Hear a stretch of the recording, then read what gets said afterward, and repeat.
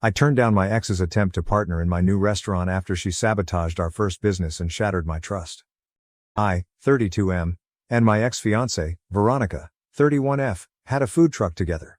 We both dreamed of having our own restaurant when we first met 3 years ago while attending culinary school. While I had been working in kitchens since I was 16 to support myself, Veronica, who hailed from an affluent family, had never worked in the culinary sector prior to attending school.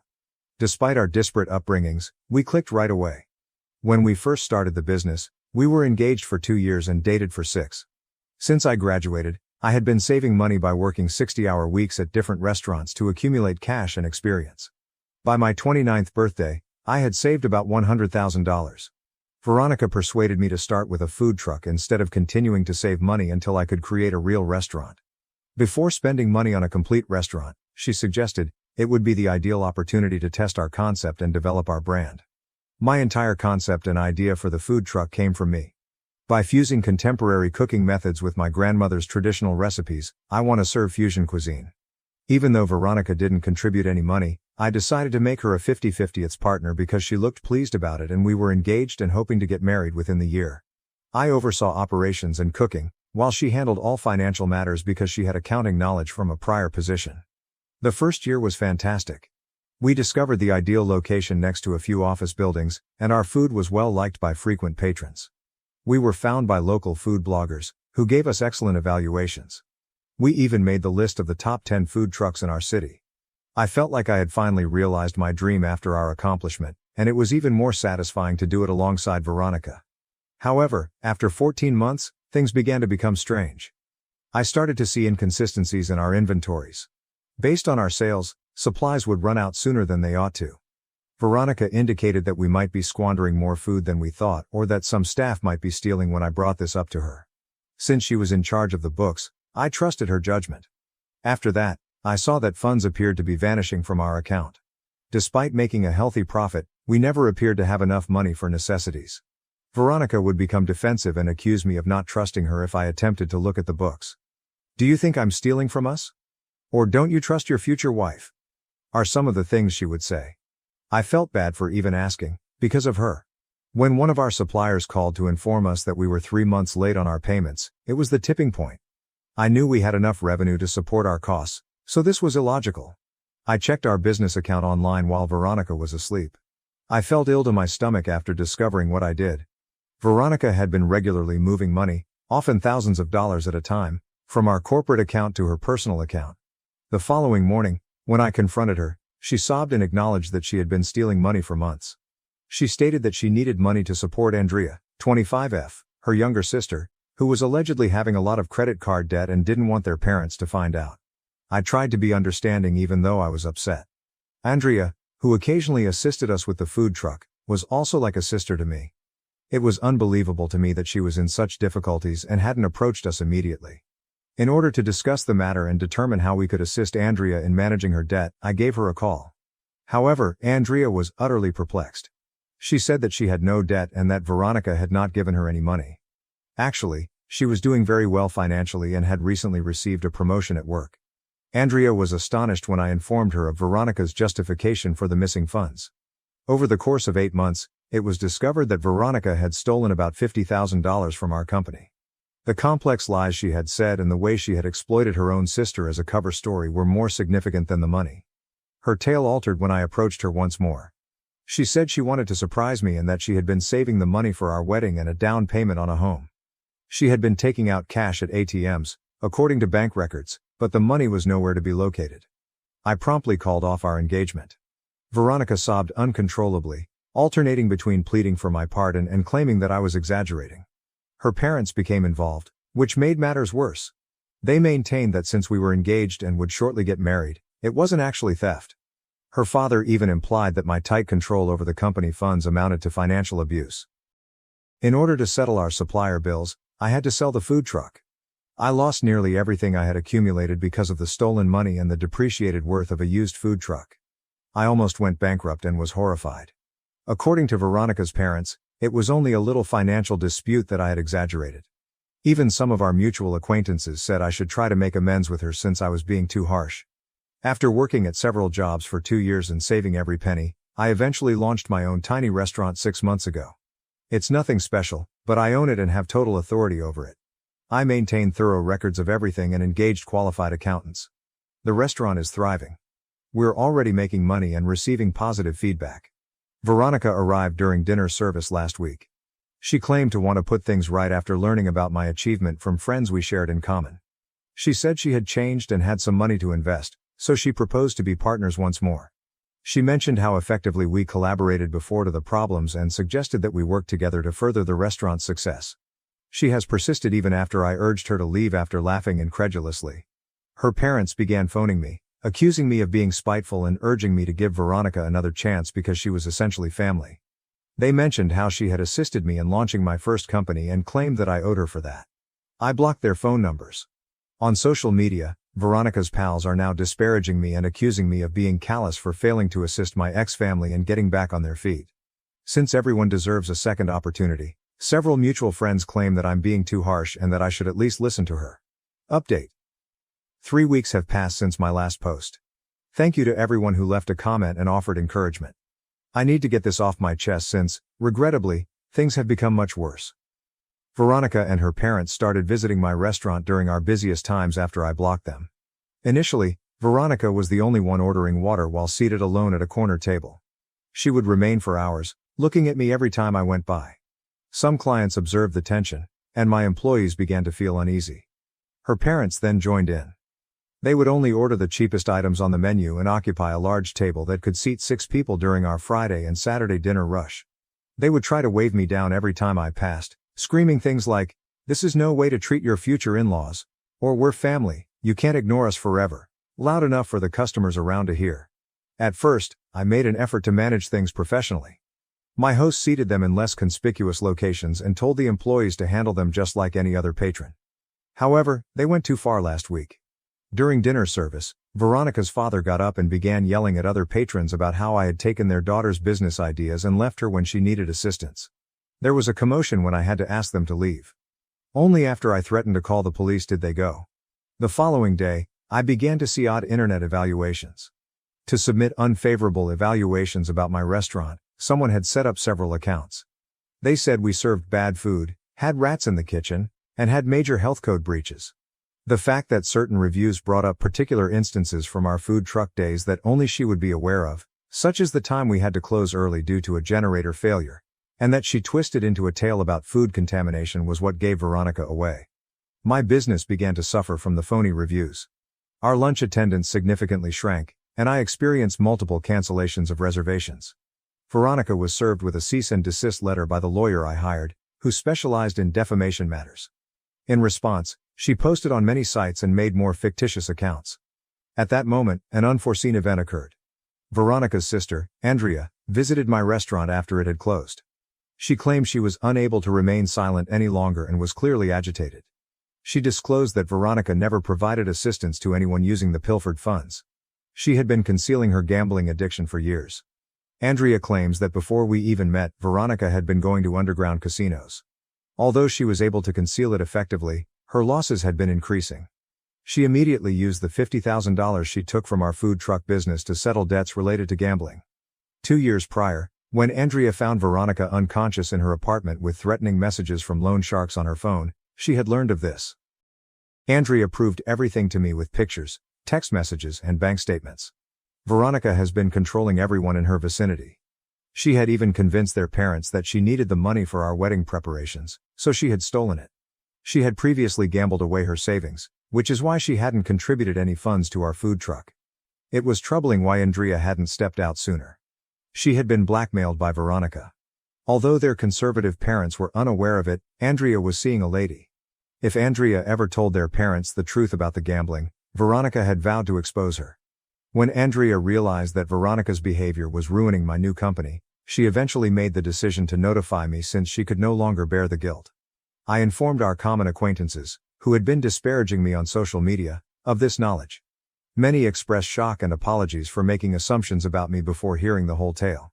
Many recalled giving Veronica loans that she never paid back, constantly citing various justifications such as unexpected costs. Veronica's parents, meanwhile, continue to live in denial. They accused Andrea of lying to conceal her own lifestyle choices when she attempted to provide proof of Veronica's gaming. They are now accusing me of being cruel for disseminating false information about Veronica's alleged addiction and of manipulating Andrea into turning against her sister.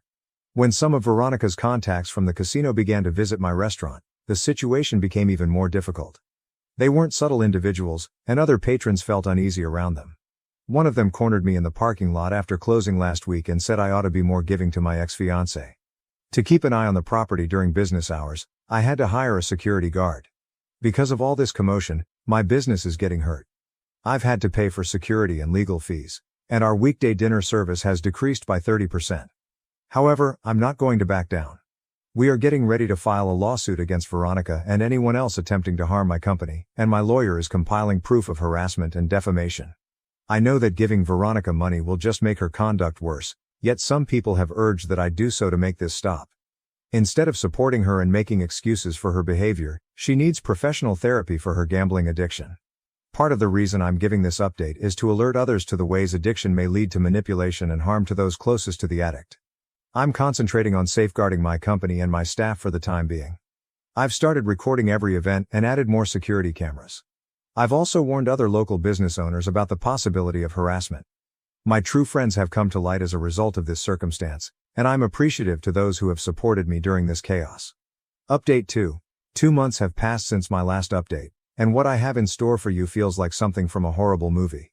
A man named Michael, 35M, entered my restaurant during prep time and asked to speak with me alone, just when I believed I had exposed all of Veronica's lies. He identified himself as the current legal husband of Veronica, not her ex-husband. I initially believed that this was just another effort at harassment, but Michael had data to support my claims.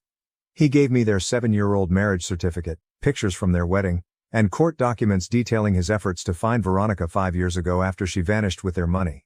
Since Veronica had never formally divorced him, our engagement was a sham. Michael told his story over lunch. He married young after being in love with Veronica in high school. They opened a tiny bakery in a different state with their wedding funds and a loan from his parents.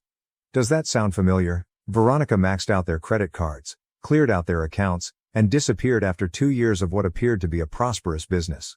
She only left a note expressing her sense of being stuck in the marriage. In addition to the divorce, Michael spent years trying to find her because she had ruined his family. In order to repay the company loans they co-signed, his parents had to sell their home. The time was ideal. 3 months before she met me at culinary school, Veronica vanished from Michael's life. When I brought up the topic of actually choosing a wedding date, she always had an excuse since she had changed her last name but had never formally divorced him. Michael's story made me feel physically ill. Veronica wasn't being sentimental or pragmatic when she recommended that we elope or expressed a desire for a small, private wedding ceremony. Legally, she was unable to wed me. She had previously stolen money from our food truck business, but this was her most recent theft. Surprisingly, Veronica revealed everything when I texted her to confront her about Michael. But she twisted the story, as Veronica always does. She said Michael had been abusive and domineering. Michael, however, showed me police records he had submitted, which demonstrated that she was the one who was abusing him and that she had to steal the money in order to get away. Veronica said that she had intended to divorce Michael in the end and that she had kept her marriage a secret from me out of protection. After hours of note comparing, Michael and I discovered that Veronica had been operating the same fraud in several places. She would connect with someone who wanted to launch a food-related business, get access to their money, and then drain their accounts. As far as we know, she had done this at least 4 times. Together with Michael's attorney, my attorney is currently constructing a fraud case against Veronica. At last, Michael is able to serve her with divorce documents. The fact that this seems to be a pattern of intentional illegal activity across several states is another reason why the authorities are interested. When further victims began contacting us, it was the biggest shock. Michael published my original Reddit post in forums for company owners after discovering it. 3 other individuals came forward with comparable accounts of Veronica. Even while she was still living with Michael, she was engaged to one. Every story had the same pattern. She would become part of their life, win their trust by falling in love and then take whatever she could. When Veronica's parents found out about her prior marriage, they eventually stopped supporting her. When her mother arrived at my restaurant in tears, she said she didn't know who her daughter was. However, they have just vanished without offering me an apology for their harassment and accusations. Andrea claims that in order to settle some of Veronica's gambling debts, they have deactivated their social media accounts, ceased frequenting the restaurant, and mortgaged their home. Since we called the police, the casino staff has also retreated. It turns out that some of them didn't want the spotlight and were operating an illegal gambling enterprise. Veronica owes them more than $200,000, we found out. She had been trying to recover her losses by spending the money she had stolen from me and other people, but she had only ended up losing more. At last, things are returning to normal at my restaurant. Regular consumers are coming back now that the phony reviews have been taken down. This strange experience has made me buddies with Michael. He even promised to assist me in growing my company after the legal matters are resolved. He stated that he hopes this entire fiasco would lead to something positive. I'm still amazed at how meticulously Veronica organized everything. She made up whole false personas and life tales in addition to lying about minor details. Since they discovered anomalies in her application materials, the culinary school where we met is currently looking into the matter. Her entire existence seems to have been based on falsehoods. Update 3. This will most likely be my final update, as it has been 6 months since my last post. Last month, Veronica was taken into custody in Las Vegas. She apparently ran away there after all the information was made public and attempted to con a casino owner with the same ruse. She was obviously unaware that casino owners spoke with one another, and one of them knew who she was from the warnings that had been going around. Under a different fictitious name, the cops discovered her residing at an inexpensive motel. She had 5 different IDs and credit cards in different names when she was arrested. Notebooks describing her prior scams, including the one she perpetrated on me, were also discovered. She had everything in writing, including when to start collecting money, how to build trust, and how long to wait before proposing a business opportunity. Everything was organized like a business plan. She faces many fraud charges from the district attorney in multiple states.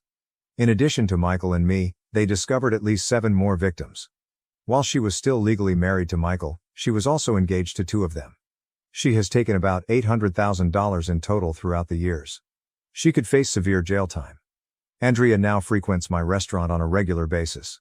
She moved in with her girlfriend in a nearby apartment after coming out to her parents and being shunned.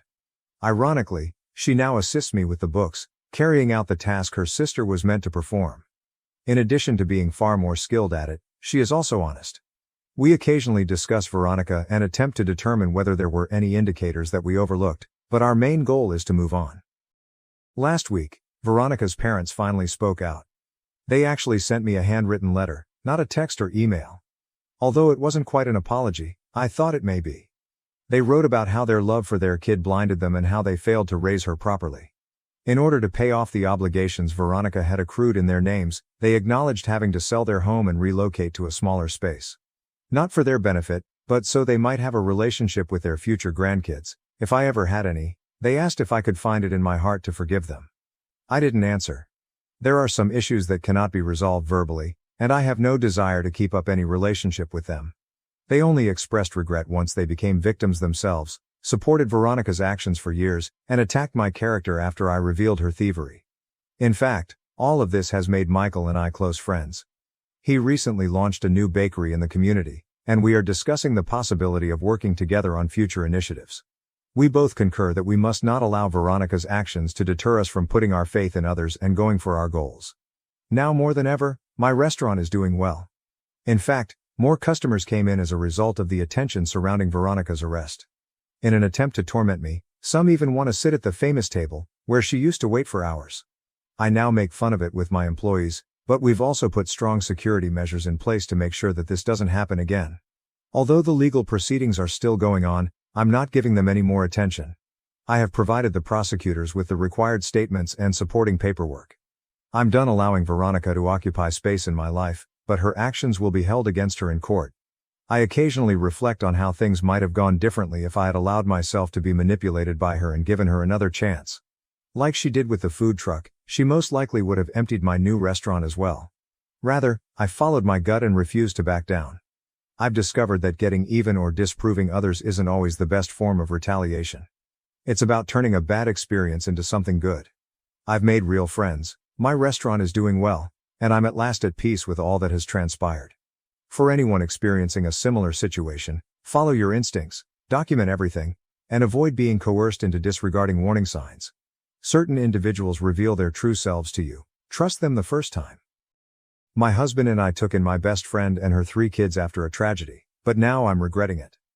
Original post, My 30F best friend, 29F, just recently lost her husband, home, car, and all income.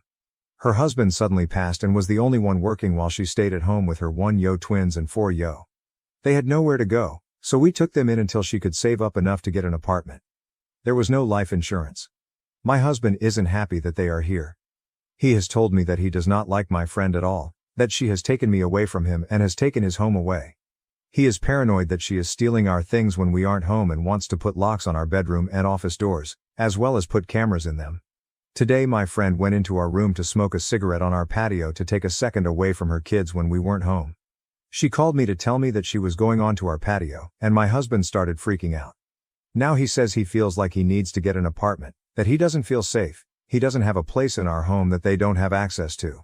It breaks my heart that he hates my friend so much when she hasn't done anything. She's just going through one of the toughest times in her life. But I don't know if I am being too trusting of my friend and inconsiderate of his feelings, or if he is being too paranoid. Some of OOP's comments. Commenter: I think there needs to be discussion of a timeline for when she is leaving. He agreed to take her in the short term. At least that is the impression I got reading this. So he needs to chill a bit about them living in his space.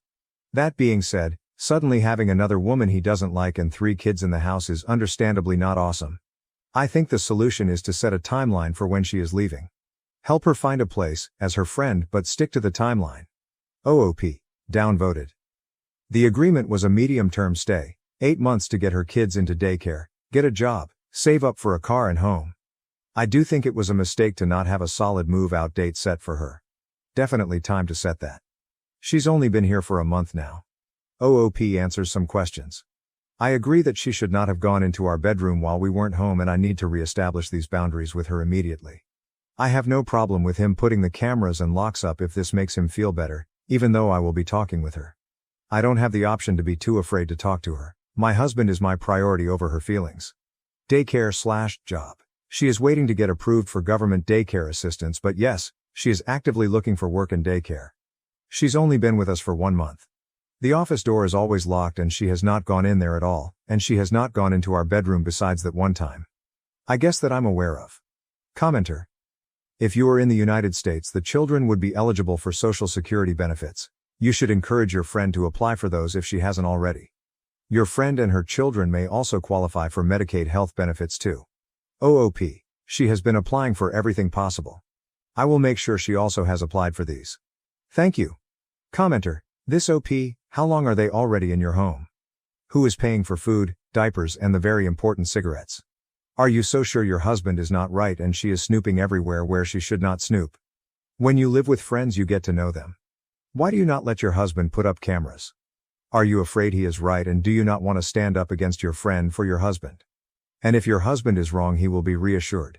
Look, it is a lousy situation for your friend to be in, but this is the choices her husband and she made. She has to get her shit together ASAP for her kids' sake. There's leaning on someone and taking advantage of someone. OP. She has been here for 1 month now. She is getting government assistance for food and diapers. We have a stash of cigarettes we've been giving her because we don't smoke, and a common gift from my husband's family when they visit from overseas are cigarettes. I have known this woman for 15 years, and I wouldn't for a second think she would steal from us. There is no way for me to know 100% unless we put cameras up, which we will be doing. We already have cameras in the front yard, backyard, and living room. It's not that I'm not letting him. I did think it was just a bit excessive. We can put locks and cameras up. I disagree on this situation being her fault, but I 100% agree she needs to get her life together for her and the kids.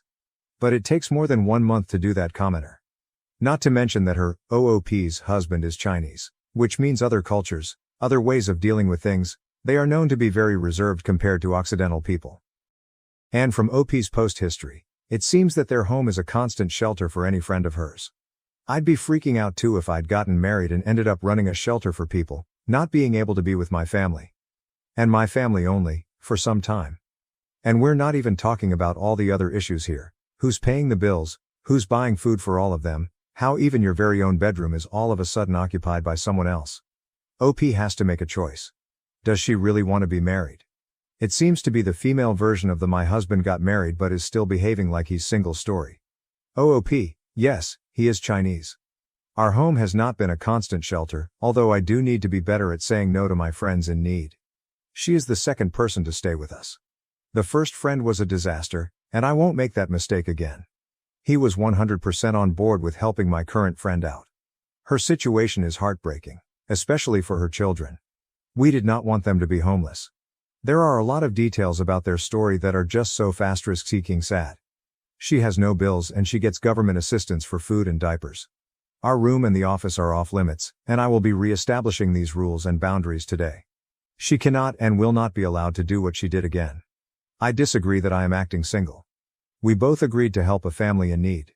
But it's hard and I'm realizing I need to be more firm with her. But I cannot read the mind of someone who tells me there is no problem until 1 month in. Commenter: it's his home too. Was he even part of the decision? She needs to find her own place. She can't stay with you forever.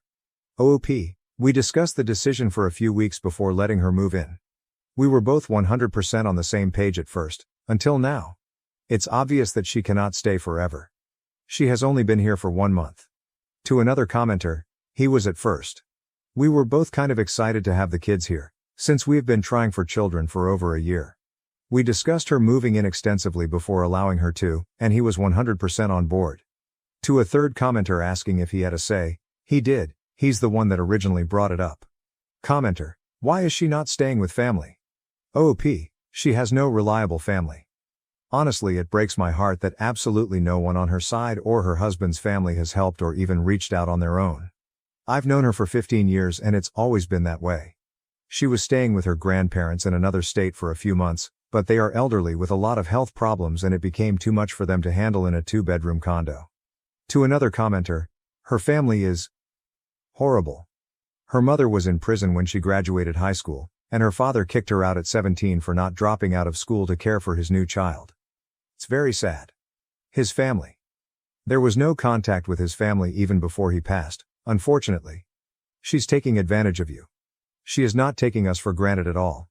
She keeps the house clean, cleans up after herself and her children, has assistance for groceries and diapers, waiting to get approved for other assistance. This is the only problem we've had with her in the month she's been here. Her situation is heartbreaking, especially for her 3 children. If it was just her, we would have said no. My husband and I were on the same page with letting her stay. We agreed to 8 months, but I do agree that we need to set a specific move-out date. Commenter: did you agree with your husband for her to stay for 8 months? Why save to get a car? She needs a deposit for house rental. She doesn't have a job. Who will help with childcare? I think you entered this in good faith, but it's such a burden to take on. OOP: yes, my husband set the 8 months timeline. She will need a car to get herself to and from work, as well as her children to and from daycare. Public transport where we are is non-existent. She's rebuilding from zero. It's gonna be hard. Commenter: 51% of Americans have life insurance, so it's actually more than half. It's very kind of you to help, but again, them not being prepared for life to happen is not your responsibility. You must pick your poison. OOP: agreed. But my husband and I cannot in good conscience let 3 babies be homeless because of their parents' bad decisions. Update post. This update is a few weeks overdue, but a lot has happened. It's so hard to fit every single detail of a situation in one post, especially while trying to respect my friend's privacy while going through such a rough time. But I took a lot of y'all's advice. I apologized to my husband and asked him what boundaries he has and what needs to change for him to feel more comfortable. We did have this conversation before they moved in, but things are so different than expected. I realized that I was putting my friend before my husband and it was a harsh wake-up call. My husband wasn't thinking about leaving me, but he was definitely unhappy. I am glad we had this talk because we have been a lot happier being on the same page. Well, we sat down and talked to my friend and it went great. She apologized for going into our bedroom when we weren't home and agreed that it was unacceptable and will not happen again. I told her the bedroom and study were off limits, no exceptions. Her children need to keep their toys in the playroom we made for them and not downstairs so they aren't taking over the entire house. She agreed to these things completely. We changed the door locks on the 2 rooms, as well as added cameras, and a safe for valuables. Most importantly, we told her she needed to get a job and her children in daycare ASAP and gave her a hard deadline of April 1st. She took the whole conversation really well and said she needed this to happen so she could get out of her sadness and start building her life for her and her kids. 5 days later, she got a job and found a daycare for her children. It's been a complete switch in the energy in the house. My husband and I are spending more time alone in our home together and all of our set boundaries have been respected. To everyone that said they'd never take in their friend and 3 kids, that is exactly why she has nowhere else to go. No one said yes. It's been rough on everyone, but my husband and I are confident in our decision to help, even more so now that we both feel listened to. He has also worked on his anger towards said friend and feels more at ease while talking to her and existing in the same space. It also helps that he sees she is taking our rules and deadlines seriously and acting accordingly. Reddit obliterated me, and while I don't agree with kicking her out, I appreciate the brutalness that made me realize I was not backing my husband the way I vowed to. Some of OOP's comments. Commenter. Children in daycare. You are delusional, she cannot afford that. OOP. No, she can't. She has assistants and found an in-home daycare that is working with her. She still has to pay some, but it's a lot more manageable. Her smoking. Her smoking isn't my concern. If I put my energy into micromanaging everything she does, I'd go insane. She got her children in a daycare and got a job. I'd say she is getting her shit together. Commenter. Yikes, April, she should be out of their way before then. OOP, 6 months to start from scratch is almost not enough time. We are happy with the move-out date. Commenter. I don't know if I said it in the other post or not, but keep in mind that if you let someone stay in your home, you will have a hell of a time getting rid of them if your friend suddenly decides she doesn't want to leave. OOP. I'm not sure how much these will actually help, but we did create a written contract with the rules and move out the date that we all signed. Maybe it won't really hold up in court, but it's something. Commenter. So glad things worked out. Friends needed some boundaries too. OOP. Yes. I was so stressed about having too many rules, I didn't even think about the fact that it'd be so helpful for her as well.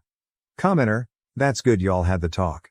I definitely couldn't take in someone and their 3 kids. But one thing for sure, and she should have definitely known this, is you never go through the owner's bedroom. That is like a sacred area. My parents never told me that as a kid, but I've always thought that.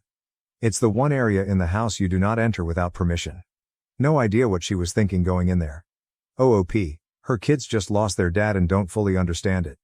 They have meltdowns sometimes, and at the worst they all have a meltdown at the same time. She was desperate for a safe space for herself, which I can understand, but she can't compromise our safe space in the meantime. Go out back or front and lock the door, lock the bathroom door, etc. Motherhood seems intense. Commenter.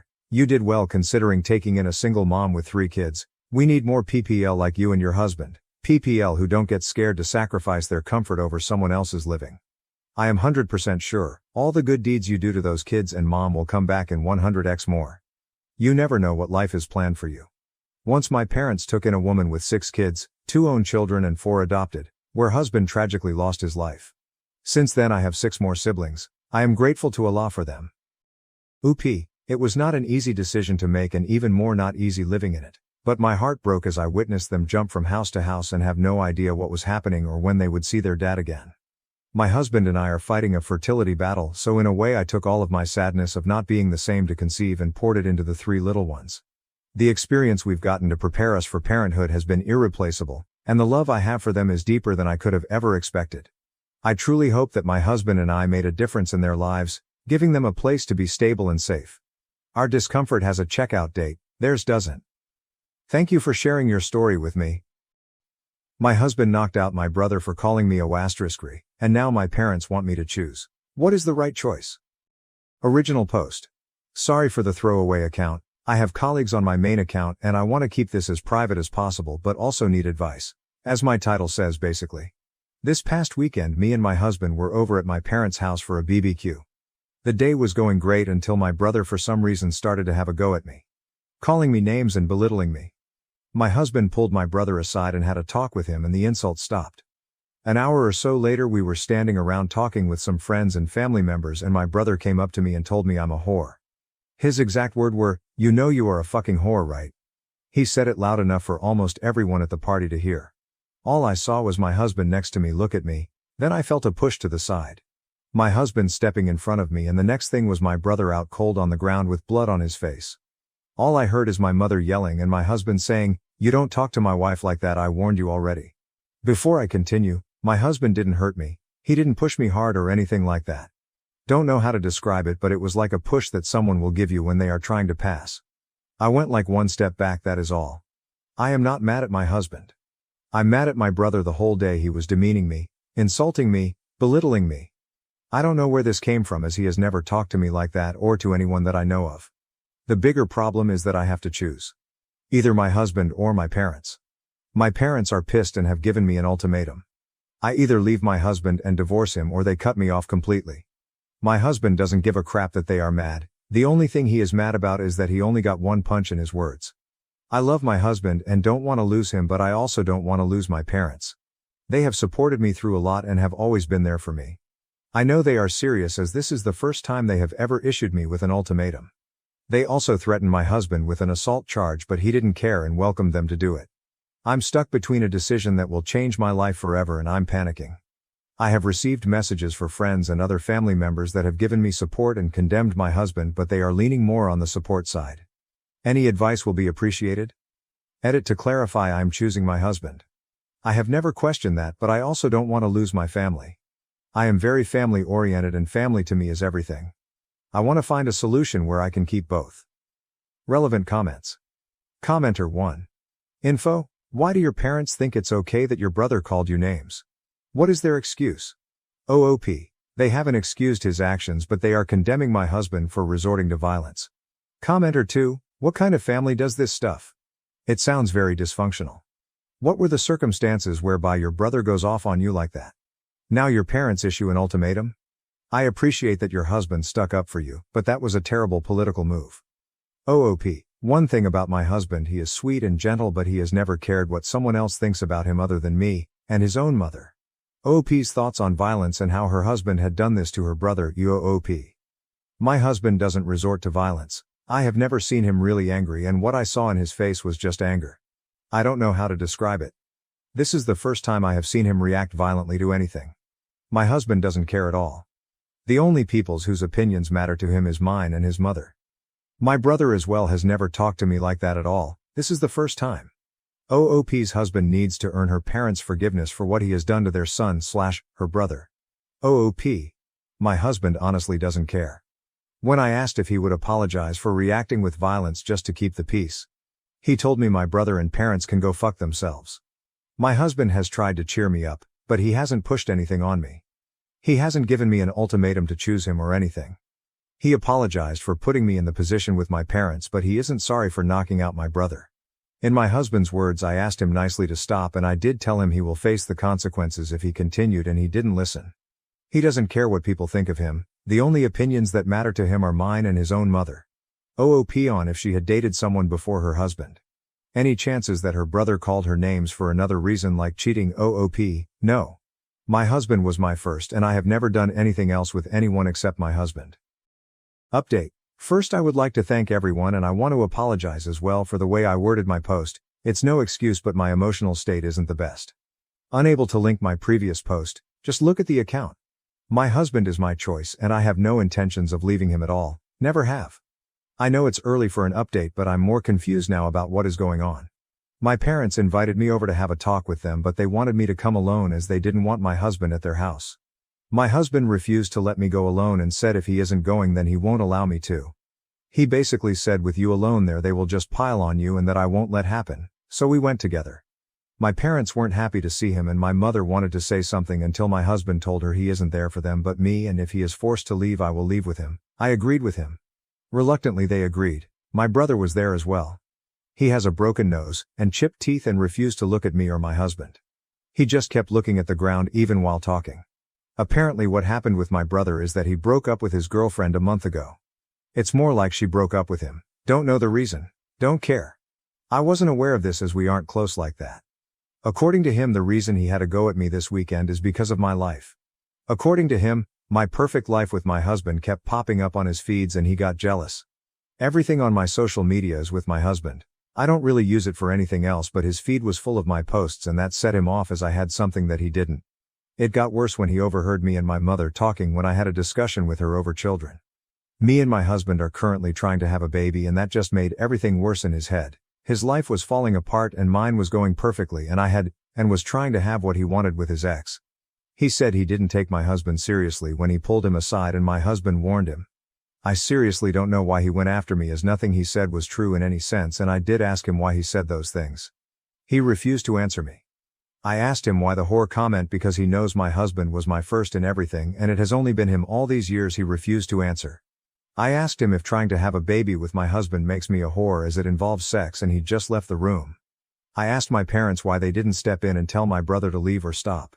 My dad said he wanted to but my mother told him to leave my brother as he is not actually hurting anyone. The same with the ultimatum, they wanted to protect my brother. I asked what about me and they were silent. All my father said was the ultimatum was my mother's idea and he went along with it. This is basically where we are at the moment. A lot more was said but I don't think it matters. My husband did apologize to my parents for what happened but refused to apologize to my brother. When my mother asked him to apologize to my brother he outright said no. He won't apologize for standing up for me and my brother got what he deserved. He was warned and didn't listen. My mother said it still doesn't excuse him for hitting my brother. My husband asked my dad what he would do if someone called his wife a whore. My father said I will have a talk with that person, but will never hit someone. My husband laughed and told my dad he is a weak-willed, spineless man if he allows someone to demean his wife like that. That got my mom red in the face. I could see her get angry. That is when I told my husband it's time to leave. I told my parents that I will be going low contact with them and the ultimatum they gave me broke the trust I had in them. I understand they wanted to protect my brother but in doing that they hurt me. This seemed to take all the anger out of my mother. They asked if I will be cutting them out completely and I told them that is up to them. I don't want anything to do with my brother at the moment as he can't even apologize for what he said to me. I told them if they can respect my wishes we will see. When we got up to leave my husband went over to my parents and actually still greeted them politely but told my dad it's time to grow a backbone.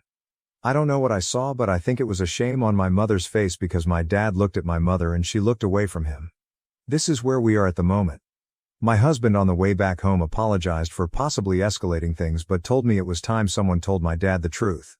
He said whatever punishment comes he will take and deal with any fallout. I don't need to worry or stress about anything. Edit. My brother's ex cheated on him, and apparently he begged her to fix things but she chose the other guy and now he is just pissed and angry at every woman and believes we will all do that eventually. Got a message from my cousin. The family had a go at my parents for allowing my brother to talk to me the way he did and they came clean as to why he did what he did, but couldn't do it when I was over and we talked. They couldn't be honest with me and just refused to answer. Additional information from OOP. OOP. Honestly, really thinking about it. The only person I have felt genuine unconditional love and support from is my husband. There are a lot of things I just swept under the rug and thought it was siblings things, but looking back whenever my brother had a difficult time it was taken out on me in some way and my parents have never stuck up for me. My husband has had my back around every corner and has never thrown things in my face like my parents or brother have. OOP on her parents' relationship and why they are not hearing her out. OP. My father just follows what my mother said. In my 26 years of life I have never seen my dad go against my mother with anything. Anything she says or wants to do it fine with him no matter the cost. For instance, my dad basically has no friends as my mother didn't like them so he gave them up and hasn't made new friends because when he tried my mother finds something she doesn't like about that person and he agrees. OOP should have gone alone to talk with her parents and brother about her husband's behavior. OOP. So I should take the way he worded it over the fact that he wanted to be there and make sure I'm not getting gaslighted. I took it as he want to ensure I'm safe and what happens doesn't happen again. My wording is bad as my emotional state isn't the best that is on me and I should have probably double-checked everything before posting but his emotional state can't be any better than mine. He is dealing with everything and on top of that he is trying his best to keep my mood up. I know it sounded bad but I took what he said with all the other actions he took so far to keep me safe. My fiance lied about being fluent in Korean for 3 years, and now I don't know what to think. Original post. I've been with Jimmy for 3 years now. We first met in college and we pretty much instantly hit it off. I'm full Korean while he's half Korean even though he doesn't look like it at all. I was slightly disappointed when I found out that he didn't speak Korean. Pretty much everyone in my family speaks it so more than anything I thought it would be an issue but it wasn't. He told me that he didn't know it but he was studying it which I thought was a nice gesture. He met my parents for the first time and they speak English but prefer not to speak it much.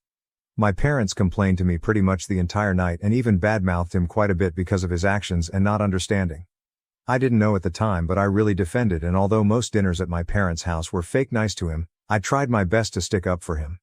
The first time my parents met his dad and his sister, they spoke very poorly of them. It was downright insulting.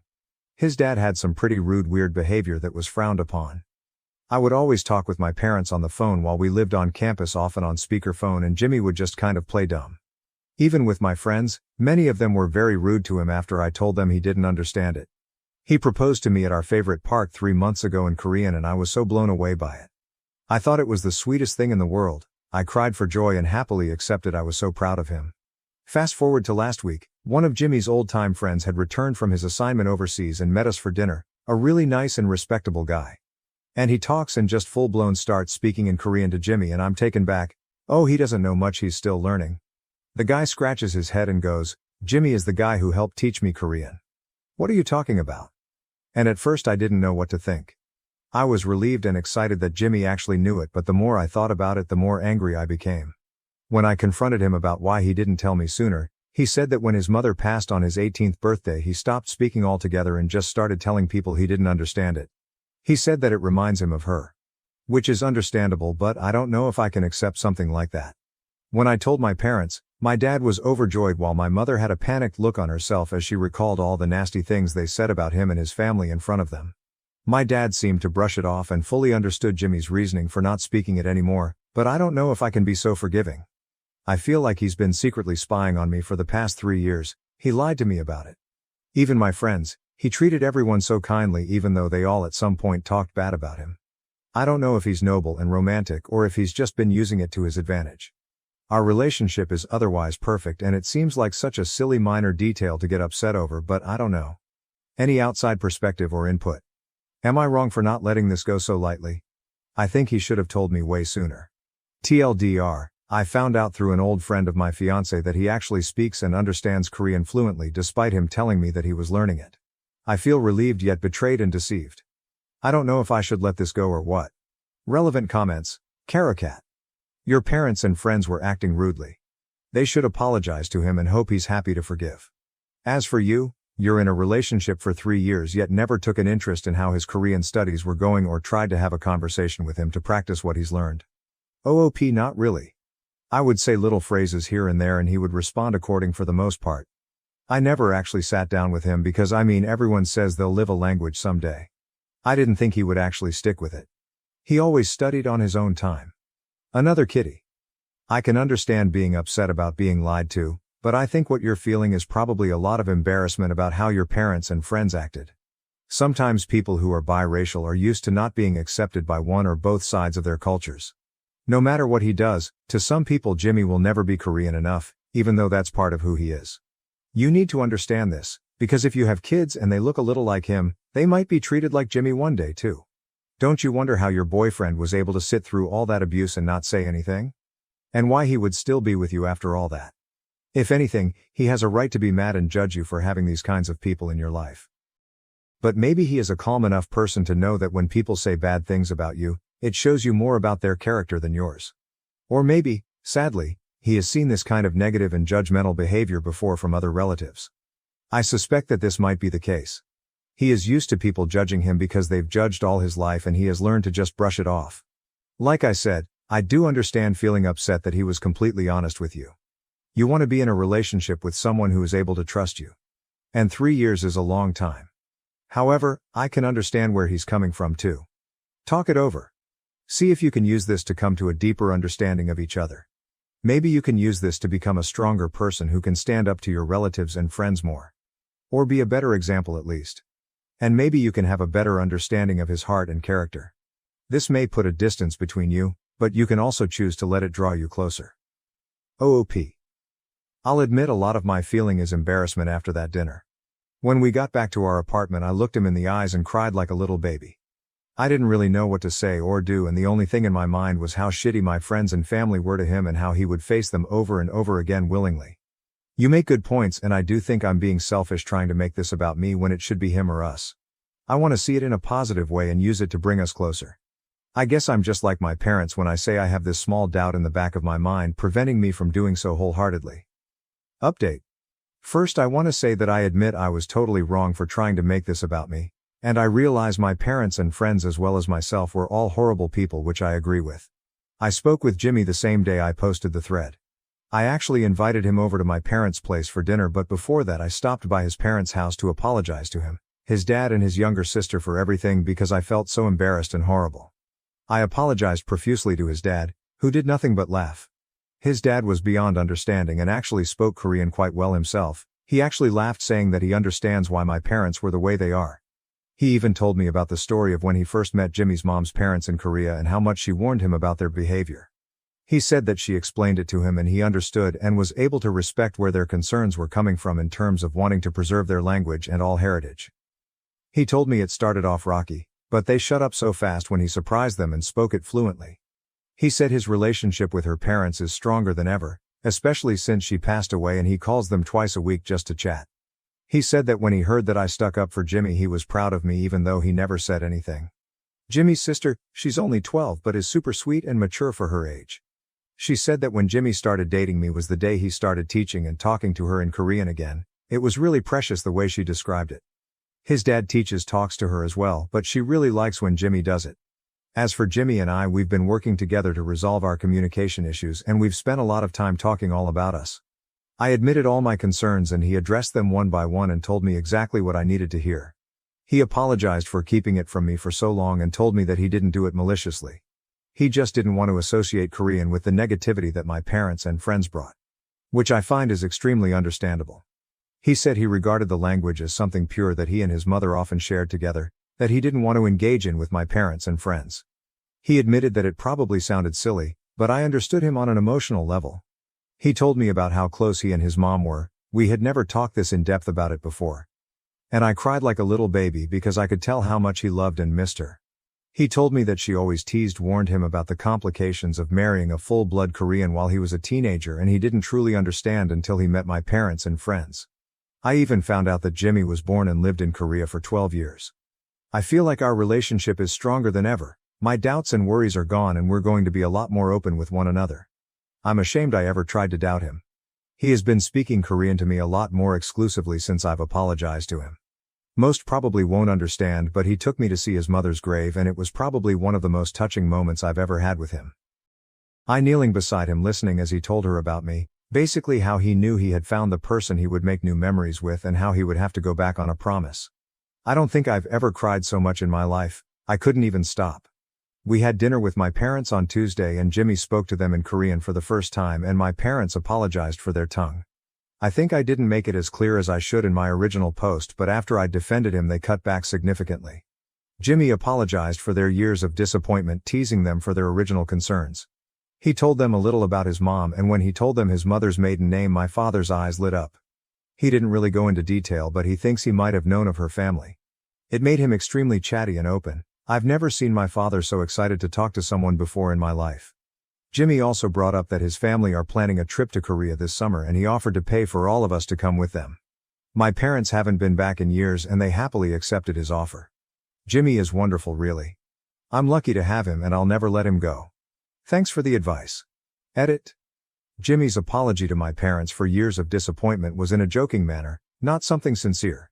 It was meant as a joke and everyone laughed about it.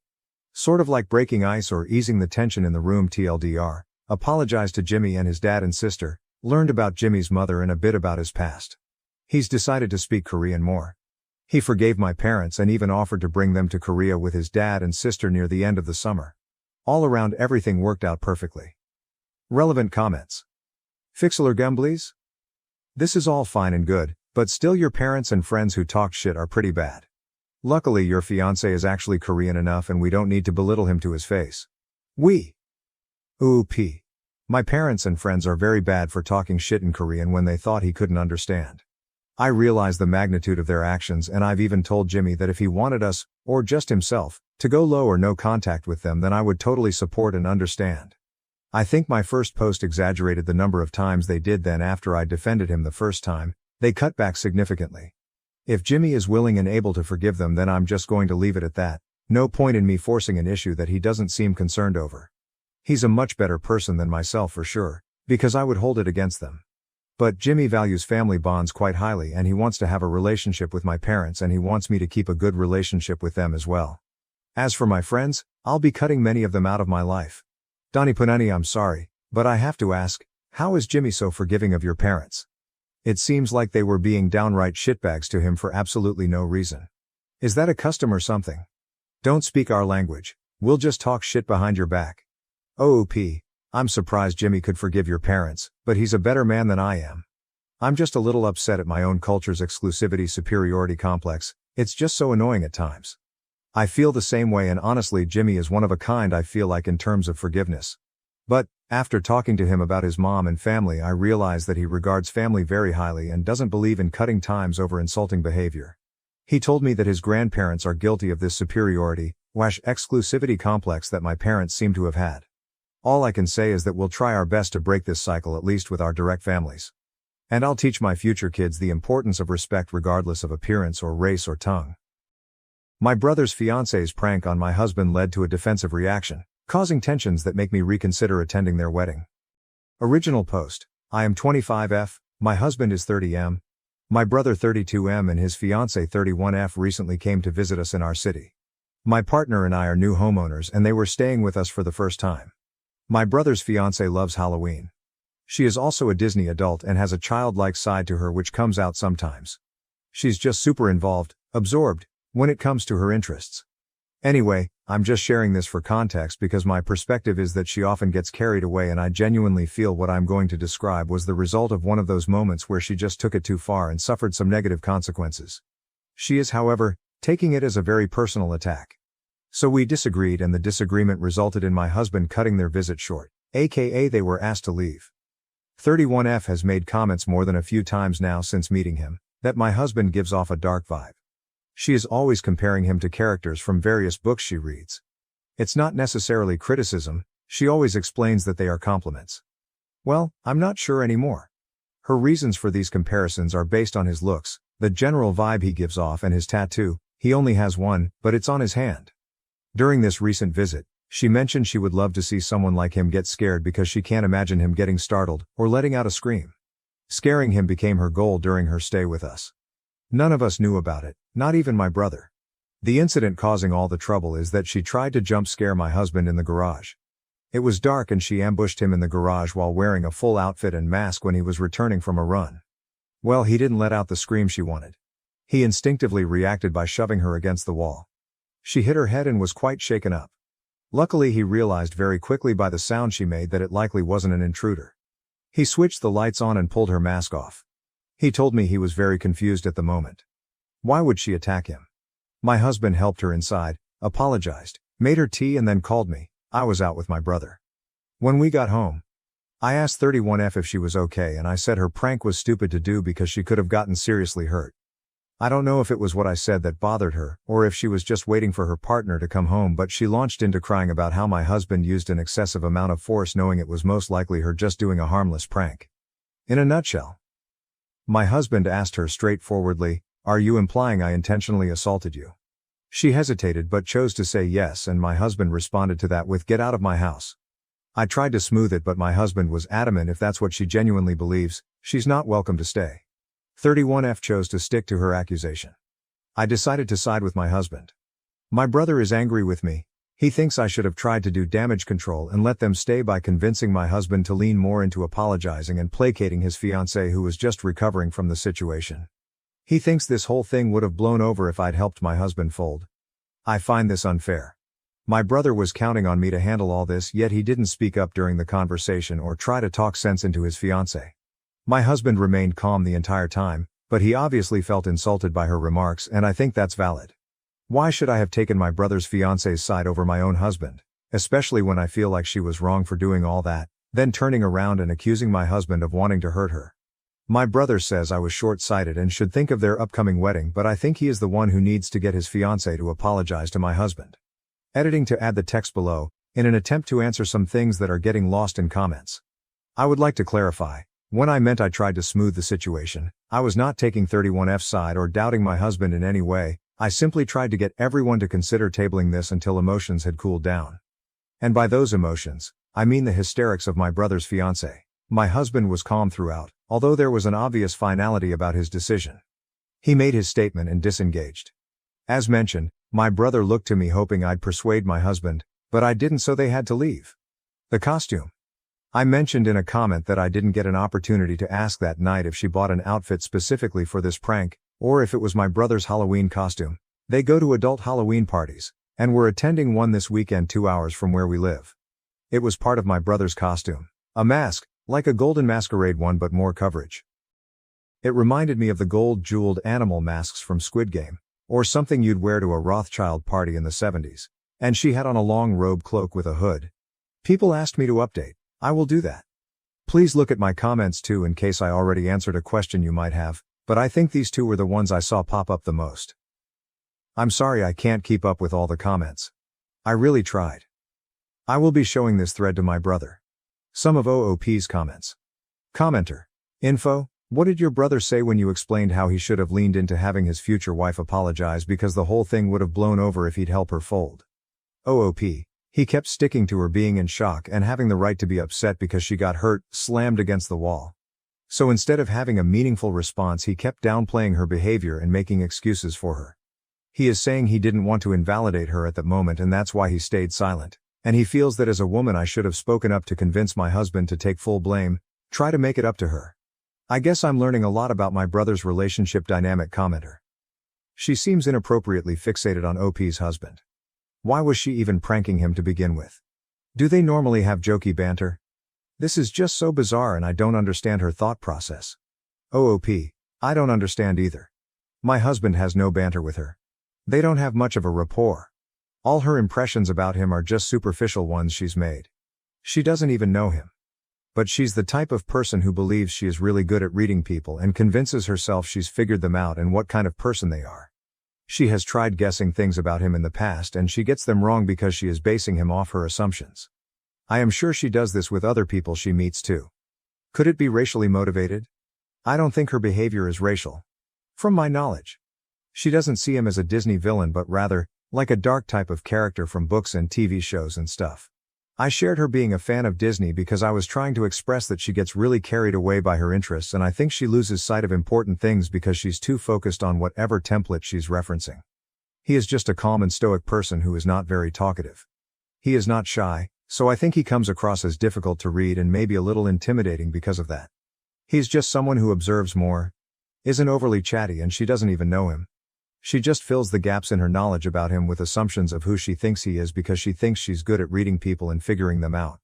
She's not and has assumed wrong things about me too, but this is something she boasts as a skill of hers. I said it in another comment too. She makes confident guesses about my husband, but often gets it wrong. Dark. Oh wow. I'm learning via comments what dark actually means. And I don't get it, because my husband is not a mean person at all. I wouldn't even say he is brooding. He is just straightforward, calm and controlled and not a yapper like myself and the rest of my family, and her. Unapproachable. I can understand a little because of his stature. Being more of the silent type tends to make someone feel that way from a distance. But he has the warmest smile to bridge that. Sorry to hijack your comment, I know what you were saying. I honestly want to read some of these books now, just to try and see what she sees of my husband in all this. Because I don't see that. Update post. I got a lot of messages requesting an update. I have never made one before so I hope I'm going about this correctly.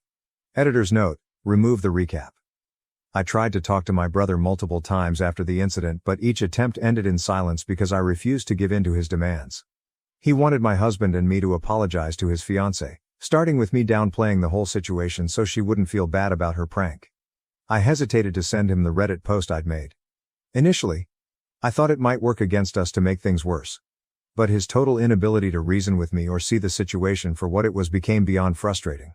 Since I couldn't physically deliver a cold hard slap to his face for asking me to be complacent and allowing my husband to be falsely accused of assault, I figured the next best thing would be for him to read all your comments. Following the advice I got here, I tried to get ahead of the situation by informing my parents. My dad, a reasonable and practical man, immediately sided with my husband. His comments were similar to what a lot of people here had said, focusing on how dangerous and reckless the prank was and the ramifications of being falsely accused of assault. My mom, who unfortunately has always favored my brother, suggested we at least hear her out, referring to my brother's fiancée. As livid as I was about her reaction, I wasn't surprised by it. My dad did try to shut down her skepticism, but she remained on my brother's side for a few days, until I showed them footage from my brother's Tesla, which he had tried to delete. The Sentry thing, sorry if I'm using the terminology incorrectly, I'm not a Tesla owner, recorded part of the interaction in the garage, not the jump scare itself. But the aftermath, which EMO was more crucial. My husband's account was confirmed. He used a measured amount of force to immobilize her and was prepared to escalate if necessary, which is beyond generous for someone to do in a situation like that, and definitely not owed. Many of you speculated that she might have a fixation or even a crush on my husband, and I'm starting to reconsider some past interactions with that in mind. I also misunderstood what a dark book she expressed she enjoyed, and compared my fiancé to. I learned from comments here that they are actually a subtype of the romance genre. I didn't know she was comparing him to characters in romance novels because one of the characters I recall her comparing my husband to was from a book about dragons. I genuinely wish I still remembered the names of various characters she's mentioned over the months so I could satisfy my own curiosity, but my brain glossed over the names during conversations. We have a group chat for the wedding, which includes my brother, my parents, my brother's fiancé, and her parents. In that chat I addressed the incident but didn't share the Tesla footage, only mentioned that it exists. Her parents didn't respond in the chat, though I know they saw the message. Later, her mom called mine. Apparently, they had no idea about the prank. It's hard to say whether they believe me or if they've taken their daughter's side after speaking with her. My brother's fiancé, and my brother, have both extended apologies to my husband, and have requested our presence at their upcoming wedding. My parents, trying to keep the peace, have encouraged us to go, saying it's the honorable thing to do. So, for the sake of family formality, we've decided to attend. However, my husband has made it clear that we'll be there out of obligation. We will be keeping a distance from them going forward. We haven't explicitly stated it, but there will be no future invitations to our home, not even for the holiday dinner we had planned before all this happened. My husband is going to minimize all future interaction with my brother's fiancé. I don't think we'll ever trust her again. I'll try to spend some one-on-one time with my brother to gauge where we stand.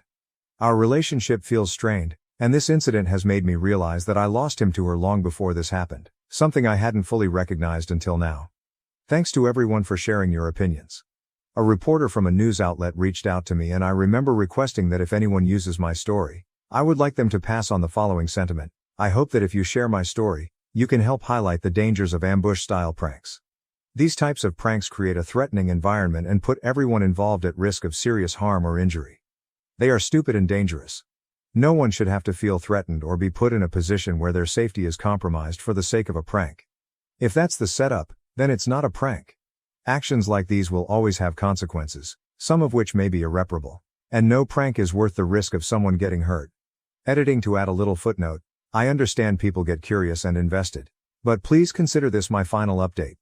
If necessary, I will update again in the future, but it will be unlikely and I assure you it won't be anytime soon. I got a lot of DMs requesting updates on the previous post, so I thought I'd place this disclaimer here. And another edit to fix the formatting. I wrote this post in my notes app first, which was a dodo move apparently. Sorry I suck at this. Some of OOP's comments. Commenter, please make sure to keep a copy of that video and if possible a written statement from your future SIL. She can always backtrack and try to ruin your husband's life with a false accusation. OOP, we have a copy. My husband pulled the footage the night the incident happened while the rest of us were still talking. I didn't mention it in an edit because he was waiting to see if my brother would be willing to show it to us himself and I was going to send the post I made to my brother. When my brother didn't bring it forward, I revealed it. Commenter, how did you get the footage from your brother's Tesla? Oop, he used my brother's phone to unlock it. You just have to bring it near the car. The phone doesn't have to be unlocked or anything. He pulled up the event and recorded a video of it with his phone. I know you didn't ask, but I'll just add this next thing too so other people can see more easily since I sometimes can't keep up with answering all the comments. When it came to apologizing, my brother refused to be honest and claims he might have accidentally deleted it because he has, apparently, a habit of deleting all the footage since it records unnecessarily a lot and he rarely reviews it back. He claims since my husband got in and reviewed it first, the tablet in the car didn't show the notification for him when he turned the car on when they were leaving. He assumed it didn't record an event. Commenter.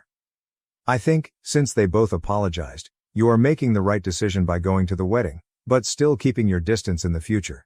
Is the video good enough to see the look on her face after the prank went bad? OP, it started recording when he reacted to her, not before that. I'm guessing because it got triggered by the movement. I don't own a Tesla, but from walking past it myself while my brother was staying with us, I noticed it would record me. You can see the eyeball thing, when I would be grabbing something from my extra freezer, which is in our garage. I wouldn't have to touch the car or anything for this to happen. When the incident happened, my husband said it also flashed its lights suddenly, which was disorienting. The recording had that ghostly night vision look in the dark, so unfortunately both parties looked a bit weird in the footage up until my husband turned the lights on. When my husband shoved her against the wall, she had the mask still on so you can't really see the look on her face. When he pushed it off, turned on the lights, he was obscuring her so no Scooby-Doo unmasking moment was caught on camera. Right after that, he backs off and is just exasperated. She is seen fixing and smoothing her hair repeatedly and has one hand on her chest, or heart I guess. I'm sure she was shocked, scared at the moment, but she accused him of slamming her knowing who she was, and that's not true. The video confirmed he slammed her before that, and just before the Tesla flashed the lights. At no point does she look afraid of him or anything like that. Edit to emphasize, the footage shows he doesn't touch her in any way after unmasking her. Commenter. I thought about it in the first post and I'm thinking about it now. What was her endgame? What did she want as a reaction? Or did she go in with head empty and no thoughts of energy? OP would be well advised to keep her husband far, far away from her STB sill until she starts showing some evidence of keeping fiction separate from reality. OP, my take as a person who has never read much romance books is that she just wanted to see if she could be the one to startle him. Like maybe she wanted to hear a girly scream escape my otherwise stoic husband who she doesn't really know anything about. Like not even enough to compare him to some fictional guys. I feel like this by itself would be viewed as an accomplishment by her, if she could claim she is the only one who has gotten such a reaction from him, brag about it. It seems juvenile. But she has bragged about similar things. Commenter. Out of interest, is your husband objectively conventionally attractive? OP, maybe not in the chiseled male underwear model who looks too perfect kind of way, but he is objectively handsome. He is very tall with dark hair, athletic, and has good bone structure. But he's not flashy or someone who likes to draw attention to himself, so I don't know if his personality fits. He isn't brooding or morally gray or domineering. He is reserved, hard to read. I said in the other post that maybe his persona can come across intimidating from a distance because he's not very chatty and doesn't yap. But his smile can bridge that easily. He's not menacing. Or macho. Or controlling. Or cocky. I don't think he has any of those super toxic traits which probably add to the tension in those books. Brother. That's definitely my main concern. Having an irreversible falling out with my brother because of her. As it stands right now, my brother feels so unreachable. Even my dad is struggling to connect with him. We're both worried this marriage is a mistake or something is going on with him that makes him feel he has to go through with it, so much so that he's unwilling to talk to us or even pause to reconsider. Commenter. Okay, I'm guessing a slightly spicy book with dragons. Fourth Wing by Rebecca Yarros. The male lead is on the darker side. His name is Zayden Rierson. I love reading, so if anyone has any other ideas, I'd like to hear about it. I can't imagine your brother taking the side of his fiancée pranking your husband. It screams obvious crush, let alone him choosing to marry her. OOP. Guys, tism for the sleuthing, it's killing me not knowing what references she's made in the past because now I'm all of a sudden interested in trying to put myself in her brain. But IDK, if this book character is correct, I read the description and Zayden is brown tawny skinned. My husband has dark hair and a warm skin tone, but he's definitely not brown. But maybe it's not about the looks. I laughed when in the description it says his features are harsh and utterly perfect, as if an artist spent their lifetime carving and sculpting them, yet alone a year on his mouth. Commenter. Why does your husband feel obligated to go to the wedding? OOP. He's only going to accompany me. So I'm the obligation. He made that known to my brother. I'm going at the request of my parents, grandparents, and if I'm super honest, I'm also going because I still hope my brother will come around and open up to me and be honest with me. Because throughout this whole ordeal, he hasn't been, and it just seems to me like something is wrong that he isn't sharing, something that goes beyond this incident. So in my head I'm giving him one final opportunity. Because the way things are right now, we are headed for no contact after the wedding, and I just know it will be easier for me if I feel like I did everything and have no regrets. I was abandoned by my family due to my golden sister's success, now she's begging for help as the family business falls apart. Hello Reddit, I, 32F, never imagined that I would be sharing my entire being online, but here I am. My life was completely upended in a way I never anticipated. I was expelled from the house by my parents. And why? Because I managed to pay for my MBA without their invaluable assistance, and my sister, 36F, the golden child, couldn't tolerate it. Although it's a lengthy tale, I need to vent, and perhaps you guys might provide some guidance or simply a virtual shoulder to weep on. Allow me to illustrate the dynamics of my family for you. I've always been the underdog, the last in line, and the one who never quite fits in. It was obvious from the beginning that my sister was the favorite growing up in a suburban community just outside of Chicago. My folks would hold a parade if she received an A. It was like, oh cool, what's for dinner? If I received an A. You understand. Sarah, my sister, was always the center of attention. She seemed to do better at everything without really trying, and she was more attractive and gregarious. School plays? She took the lead. Captain of a sports team? Naturally. Grades? Perfect scores. I was the awkward bookish kid who didn't want to be in the spotlight and would rather sit in my room and code. My parents were enamored with Sarah as if she were a prodigy when she enrolled in a prestigious business school. They covered everything, including her tuition, fashionable clothes, her apartment in a fancy area of town, and even her excursions to Cancun over spring break. They were often boasting to anyone who will listen about their successful daughter because they were so proud of her. I kept my head down and assumed I would have to handle things alone in the interim. Despite taking out loans and working part-time jobs during my time in college, I was still able to earn honors in computer science. But was there a celebration for me? No, my mother just said, "Dear, that's nice. Have you looked at the pictures from Sarah's graduation? Wasn't she beautiful?" In the present, I have spent the last few years managing projects for a digital company. Although it pays the bills and is a fine job, I'm looking for more. One day, I hope to launch my own business, rise in my job, or even get into top management. I therefore made the decision to apply to a respectable university's MBA program. The catch? The cost of tuition is extremely high, 6 figures to be exact. I had the hope that my parents might lend me some support. After all, they funded Sarah's whole schooling, right? After a family supper one evening, I sat them down and, to my astonishment, the topic of conversation revolved around Sarah's most recent achievement at the family restaurant. I outlined my strategy, gave them an overview of the school, described how it would advance my career, and then tactfully brought up the topic of tuition. The expressions on their faces. It would seem as though I had asked them to sell their kidneys or something. They informed me outright that they couldn't pay my tuition, which is fine. I understand that MBAs are costly. But the fact that they refused to even co-sign a loan was what really infuriated me. I only wanted their assistance so I wouldn't be drowning in debt for the rest of my life, not to pay for everything. Their logic. We have already covered Sarah's tuition. Now is the time to consider our future. The worst part is that they also intended to grow the family restaurant. It seemed like they were investing all of their savings in that. What I was hearing was unbelievable. So you could afford Sarah's entire education, but you can't even co-sign a loan for me? Trying to speak steadily, I asked. Well, honey, Sarah's education was an investment in the family business, my mother boldly said. You have an MBA? That's only for you, isn't it? Only for me, as if I weren't related to them. As if they didn't care about my success. I was at a loss. My parents seemed to be putting unnecessary barriers in my path, but I didn't want to miss this chance. When it came to me, they had to be prudent and frugal, but they had no trouble spending a lot of money on Sarah. I had no choice but to ask my Aunt Margaret. Now, let me tell you that my dad's older sister, Aunt Margaret, is quite different from my parents. To be honest, she is far more successful than both of them and works as a neurosurgeon. She has always been nice to me though, and she's also quite grounded. There was always this strange tension between her and my parents. At family get-togethers, they would pretend to be courteous, but I could tell they were resentful of her success in comparison to their own.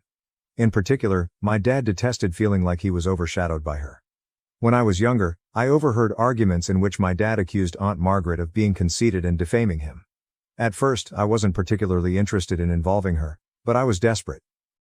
One day, I contacted her to see whether she would be able to assist me with the tuition. I described the circumstances, my parents' refusal to assist, and the significance of this MBA to me. Aunt Margaret made no hesitation at all. Of course I'll help, she said. Why didn't you approach me earlier? It would be an honor for me to invest in your future because I've always believed you have a lot of promise. I felt so grateful, but I was also afraid my dad would find out. He would go crazy if he found out that I had approached his sister behind his back to request money. In order to keep it a secret, I pleaded with Aunt Margaret. Recognizing the complicated family dynamics at work, she concurred. After that, everything was well for a time. Since my tuition was paid for and I was preparing to begin my MBA school, I assumed I was safe. I felt both anxious and optimistic about the future. I felt like I was winning for once. Sarah made the decision to wreck everything at that point. I'm still not sure how she learned that I had asked Aunt Margaret for assistance. Perhaps she snooped through my emails when I wasn't looking, Or perhaps she overheard a call. However, she did discover, and as the golden child that she is, she was unable to ignore it. She had to make it into a large, theatrical spectacle. After a long day at work, I was thrilled to share some news about my impending MBA orientation when I got home one evening. However, I could sense a problem as soon as I entered the room. The home was eerily silent, and the air felt heavy with stress. My heart fell as I walked to the living room. Everything I owned, including my books, clothes, and even my bedding, was put up in boxes. I felt as though the house was erasing me. Sarah was standing off to the side with this smug, self-satisfied expression on her face while my parents were seated on the couch, their emotions a mixture of disappointment and rage. I had the impression that I had entered a perverse intervention. My father wasted no time. "Explain this," he asked, tossing me a pile of papers. I picked up the papers with trembling hands, not understanding a word he was saying. I became aware that Sarah had completely lost her mind at that point. She had created these fictitious emails between Aunt Margaret and me, giving the impression that I was betraying the family. The emails gave the impression that I had given Aunt Margaret the trade secrets of our family restaurant in return for her covering my tuition. Recipes, supplier details, and even the restaurant's finances were discussed. I didn't really have access to any of these things, but Sarah did. My eyes were unbelievable. After looking through my laptop, Sarah discovered several emails that I had sent with Aunt Margaret, which she subsequently altered using Photoshop or some other program. She painted me as a traitor of some sort, as though I had betrayed our family. I was taken aback. "This isn't real." I stumbled my way out. "These emails are fraudulent, I would never do this." My parents, however, didn't even pay attention. My mom was crying as they stood there, and my dad was furious and red-faced. He said, "We trusted you, and you stabbed us in the back." They trusted Sarah, regardless of what I said. Since they obviously did. She was always believed by them. It felt as though I had vanished from the world and that all the years I had spent being a good daughter, working hard and never getting into trouble, were in vain. I knew then and there that I would always be second best in their eyes. They would always have doubts about me. My father said, "You must go," in a chilly tone. "We won't have a traitor in this house." I pleaded with them to think again. I made an effort to clarify the MBA and how Aunt Margaret was only assisting me, much like they had assisted Sarah. My parents didn't care, but I didn't want to burden Aunt Margaret, especially since she had already promised to cover my tuition. They claimed I was a traitor and refused to interact with me. Sarah simply stood there the entire time, her arrogant expression never changing. Her eyes said louder than words could. She had prevailed. The sister, whom she always viewed as a rival, was finally gone. That was it. I only had a few boxes of my belongings and the clothing on my back when I fled. I noticed the neighbors looking out their windows while I was loading my car, presumably curious about the drama. I felt totally alone, deceived and embarrassed. As soon as I was in my car, I called Aunt Margaret, crying so hard that I could not speak. Without asking any questions, she told me to come to her apartment right away. Without her, I'm not sure how I would have made it through. I'm currently residing at Aunt Margaret's home. With her offer of a place to stay and her assurance that she still wants to assist with my MBA, she has been a tremendous support system. Nevertheless, I vividly remember that night. Sarah standing there with that arrogant expression on her face, knowing she had won, my parents glaring at me like I was a criminal, and all of my belongings packed away when I walked into my house. I don't know. I'm not sure what to do, Reddit. A part of me wants to defend myself and show that Sarah was lying. If I looked closely enough, I could certainly find proof that the emails were forged, but I also want to break all connections and never look back. For those who are so eager to assume the worst of me, why should I fight? How can I possibly comprehend this betrayal? Given that my own family has abandoned me, how can I go on? In a few weeks, the MBA program will begin and I should be thrilled. However, I'm coping with this emotional trauma instead. I keep going over everything again in my mind, wondering if I missed any clues. Was Sarah this cunning all the time? Were my parents as eager to discard me all the time?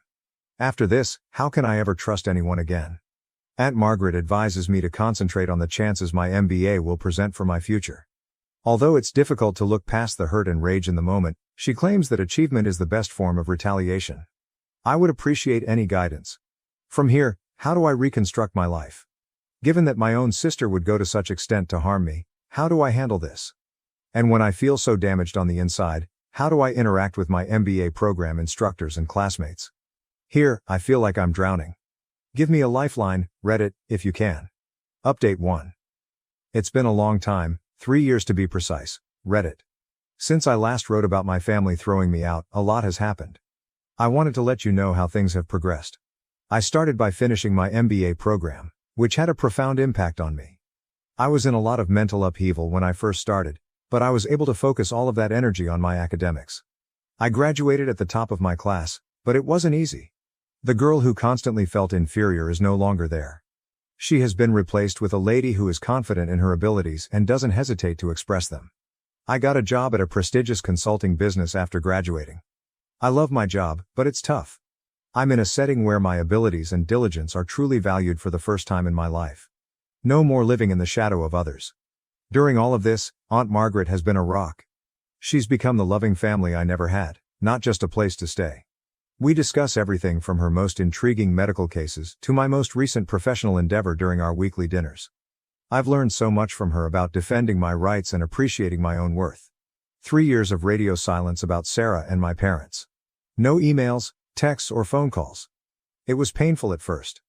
However, as time went on, I came to see that their absence was enabling me to develop in ways that I could not have while living with them. I've created a proud life for myself, free from the need for approval and continual comparisons. However, life can be unpredictable. Last Saturday, just when I thought I had everything worked out, Sarah arrived at my door. I nearly failed to identify her. The air of superiority and the fancy attire vanished. She was wearing a basic sweater and jeans that had seen better days, and she had big circles under her eyes and her hair pulled up in a hurry. She looked discouraged. "Hey," she said in a little voice. "Can we talk?" Curiosity overcame my want to slam the door in her face. I opened the door for her. Sarah sat uncomfortably fidgeting on the couch. "I need your help," she blurted out at last. "The eatery is having problems. Serious problems. The family firm," she said, "was close to going bankrupt.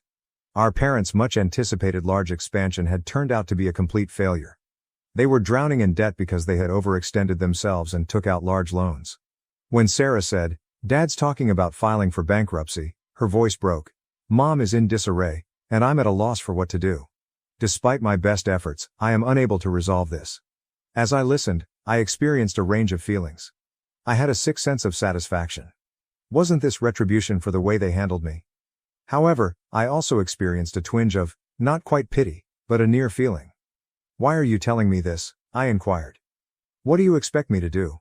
Sarah's eyes were filled with desperation as she gazed at me. "You're doing fantastically in your new work and with your MBA.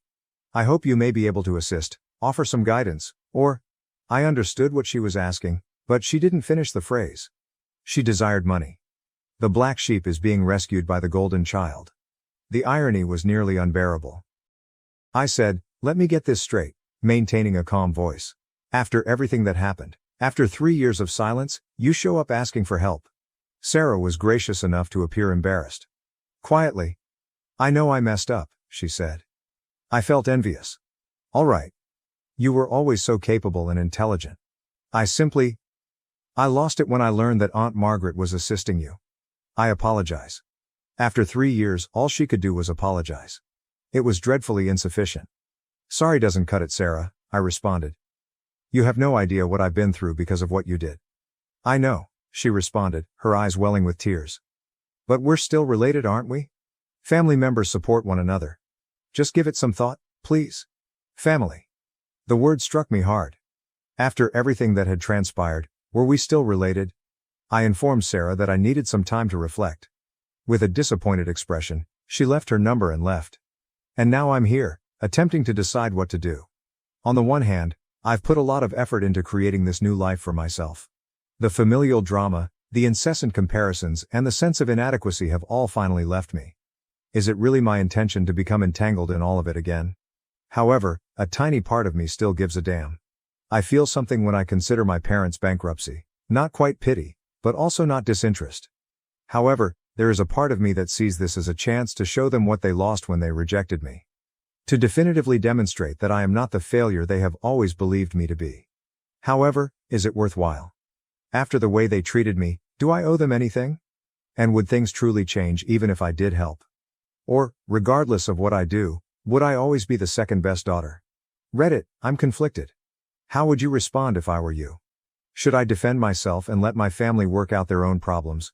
Or should I assist them and run the danger of getting injured again? I've been thinking about it for the past few days, but I'm still not convinced. A part of me wants to step up, offer them a helping hand and pull them out of this mess.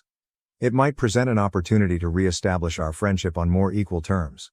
Another part of me, though, is screaming to go away. I'm still recovering from the profound damage they caused me. Would I truly want to expose myself to that suffering once more? Aunt Margaret and I have discussed it. As usual, she has been encouraging, telling me that she will support me no matter what. However, she cautioned me as well. Sometimes helping others means sacrificing yourself, she stated. Make sure you're not setting yourself on fire to keep them warm. I've been distracted recently, and my coworkers have noticed. Some have listened sympathetically, but I haven't told them the specifics. One of them stated, "Sometimes the most professional thing you can do is to keep your personal life separate from your work." That statement has stayed with me ever since. The MBA courses on crisis management and corporate turnarounds are still on my mind. It's likely that I could assist them and provide a strategy for escaping this situation. Should I, though? Am I accountable? What about the apologies from Sarah? Is it sufficient? Is this just another ploy, or can I believe that she truly feels bad? I'm also concerned about how it might affect my personal financial security.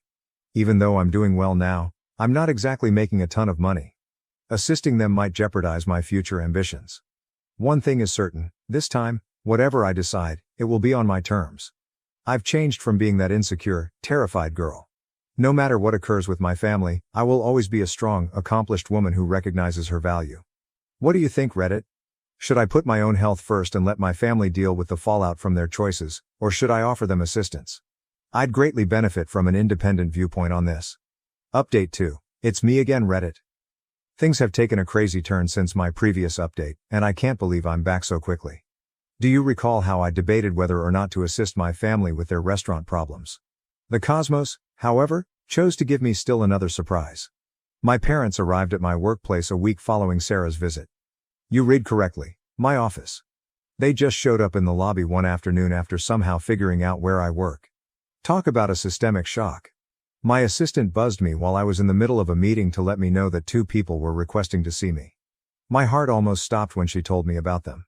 Feeling as though I was walking to my own death, I excused myself from the meeting and proceeded to the lobby. My parents were there, looking older and more worn out than I had recalled. Dad's shoulders were hunched in a manner I had never seen before, and Mom's hair had turned fully gray.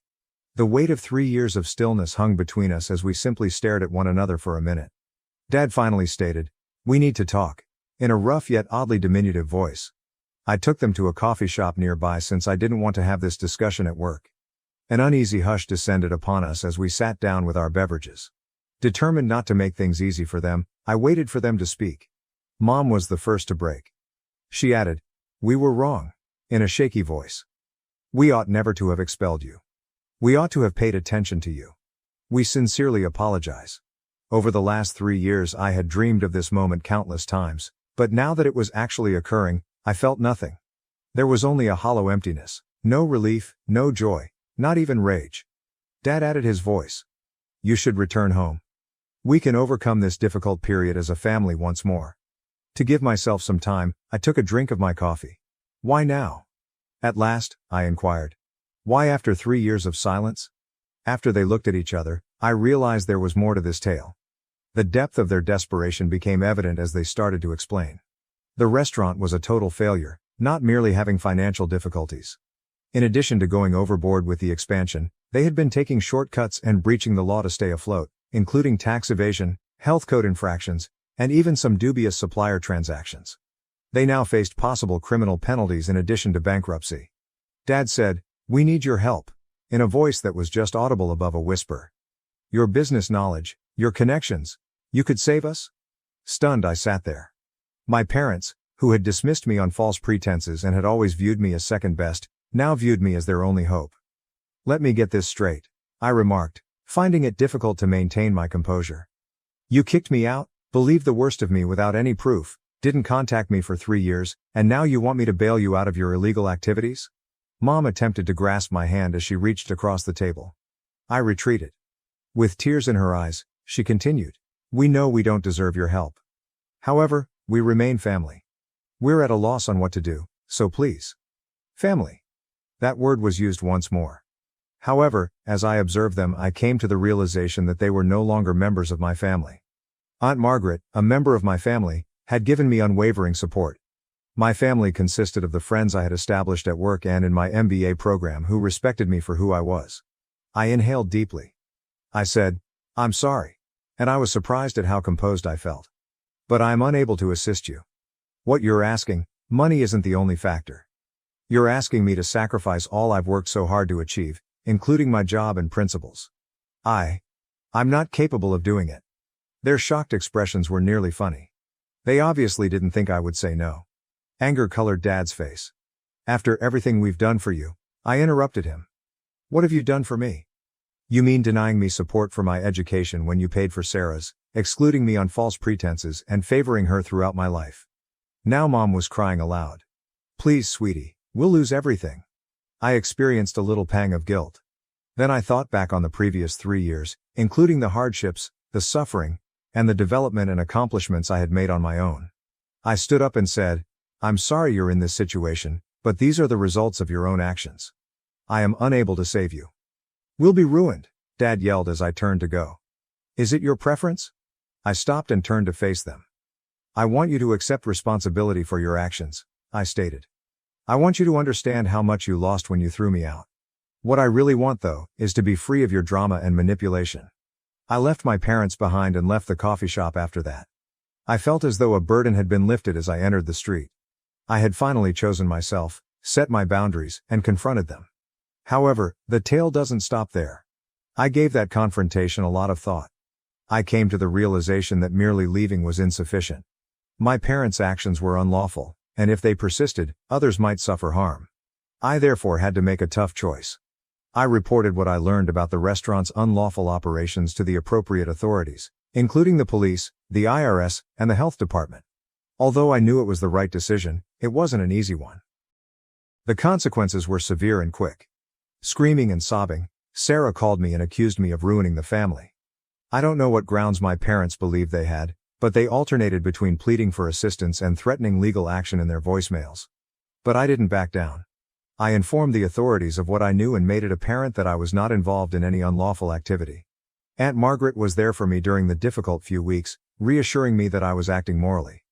Although the inquiry is still underway, the eatery has reportedly been closed while a thorough audit is conducted. Sarah and my parents are facing severe legal repercussions. Although it's not a joyful conclusion, it's a fair one. In my case, I'm doing all right, actually better than all right. With everything, there's a feeling of closure. The harmful family dynamics that hindered me for so long have now been broken. I have a successful career. I've even received an approach regarding a possible promotion. I feel like I've found a true professional home because of how supportive my coworkers have been during this process. I've never been closer to Aunt Margaret. After everything calms down, we're arranging a trip together, so we have something to look forward to after all this worry. I'm not going to act like it's been simple. There are times when I question whether I made the correct decision and feel bad. However, I know I made the correct decision when I think back on all the suffering they inflicted on me, including the years of manipulation and partiality.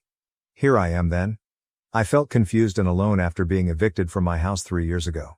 I am now independent, prosperous in my work, surrounded by individuals who truly care about me, and at last free from my family's poisonous influence. Although some may have wished for a joyous family reunion, this is my tale, and I'm glad of the progress I've made. Remember this: if you're struggling with toxic family members or tough choices, you have the right to put your own health first.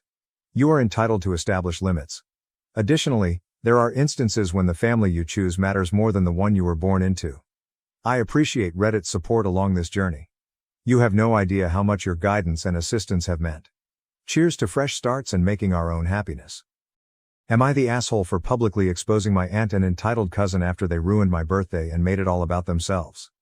After my aunt and pampered cousin turned my birthday party into a humiliating event, I publicly exposed them. Karen, my aunt, is 41 years old. She has been married to my 43-year-old uncle for just over a year. Emily, Karen's 12-year-old daughter from a previous relationship. She never had a father figure growing up, so even though my uncle only entered her life when she was 9, he has always treated her like his own daughter.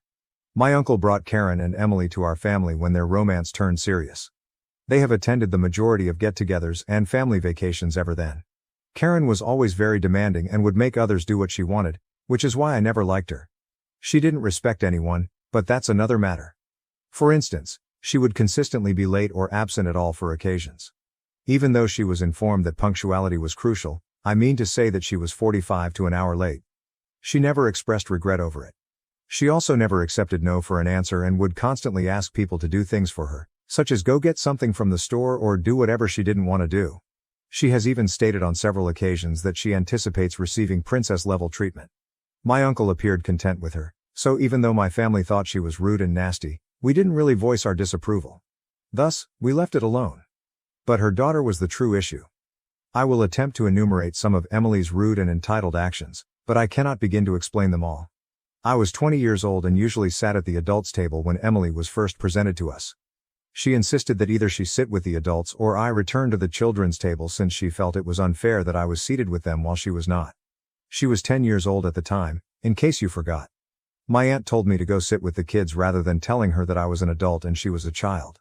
She remarked that if I was so immature that I didn't want to transfer tables, I didn't deserve to be at the adults' table when I declined, especially because I was much older and the kids were between the ages of 7 and 14. She made sure I sat with the kids ever after. Even while I was working or engaged in other activities, Emily would constantly ask to play with me. While I refused, she would act out. I was constantly reprimanded by her mother for being a bad cousin and causing a youngster to cry. I was even made to go play with her by her. However, Emily would only ask me to do things for her, such as dress her dolls or prepare her a snack, and would act out if I didn't. She would constantly take my belongings, particularly my clothes and makeup. She threw tantrums when I told her not to since, first of all, she didn't ask for permission and, second, she wasn't old enough to wear cosmetics. I had to be giving because of her mother. When I got upset with Emily, my aunt would just respond that she was just a child. Emily also destroyed a lot of my belongings. Emily was always so envious of me, for some reason. She wanted all I owned. I had to give it to her, she insisted.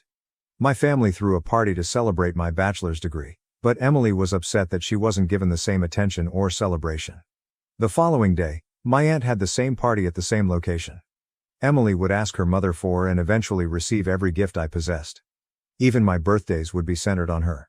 Since she was only a youngster, I tried to be kind and patient with her. However, as she grew older, her behavior didn't appear to change. She was getting even more entitled if anything. We were celebrating my birthday 2 days ago and that was the last straw for me. Despite the fact that I was born in early May, we decided to hold the celebration in my grandparents' garden in June to ensure favorable weather.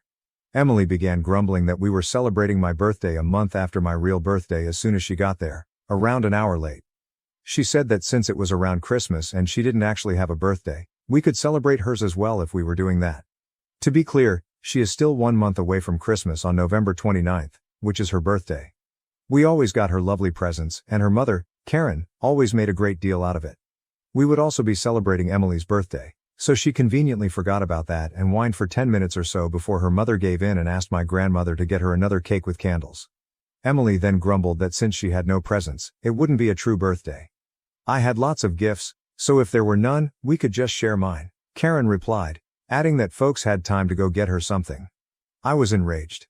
I asked my grandma if she had any cardboard boxes I could use when I visited her place.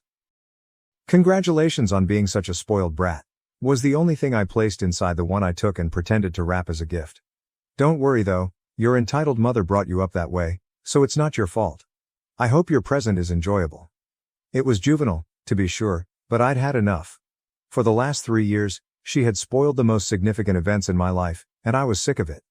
Emily and Karen were careful to sing "Happy Birthday, Dear Emily," loud enough to drown out everyone else when they sang "Happy Birthday" to me.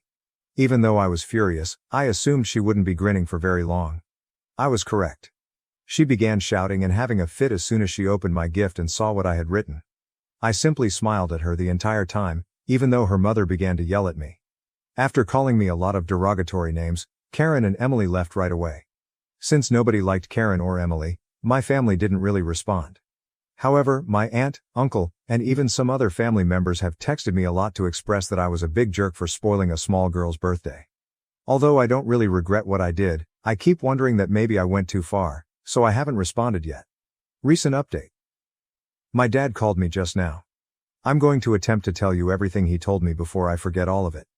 He began by telling me that just before he contacted me, my uncle had called him and stated he understood my perspective and wasn't holding me responsible for whatever I said. However, my uncle also argued that I should have known better than to destroy Emily's excellent moment by humiliating her in front of everyone. In addition to humiliating herself by attempting to steal someone's birthday, my dad informed him that Emily had been bothering me nonstop for years. He also informed him that she shouldn't have had a great moment because, in reality, she shouldn't have had a moment at all. My dad said he believed my uncle couldn't say he agreed with me because if he did, Karen would be upset with him, but my uncle appeared to understand. My uncle added that he felt saddened by the disputes in our family since he only wanted his family to be happy and didn't want to miss seeing my dad or my grandparents. My father retorted that he ought to share that with his wife because, up until she arrived, our family had always been content and drama-free. In order for us to move past this, my uncle instructed my dad to ask me to apologize to Karen and Emily. My father assured him that although he would speak with me, he would support me and understand if I didn't want to apologize. I informed my father that I would not offer an apology and that I desired a sincere apology from Karen and Emily for their years-long mistreatment of me. They wouldn't be invited to any events involving me until then, and I would ignore them. In addition, my dad informed my uncle that he did not even understand why he was with Karen and that he should really get a divorce from her because she mistreated him and everyone else. My dad didn't tell me anything about it, but according to my uncle, it was complicated. My uncle claims that an increasing number of family members have been messaging Karen to let her know that her actions were inappropriate and to essentially share everything they had kept to themselves for years. Since he claims that I began a hate train against Karen, my uncle sort of holds me responsible, but I informed my dad that I thought she was the one who started it. In any case, he claimed that it was extremely awful because she was receiving texts from relatives who weren't present at my birthday. I realized that no one had spoken for the previous 3 years, but I think it would be going a bit too far, but eventually it had to be revealed. In order to speak with Karen and Emily and attempt to resolve the issue, my uncle asked my dad to invite me to his house either today or tomorrow. I didn't have to go if I didn't want to, according to my dad. I told him that I might go if my parents accompanied me, but I wouldn't go alone because I was sick of being teased by Karen and Emily. I'm not really sure if I should. Even though I have a lot more to say, I don't think they will suddenly understand that they have been a-holes for years. Even if Karen will never change, I also convince myself that perhaps Emily will unlearn such behavior and grow up to be a respectable adult. Additionally, I believe that I need to try to improve things since I think that everyone texting Karen is going a bit too far, and I want things to improve. Really, I have no idea. Shall I leave? Second update. I recently returned from seeing my uncle, Karen, and Emily. But before I tell you how it went, I want to make a few clarifications. Many of you advised me against posting my most recent update since it would only result in an apology and make no difference. But at least I could get it off my chest and stop thinking about it, knowing that I had said what I had to say, even if it didn't alter anything or make them realize how terrible their behavior was. In addition, I had stated that I would only go if my father accompanied me, if we met in a park rather than at their house, if they allowed me to talk without interrupting, and if they didn't anticipate an apology from me. I had also made it clear that if I felt uncomfortable or if any of these requirements weren't met, I would leave. I don't blame anyone for not speaking up earlier, and I don't blame myself for not responding sooner, in response to some of the comments on my previous post. I merely wanted to keep my family harmonious, primarily for the benefit of my grandparents, who value family much and find it really painful when their relatives argue.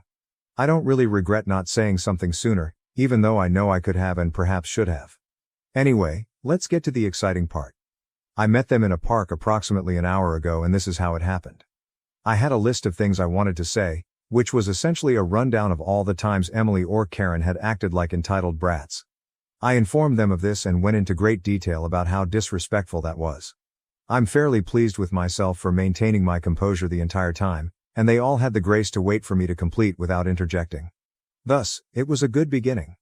After I was done, Karen began to argue that I was essentially whining pointlessly because some of the things I had mentioned were really trivial and unimportant. However, I shared with them both minor and major issues since I wanted to share everything that had disturbed me. Karen then acted as though she had only heard me discuss the minor matters, like Emily wanting to try on my makeup, asking me to play with my cousin, or some of the minor remarks they had made about me. I went on to tell her that she was well aware that wasn't the main issue and that if everyone was having the same issues with her, then perhaps we weren't all overly sensitive and she was the real issue. That annoyed her, so she simply stated, "This family doesn't know how to treat newcomers." To which I didn't respond. You asked for explanations and you got explanations. my uncle said as he entered the room at that point. Why did you insist on talking to her if you didn't want her to tell you what was wrong? I believe she simply muttered, "That's it, we're leaving," since she was too surprised to respond.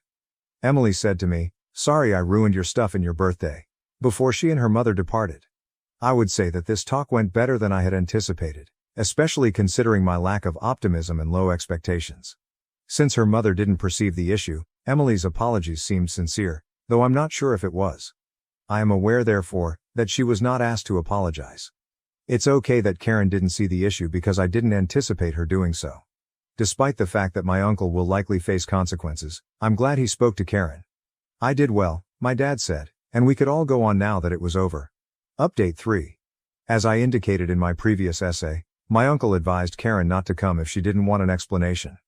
I warned him that saying that would get him into trouble at home. Yes, I was correct. My uncle arrived at our house with a suitcase about an hour ago and asked my dad if he could stay with us. After we told him to come, he told us what had happened, and we realized right away that he had gotten into a quarrel with Karen. I'll do my best to recall what I can. After I spoke with them, Karen ignored my uncle for the remainder of the day and gave him the silent treatment when they came home. To be honest, given how manipulative she is, I'm not particularly surprised by that. She knew just how to apologize and make him feel horrible. But my uncle simply took his penalty because he didn't want to apologize. When he heard Karen telling Emily that it was quite acceptable for her to act in such a way and to make demands on other people this afternoon, chaos ensued. In essence, she told her that it simply made her a strong, independent and determined woman, and that people became irate because they were afraid of that and didn't want her to be in a position of authority. My uncle finally had enough and stepped in, claiming that those who were truly successful knew how to achieve their goals while showing respect for others, and that being disrespectful was not the same as being powerful. In response to his constant defense of his of a niece or something, Karen supposedly became quite irate and began yelling at him. After that, my uncle informed her that what I had told her was true and based on her actual actions. He advised her to alter her conduct and acknowledge that she was the issue if it caused her to feel uneasy and irate. He got weary of her ranting and decided to take a drive because she kept yelling at him. She had placed a bag with some of his belongings in front of the door and locked him outside when he returned. Thus, he visited our home. Since she isn't responding to him right now, he is considering calling a divorce lawyer, which he plans to attempt tomorrow. Karen doesn't respond to calls, even though my grandparents have tried calling her. I regret that I started all of this, but it also eventually helped him see what a horrible person she is. Well done, he. The fact that Emily will only have her mother to teach her right from wrong if they divorce and that she will most likely wind up like her is what saddens me the most. I'm not sure if she will ever change, which saddens me because I thought she was beginning to recognize how disrespectful her actions had been. My parents abandoned me at 14, now they're back begging for help, but I've found my true family with my brother and grandmother. I, 34F, am a New York-based illustrator for children's books. For 12 weeks in a row, my most recent series, *Dreams and Watercolor*, has been on the New York Times bestseller list. Major cities around the nation are currently hosting my gallery exhibition, Childhood Memories and Strokes*. The New Yorker has published my work, and I was been awarded the Cocott Medal for my illustrations in The Forgotten Garden*. This level of achievement wasn't always the case. I was a 14-year-old girl who liked art 20 years ago, but I was always told it was useless. When my parents, 65M and 63F, unexpectedly showed up at my grandmother's house yesterday while I was there during a break between exhibition tours, my past came rushing back. The same parents who abandoned me at the age of 14 and took my brother with them, leaving me alone in an empty house, were standing there shouting my name with fake smiles and expensive clothing that belied their despair. Allow me to briefly introduce my family and our journey to this place. In Boston's cutthroat educational community, my parents exemplified academic elitism. After graduating from Harvard Medical School, my father published multiple publications in esteemed medical journals while working as a medical researcher at Massachusetts General Hospital. After graduating from Yale, my mother worked as an AP chemistry teacher at one of New England's most prestigious prep schools. They were adamant that a person's value was established only by their educational background and prospective earnings. From my very first recollections, our household seemed less like a home and more like a distinguished educational institution. Academic honors, medical journals, and achievement certificates dotted the walls. The topics of discussion at dinner included the most recent academic papers and Ivy League acceptance rates. In front of their equally aristocratic acquaintances, my parents paraded my brother's academic accomplishments at their many dinner parties. The jewel in their crown was my brother. He was prepared for medical school from the time he could read, as evidenced by his flawless SAT scores by his junior year, consecutive A's in every AP course, and his leadership of the math team and scientific club.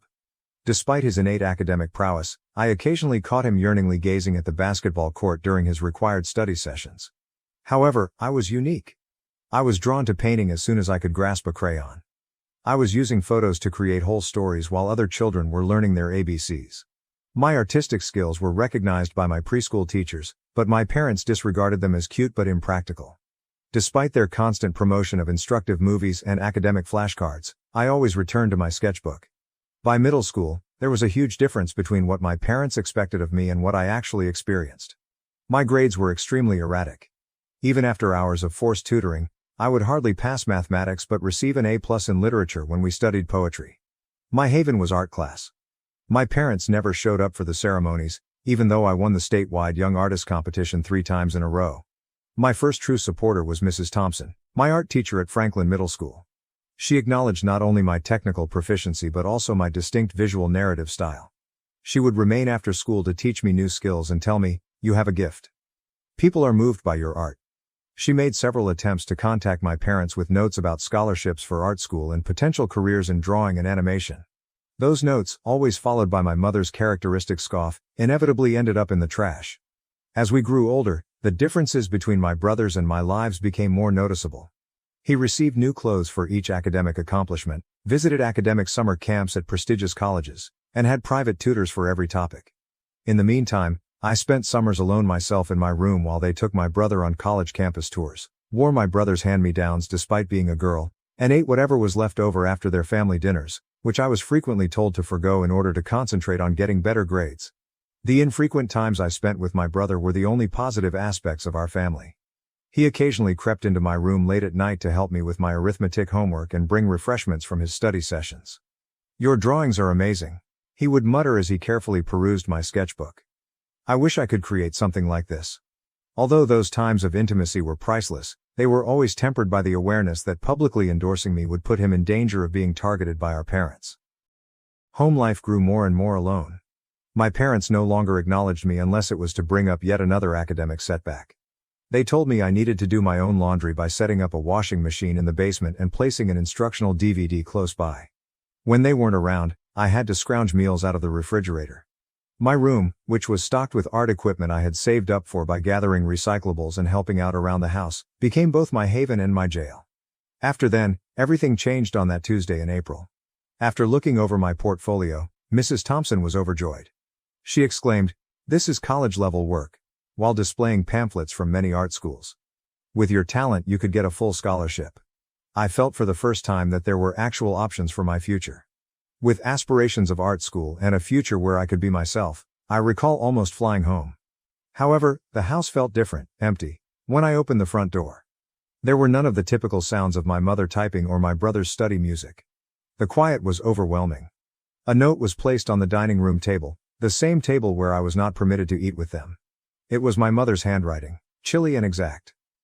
"Your brother will be moving to a different school. We've made it possible for you to live here." That was it. No contact details, no explanation, no farewell. I was left behind like unwanted furniture in a house that had been abandoned after they had stolen my brother. I passed out in the hallway.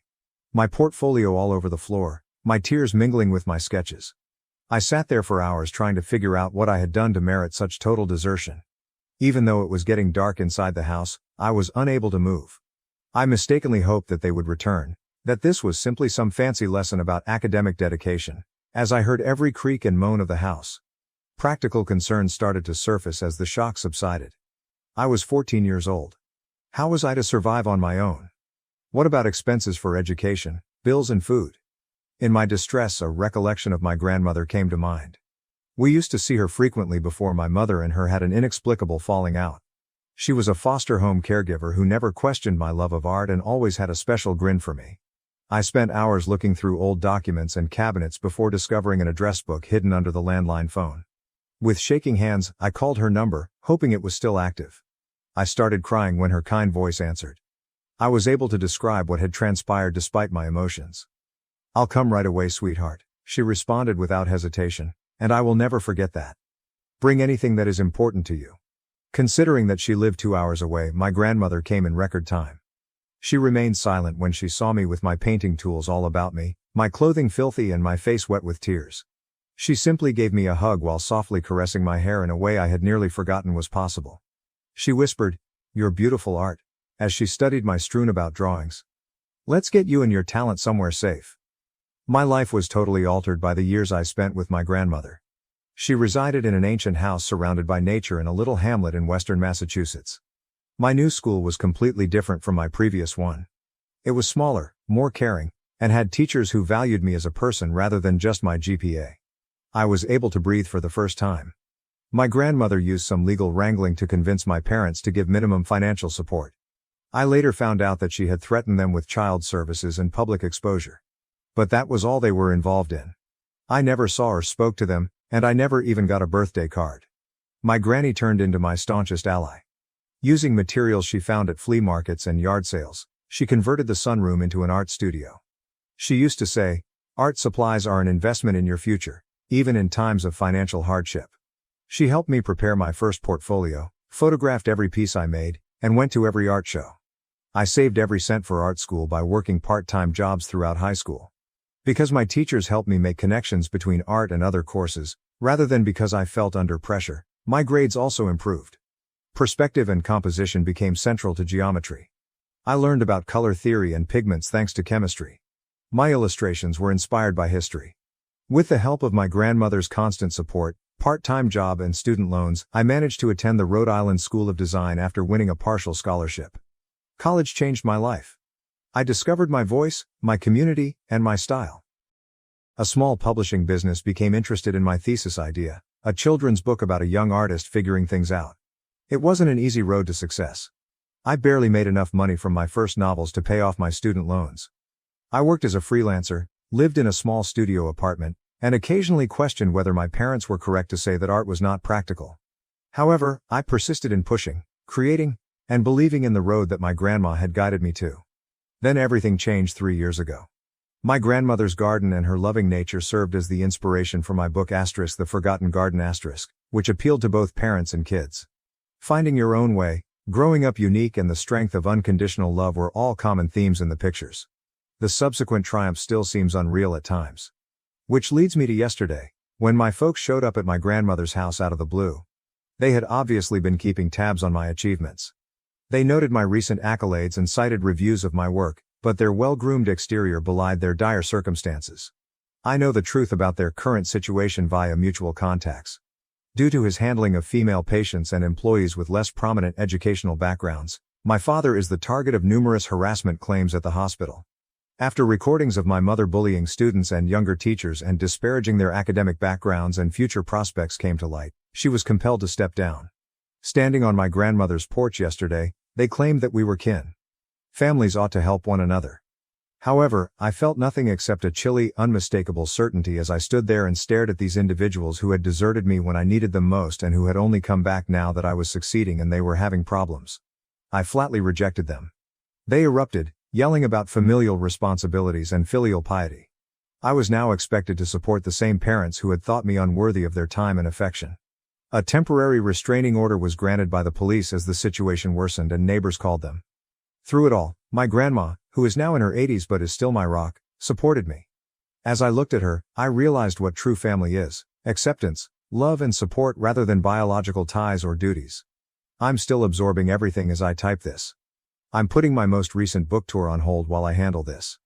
Through a variety of channels, my parents are attempting to get in touch with me, claiming that I have a duty to assist them and that family comes first.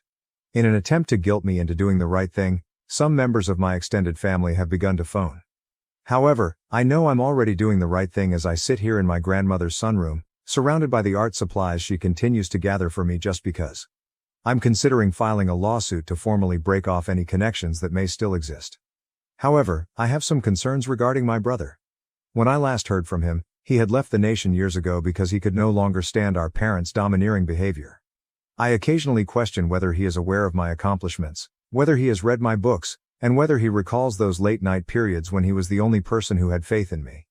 Has anyone else had to deal with toxic parents that want to get back in touch after succeeding? How did you respond to it? The effects of decades of their emotional manipulation are still felt, even though I know I'm justified in protecting my grandmother and myself. Update 1. I want to start by saying thank you to everyone for their encouraging words and remarks. Over the last 48 hours, the situation has greatly worsened, and I must disclose what has transpired. Yesterday morning, my parents returned to my grandmother's house, this time accompanied by a lawyer. They yelled about filial responsibilities and family duties while standing in the front yard. According to the legal paperwork my father was displaying, they might use state law to compel me to provide financial assistance. It was an unreal scene. My mother, who had previously denied my existence except to be critical of my waste of time artwork, was now sobbing as she spoke of her pride in my natural talent. My father, who used to make fun of my art teacher's job advice, now asserted that he had always encouraged my artistic endeavors. When our neighbors heard the disturbance, they came outside.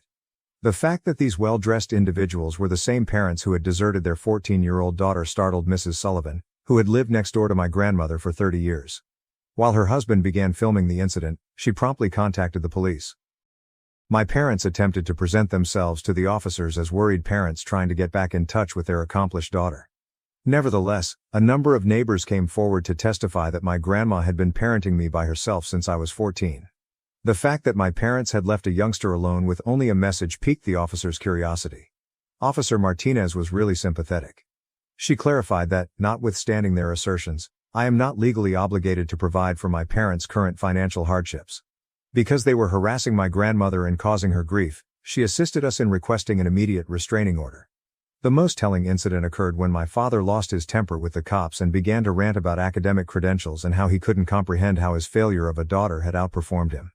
The same arrogant bully who had ruined my youth was exposed when his painstakingly built facade fell apart. Our neighbors set up a makeshift neighborhood watch when they were forced out. They have agreed to record any further attempts to get in touch and are keeping a watch on my parents' automobile.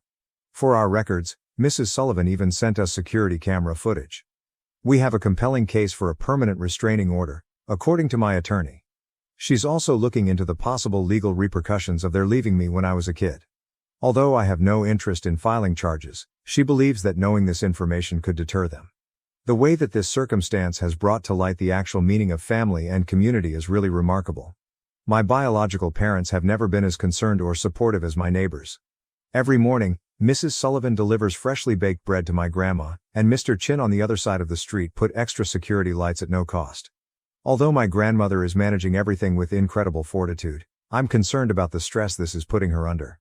Although she claims to be fine, I've seen that she gets weary more readily. I've made the decision to remain longer and work from home for a time. My publisher has been accommodating when I have had to postpone several appearances. The complicated feelings this evokes are the most difficult aspect. Even while I'm adamant about my choice, a tiny part of me, that 14-year-old girl who was abandoned, still wants to know why. Then why wasn't I good enough? Why are they just interested in me now? I know I'm making the correct decision though, when I think of my grandma, who loved me without conditions when they were unable to love me at all. This is the subject of a new art series I've started, therapeutic drawings that express feelings I find difficult to express. Sometimes, just like when I was 14 and first moved into her home, my grandma watches me work. Asterisk. They may have given you life, but you gave yourself permission to live it, she stated yesterday, and that truly resonated with me. Many have inquired about my brother. Even though I don't communicate with him anymore, this circumstance has caused me to think about him a lot. I hope he's discovered his own way to liberty. Today, my brother showed up at my grandmother's place, which was unexpected. I nearly didn't recognize him at first because of how much he's changed. He has a photographer's tan from working outside, and his hair is longer and pulled back in a casual ponytail.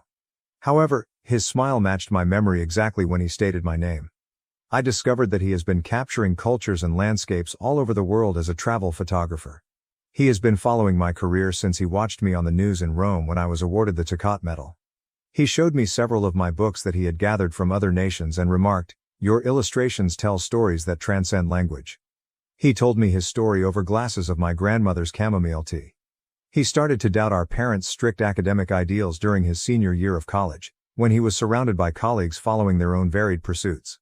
The last straw for him was learning that they had been surreptitiously keeping tabs on his college activities and attempting to influence his course choices to fit their goals for medical school. He clarified, "One day, I just couldn't take it anymore. I purchased a one-way ticket to Europe and left a note saying, Don't look for me. He began working odd jobs and staying in hostels before realizing he had a knack for photography.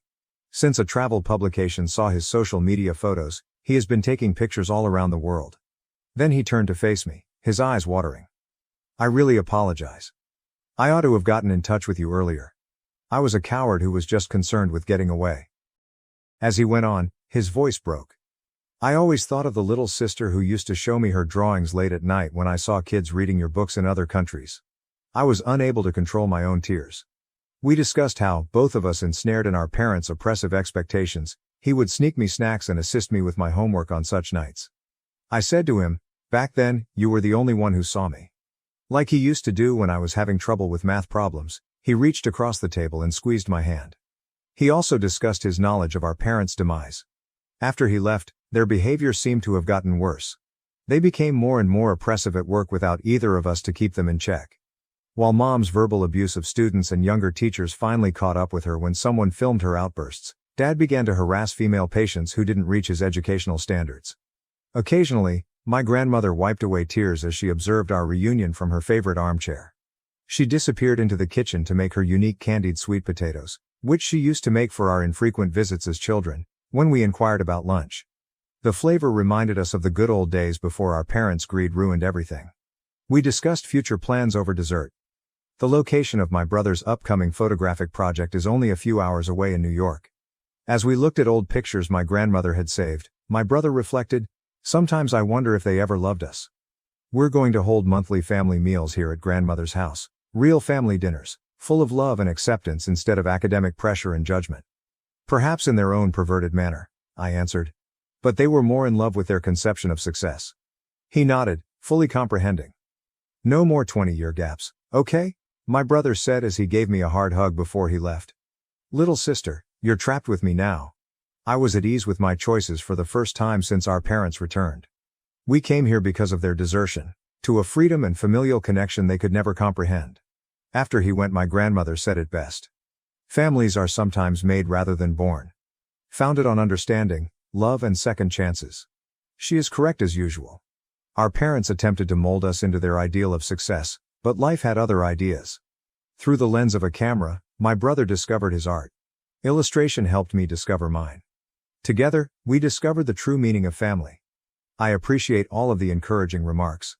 Yes, the restraining order against our parents is still in effect. Even though our new family is smaller, it has a stronger foundation than any degree could ever offer. 2 weeks have passed since my brother's unannounced homecoming, and I feel ready to finally discuss how things have calmed down.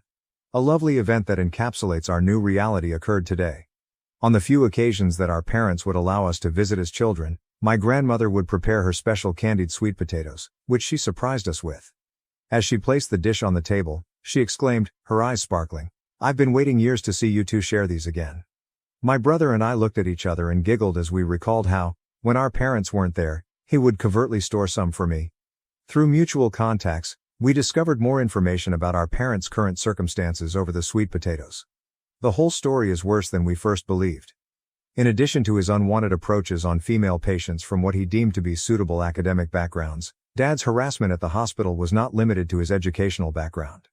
In the meantime, Mom's bullying at school had gotten so bad that a number of pupils had anxiety disorders, which prompted several parent lawsuits. They no longer have any criteria by which to evaluate other people. After numerous complaints, the medical board withdrew Dad's license, and Mom lost her job when recordings of her criticizing younger instructors for having inferior degrees went viral in the educational community. They had to pay large settlements as a result of the cases, which depleted their pensions and savings.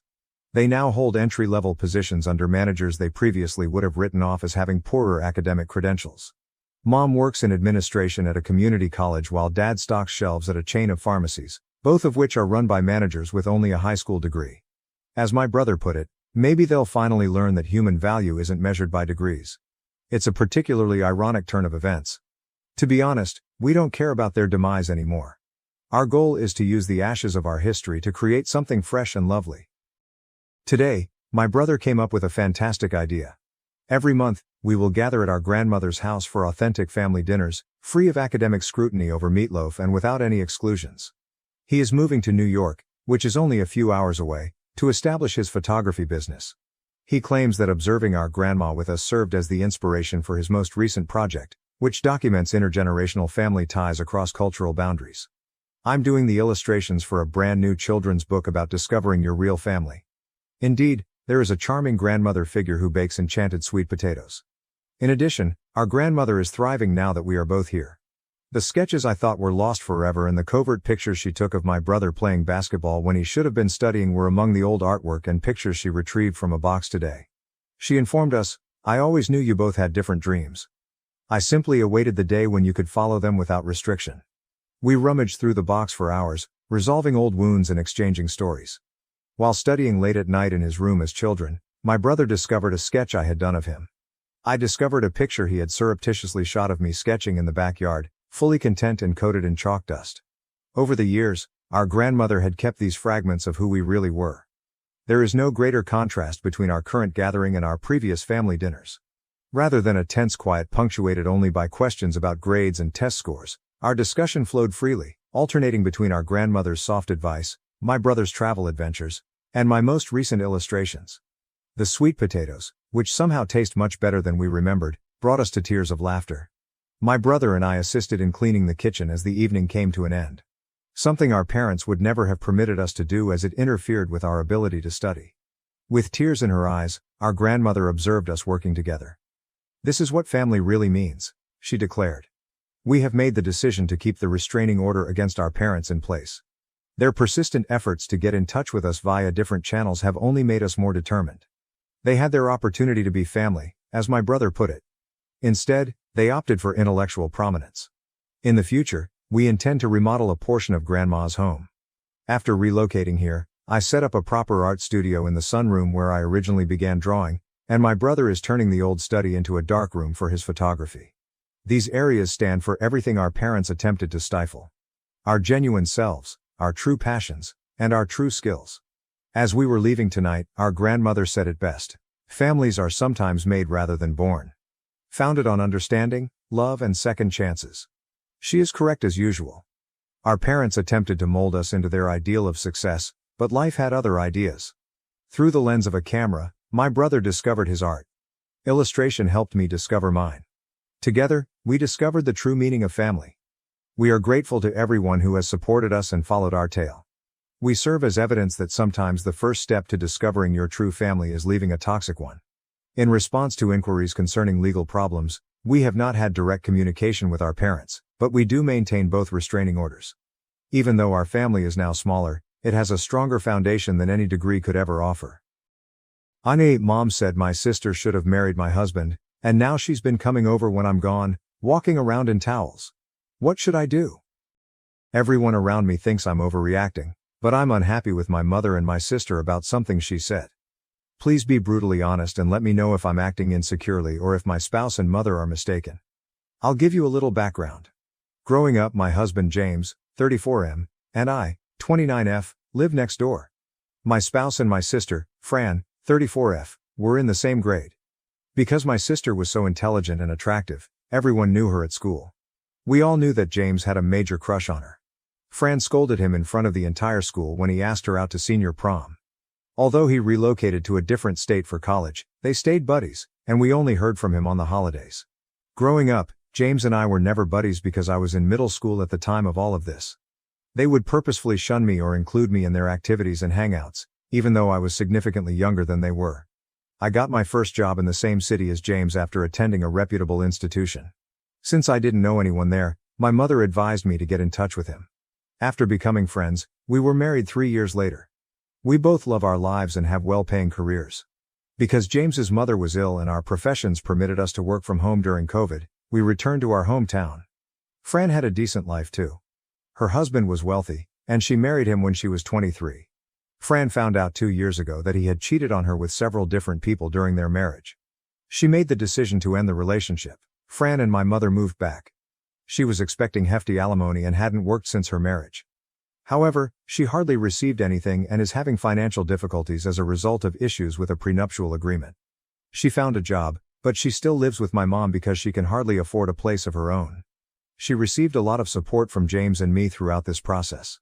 James and Fran have a unique affinity because they were childhood friends. When we all get together, I occasionally feel like the third wheel since they have their own inner jokes and stories. James, on the other hand, avoids her and has never given me any indication that he still harbors affections for her. However, Fran comes to see us 2 or 3 times a week, frequently stays for supper, and sleeps in our guest room. Although I don't like her visiting, I don't enjoy that she chats to James more than I do. When I'm not home, she always comes over, and when I return, I frequently find them watching TV together on the sofa. It takes me back to my early years, when I was barred from our basement when Fran was around. Additionally, Fran seems too at ease in James's presence. She sleeps in her underwear in the guest room without locking the door, or she leaves the shower and goes about the house in nothing but a towel. I've told her about my worries, but she says it doesn't matter because we're family. James and I have also spoken. Now, whenever Fran mentions stories or inside jokes, he tries to explain them. This past weekend was the primary problem. Fran told me stories about how James used to handle her chores and homework when she was a child while we were hanging out with my mom. He loved me so much, and I felt bad for taking advantage of him, she added. I wish you had the intelligence to marry James instead of your loser husband, my mother jokes. You would not be in this predicament. Fran nodded and grinned, but I felt offended. I informed my mother that James was my spouse, and I didn't like the remarks. My mother reiterated that she felt this way because Fran is having financial difficulties, whereas James and I both earn a lot of money. It's just hypothetical, she continued. I wish for the happiness of both of my girls. Fran added that I was being very sensitive and advised me not to take it personally. After arguing with them both, I walked away. James said it was a harmless joke and agreed with my mom and Fran when I told him about it. He said it was between my sister and I when I brought up the subject of Fran's actions at our residence. He refuses to let Fran know what she is or is not allowed to wear in our house. Everyone has apologized, but I still feel uneasy. Am I mistaken for my reaction, or is everyone else right and I should feel more confident about my connection with James? Comments to which the OP responded, NTA is the commenter. The remark made by your mother was unsuitable and disrespectful to your marriage. The fact that your husband is downplaying your emotions regarding Fran's actions is alarming. It's about seeking respect in your relationship and at home, not about being insecure. OP, I've seen this pattern all my life. Fran has always treated me like a child because we are so different in age. I was simply offended that my mother made such remarks while utterly ignoring how I felt. But because of all the attention Fran received, I've always been envious of her. In our family, I was the odd nerdy little girl. Commenter, in 3 to 6 months I'm waiting for Fran to do something with your spouse. You should also tell her to stop having sleepovers and unexpected visits. Put on some clothing for heaven's sake. Establish a clear line here and don't worry if people believe you're going overboard. OP, I'm somewhat concerned about all of these remarks. I will discuss this with my hubby. I don't want to come out as accusatory, but I was so uneasy about this whole thing that I didn't get much sleep last night. Even though I have complete faith in him, I'm reconsidering what Fran has done to him and how she has consistently minimized my emotions. Last night, I received a hesitant apology from my mother. She said that I'm overreacting and that she blurted out something foolish. I only want the best for both of my daughters, she says. Revised on October 22, 2024. I appreciate everyone's support of my earlier post. In summary, my mother said something offensive, wishing that my sister Fran had wed my husband James. My spouse attempted to minimize my emotions by claiming that I was overreacting to a harmless joke, but I was very unhappy. I apologize for the lengthy message, but a lot of you have been contacting me to ask for an update, so here it is. I became somewhat paranoid after reading the remarks. My anxiousness skyrocketed when I began to wonder if James married me because of his previous crush on Fran. I began to pry about. I knew there was nothing to conceal on his phone because my husband allows me to check it for new texts when he's not around. The fact that Fran always appears to know when I'm not home and that James and Fran are always seated on the same couch when I return, however, alarmed me. When I spoke with James, he acknowledged the validity of my feelings. He would not, however, criticize my mom or Fran, stating that Fran is going through a difficult period. I spent last Friday evening in the gym as usual. James was preparing dinner when I arrived home, and Fran was seated in the living room. I asked her why she was there because I was irritated. She said she came to hang out and had no intentions. I asked if she might come back at a later time, explaining that I wanted a peaceful weekend with my husband. She began defending my mom's remark as a joke I should stop making after realizing I was offended. We got into a fight after I told her I didn't think it was humorous. You're always such an insecure, annoying kid, she continued. It makes sense why no one liked you. Although it was really painful, James intervened and told Fran to go. He's never been so aggressive with her, in my experience. Fran murmured something disagreeable and walked away. I started crying by the end. James comforted me, but I was so distraught that I stayed in our room by myself the night. I jotted down a list of topics I wanted to talk about with James the following morning. I was able to better arrange my thoughts thanks to your remarks. After reading the comments, I began to wonder if James married me because I looked like Fran's sister or because he felt insecure about me. I talked to James about my fears and worries during a lengthy conversation we had in high school. I described how I feel when he spends so much time with Fran when she comes to visit and how they laugh about it together. I questioned him about his affections for her. He remained composed and grinned throughout. He promised to be truthful, but he urged me not to hold it against him afterwards. He said that he knew Fran had taken advantage of him during their time together at school as she was aware of his feelings for her. Fran tried to stay in touch with him when he went to college, but the distance helped him understand how badly she treated him. In order to concentrate on himself, he made the decision to sever his relationship with her. James clarified that this was the reason he stopped being friends with Fran and hardly ever visited during the holidays. When we were kids, he disregarded me and picked Fran over me, which I informed him bothered me. I often questioned whether I was his second choice because of this. He reminded me that when he started college, I was just 13. He jokingly said, "We'd be dealing with a completely different issue if I had liked you instead of Fran at that age." He said that he wasn't very excited to meet me when I originally contacted him because he believed I would be like Fran. But after spending some time with me, he saw that I was quite different from her.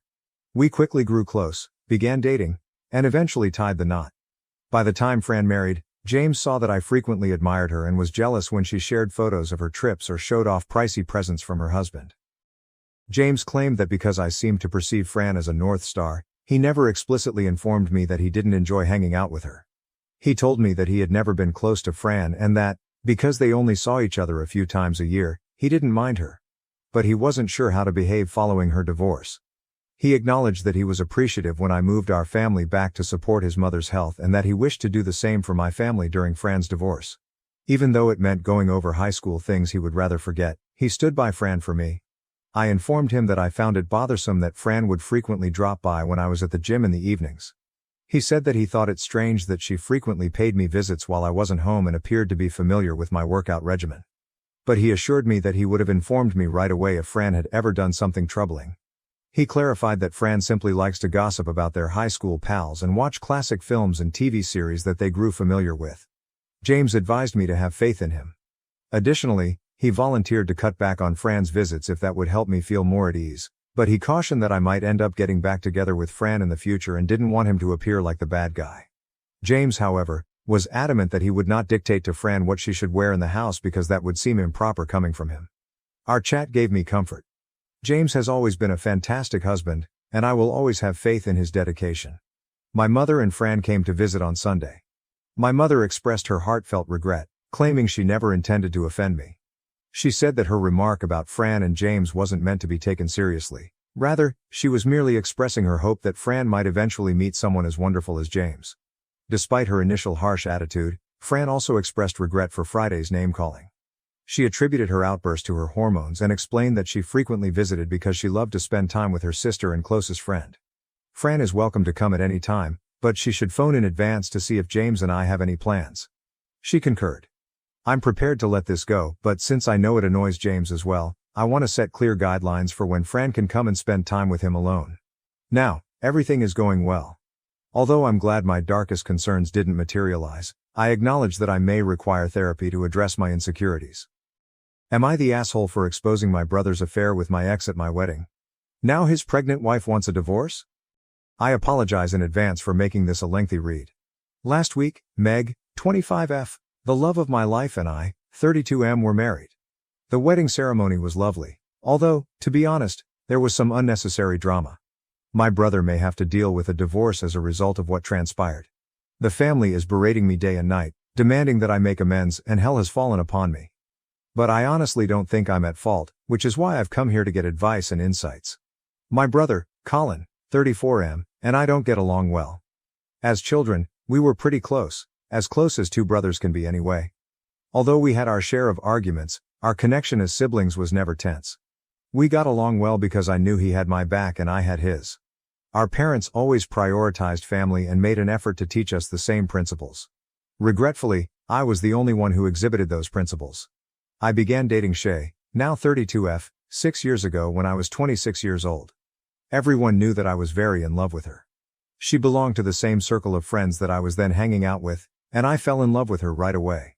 She was everything to me: intelligent, beautiful, tall, witty and attractive. I totally forgot about her poison since I was so enamored with her. She was toxic, boy. My life became consumed by drama the moment I began dating her. Although she was a wonderful girl, she wasn't my match. We were completely incompatible. She was completely confrontational, whereas I was not. She was a drama queen, literally living for it. Every other week, there was a fresh argument about something that, in my opinion, was unimportant. But I kept ignoring all the warning signs because I was so enamored with her. After 6 months of dating, I discovered she was having an affair with a coworker. I was devastated when I accidentally found out. She denied it until I challenged her, at which point she broke down and spoke clean. Despite my sadness, she apologized profusely. She admitted her error and promised to try her hardest to win back my trust. I foolishly trusted her. Despite my knowledge that I shouldn't, I gave her another chance. I've never been disproven in my belief that cheaters never change. I've known cheats my entire life and none of them were able to change their habits. Because I thought, or rather hoped, that this time would be different, I gave her a chance despite knowing all of that.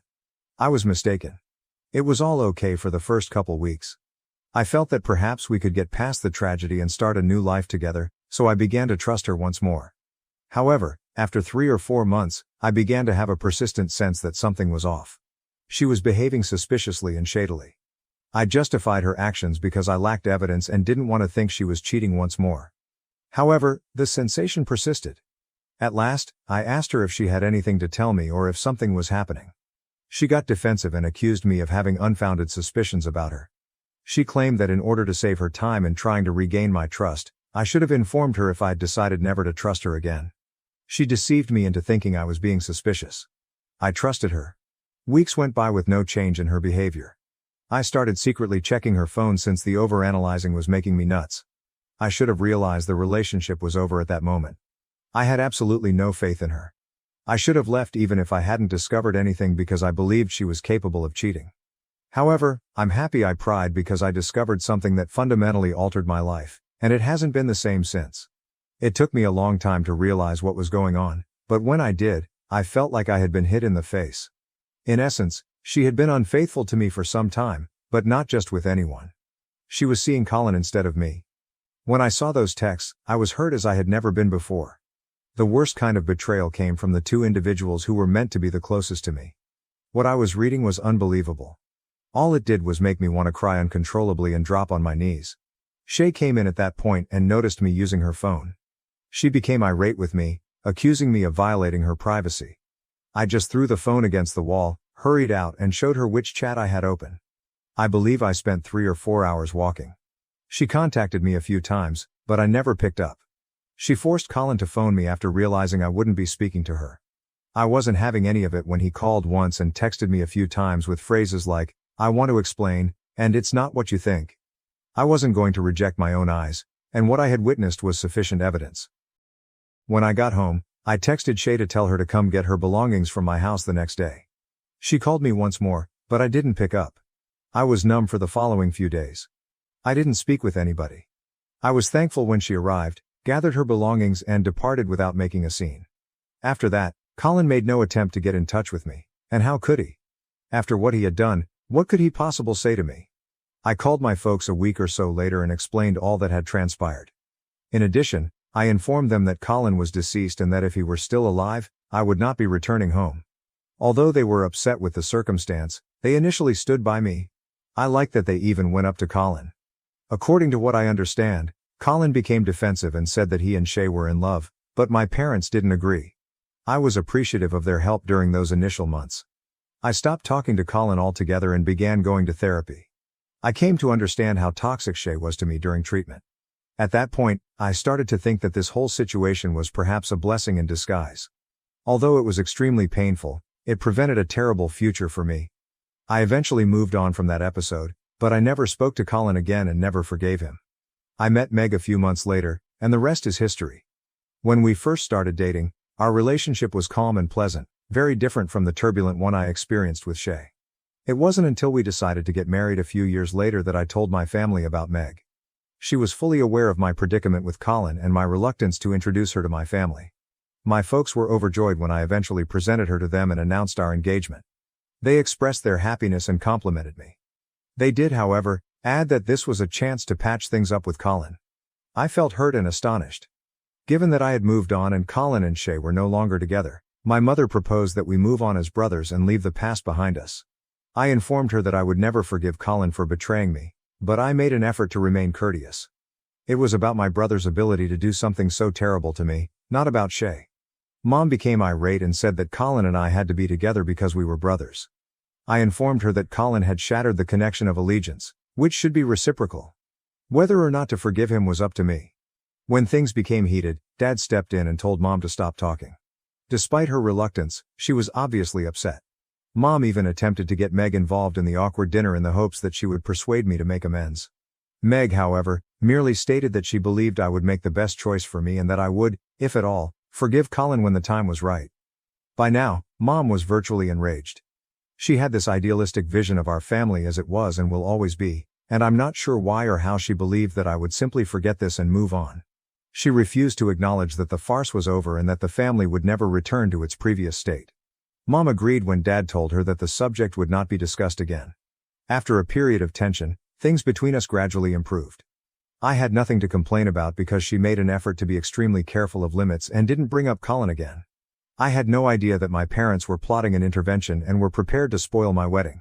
Both Mom and Meg's mother participated in the wedding preparations. She was aware of the dress code, the number of guests and all the preparations ahead of time. However, my dad didn't participate much in the process. During the preparation phase, Mom didn't do anything unusual. There was not a single mention of Colin. She even said that she was sorry for pushing me so hard that day. She said that she had believed there could be a chance for reconciliation but that she was mistaken because Colin had harmed me in the most worst way imaginable. Therefore, I had no cause to suspect her or question her motives. However, I was mistaken. My best man, Rick, 32M, a school acquaintance, rushed to me on the day of the wedding and said I had an urgent problem that needed to be resolved. When I asked him what was going on, he replied that Colin and his wife had arrived at the location with Mom and Dad. I was furious. I instructed Rick to force them to go. He claimed that although he made an effort to deal with it discreetly, they would not budge. Rick informed them that I would be upset if I saw Colin and that he was not invited. However, Mom asserted that, in contrast to Rick, Colin is your biological brother and that we are relatives. Yes, Mom, you will always pick Colin over Rick. Absolutely. The fact that they had plotted all of this behind my back astounded me. They had to give me an explanation right away. What the devil was going on? I asked my dad over the phone. He explained that they felt it was important to include Colin and his wife since they didn't want the family to think there was a divide between the two brothers. He requested that I simply put on a show for a few hours, after which they would depart and we could all act as though nothing had occurred. He said that everyone would benefit from this and that it wouldn't harm me to comply for the family's sake. Since he was aware that I didn't want anything to do with Colin, I told him that he had betrayed my confidence in the same way that his adored son had. I reminded him that this one day was my wedding day, and he had no right to destroy it. He advised me to quit being theatrical and suck it up for one day.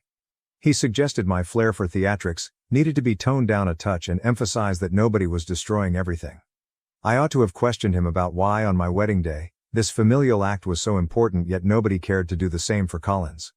I was too angry to think clearly though, and I had no idea Colin was married. I didn't think of such things until later. I was just blindly angry at the time. I wanted to rush over and yank them all out by their collars. Whether it created a stir or damaged the family's reputation didn't matter to me. All I wanted was for them to be gone. At that point, Rick approached me with a far less aggressive and more vengeful plan. He proposed that there was only one method to exact revenge on everyone, and if I was cool with it, we could carry it out immediately. Though it was too dramatic for a wedding, the notion felt interesting. Meg's big day was too important to me to spoil. I promised Rick that I would consider it and get back to him. Meg had seen Colin and his wife, but the wedding ceremony went off without a hitch. She wanted to know what was happening. I gave a quick explanation of what had transpired. I drew her aside after the ceremony to ask if she was comfortable with my carrying out Rick's plan. After some hesitation, She finally stated that there was no better time or location than right now if it was what I needed to do to put my family in their proper place. She was totally behind me. I love my wife God. After thanking her, I advised her to relax and take in the drama. Some stood up to speak when family members and close friends were present for the toasts. Rick laid the groundwork for me by initiating the entire process. We had a straightforward plan. I would toast Colin and tell him about his affair with my ex-girlfriend, which caused our split. Colin and my parents would suffer greatly because I intended to go into great depth in my speech. However, they were deserving. My parents deserved it for ignoring my sentiments and just caring about the family's reputation, and Colin deserved it for being a part of __. I got up and declared that I had a toast to give after everyone had completed theirs regarding Meg and me. I started by saying, I want to make a toast to my dear brother, Colin. Colin and my parents went completely white when I started it. But his wife was perplexed. I suspected that she was unaware of the reasons behind Colin and my separation. I was much more irate because she was heavily pregnant. Why would he parade his pregnant wife around at my wedding? I got the impression that his only goal was to steal the thunder. In any case, I went on with my toast. I mentioned that Colin and I had been brothers for a very long time and that I still wanted to appreciate him despite the fact that he had stabbed me in the back in a manner worse than an enemy. Why? Because I ended up with Meg because of his betrayal. I continued by explaining how, at the age of 26, I fell in love with a girl who wasn't the proper fit for me. However, I was too young and naive to see all of her shortcomings. I didn't decide to break up with her until she did the worst thing. I then informed everyone that my ex-girlfriend had cheated on me with my brother, dropping the bombshell. The final blow that caused us to split up, my healing process and ultimately my meeting with my wife Meg, was that betrayal. I also didn't spare my folks. I claimed to have harbored resentment for Colin for a very long period, to the extent that we had not spoken for 5 years. However, I was happy that my parents had decided to bring him and his wife in covertly so that I could at last thank Colin for bringing the right people into my life. Although I am aware that my parents were embarrassed, I wanted that very much. They had crossed all of my boundaries, and I wasn't going to give them away so lightly. It sounded as though my mother might burst into tears at the sound of the crowd's gasps.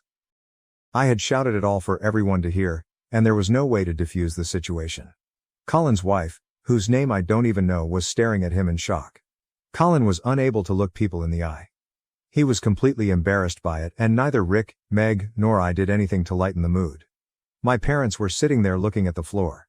Even though Mom was trying her hardest not to cry, her faint sniffles could be heard in the quiet room as Dad fidgeted with his fingers. I thought I could hear my heartbeat in the eerie silence because of how tense the mood was. I simply sat down and began eating after finishing my toast. Colin and my family were the center of attention, but no one spoke. At last, his wife stood up, apologized on his behalf, and expressed gratitude to us for letting them join in the festivities. Then she bounded away. I couldn't help but feel awful for making her go through this humiliation when she hadn't done anything wrong. It's unfortunate that she was caught in the crossfire, but I had to hold Colin and my parents responsible. The real fun only started after my parents and my beloved brother left. Since then though, I've received a ton of texts from my parents, particularly my mother, telling me that I had no right to publicly discuss the family's private issues. She said that in front of everyone, I had torn their dignity to shreds. I wanted to enjoy at least portion of my wedding, so I didn't reply. However, Mom went one step farther and began texting Meg. I am aware that it is affecting her. Meg keeps sending messages from new numbers or making new Instagram profiles, even after I warned her to block Mom.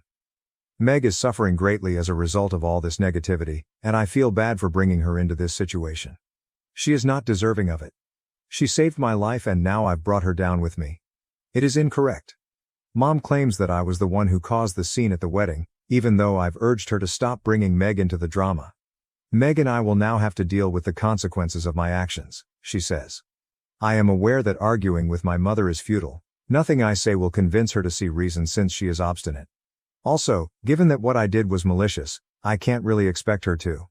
I feel awful since my wife is the last person I want to suffer because of my little revenge trip. Update 1. Amy, my sister-in-law called me. I picked up since I didn't have her number stored. She was really kind and expressed her sincere regret for phoning at such an unexpected time. She said that what Colin told her was totally different, so she wanted to meet me and hear my side of the story. She pleaded with me to keep her visit to me a secret from the rest of the family. She didn't need to fear because I informed her that I don't speak to them anyhow. To be honest, I had conflicting feelings about this.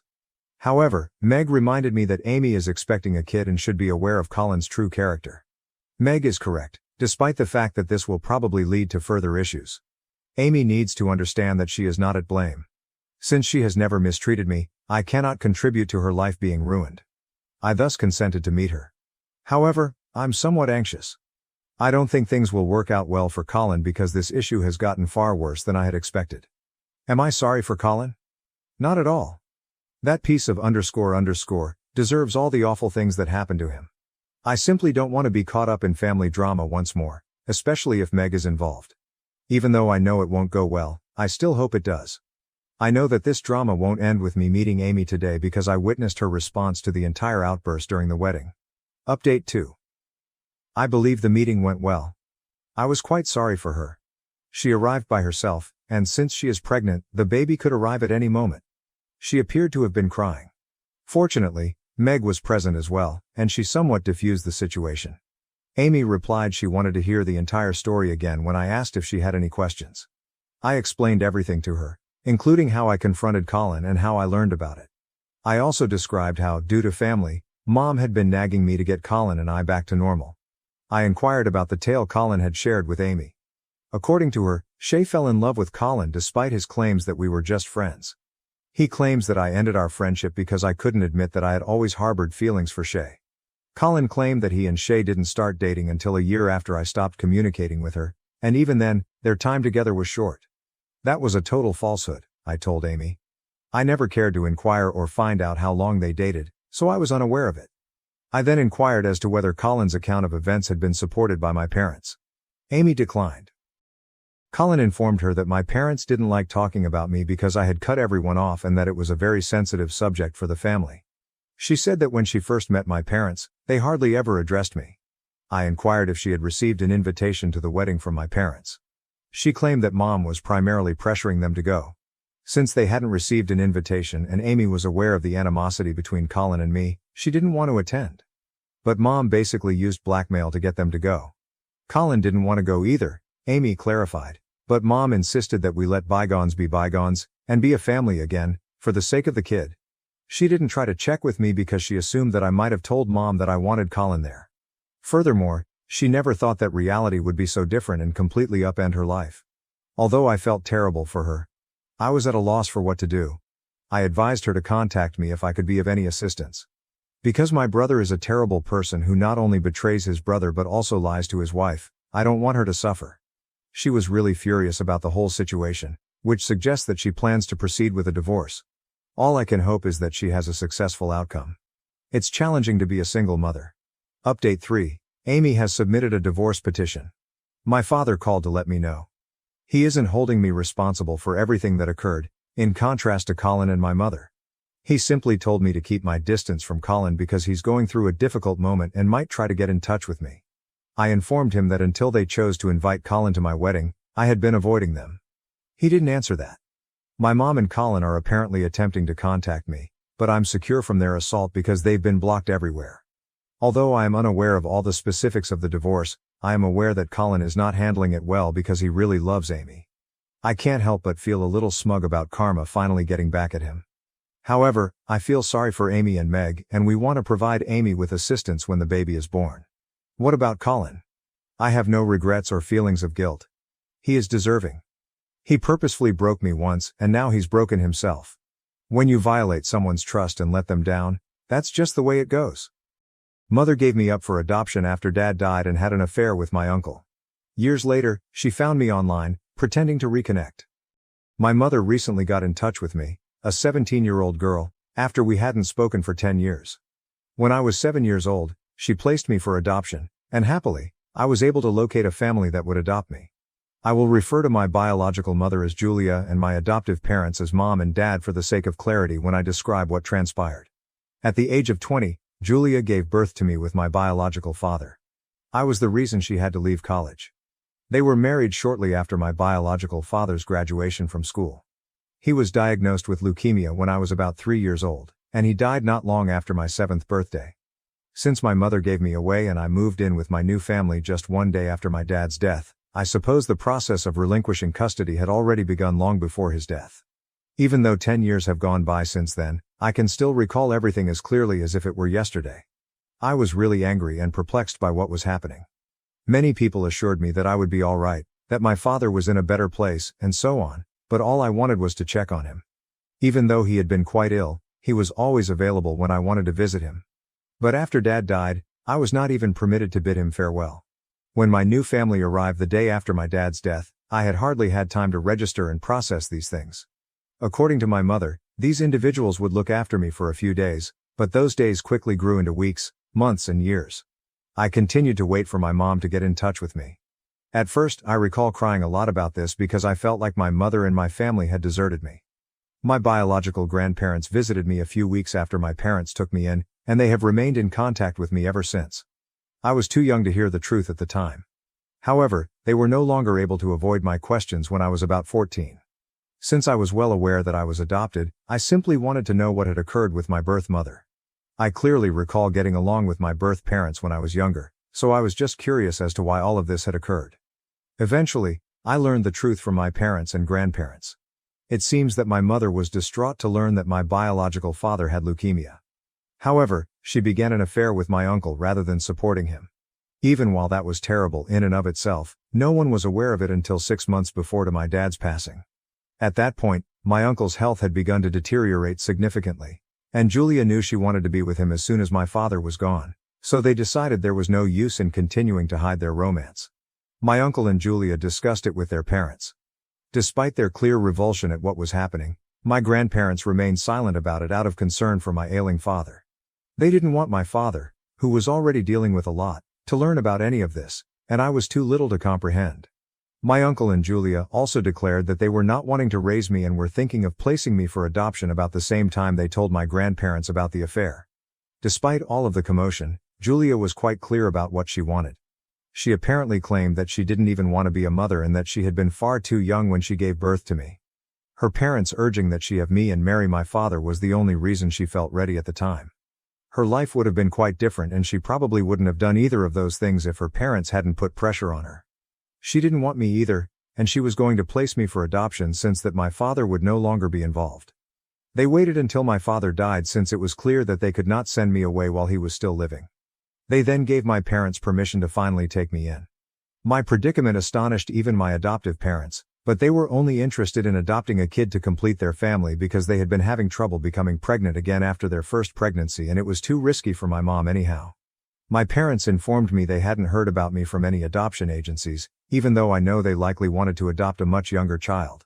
Since she was formerly acquainted with Julia, it was actually one of my mom's cousins who informed her of my predicament. They realized they had to get me out as soon as they learned about me.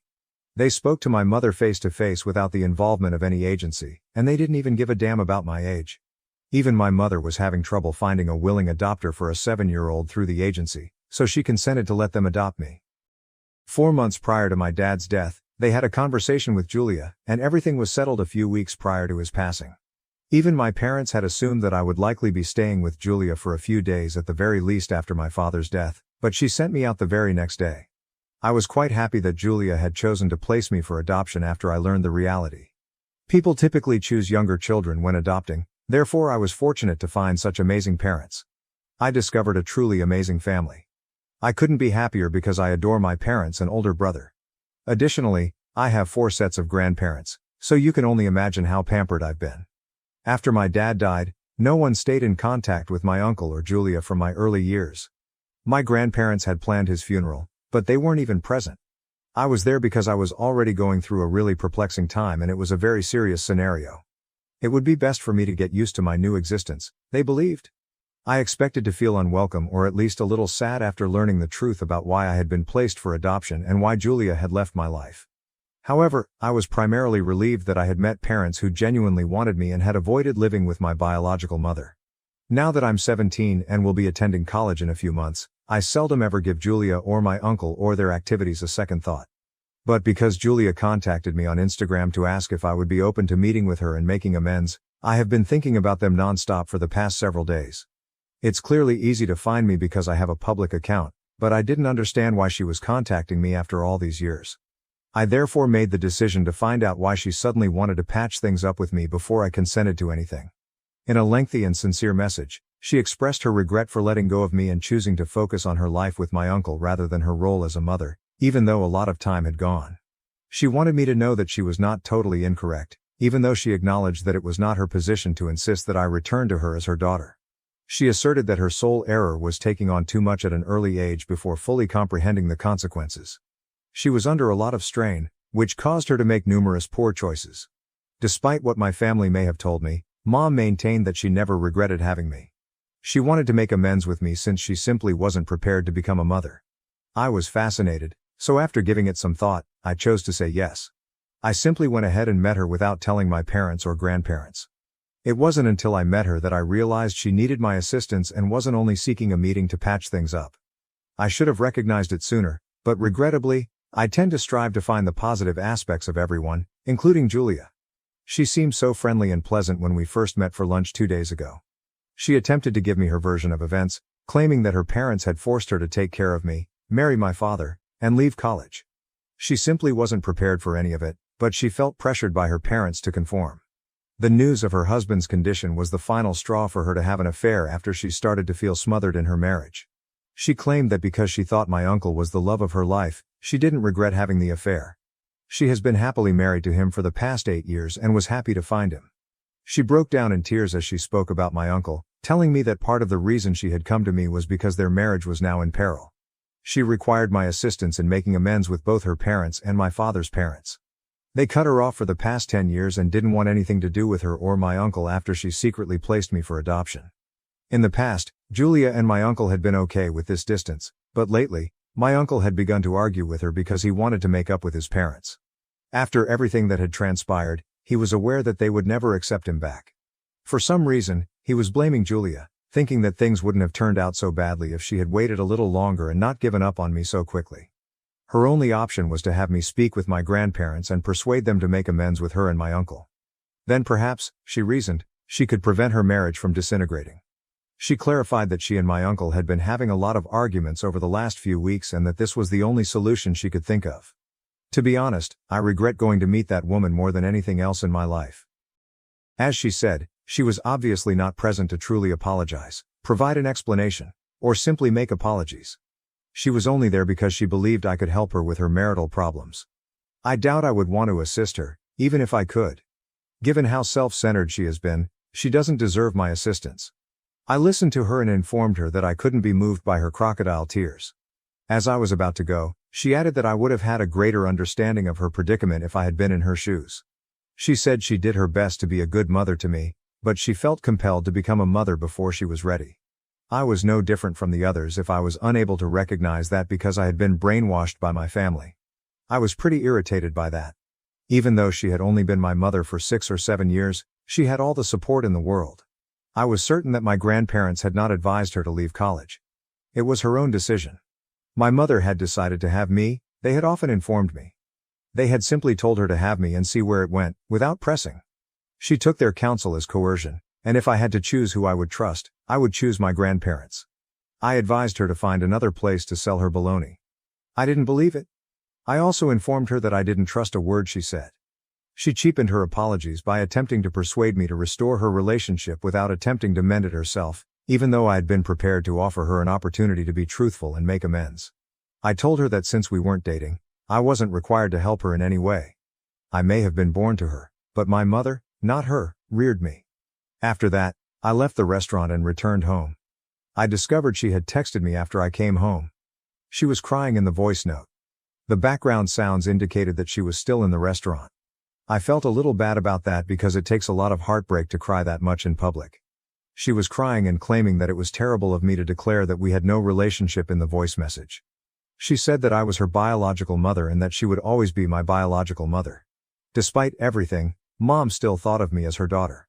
However, I'm not sure what to say to her. I simply no longer think of her as my mother, and I don't want to feel guilty about it. For the last 10 years, she has not been my mother.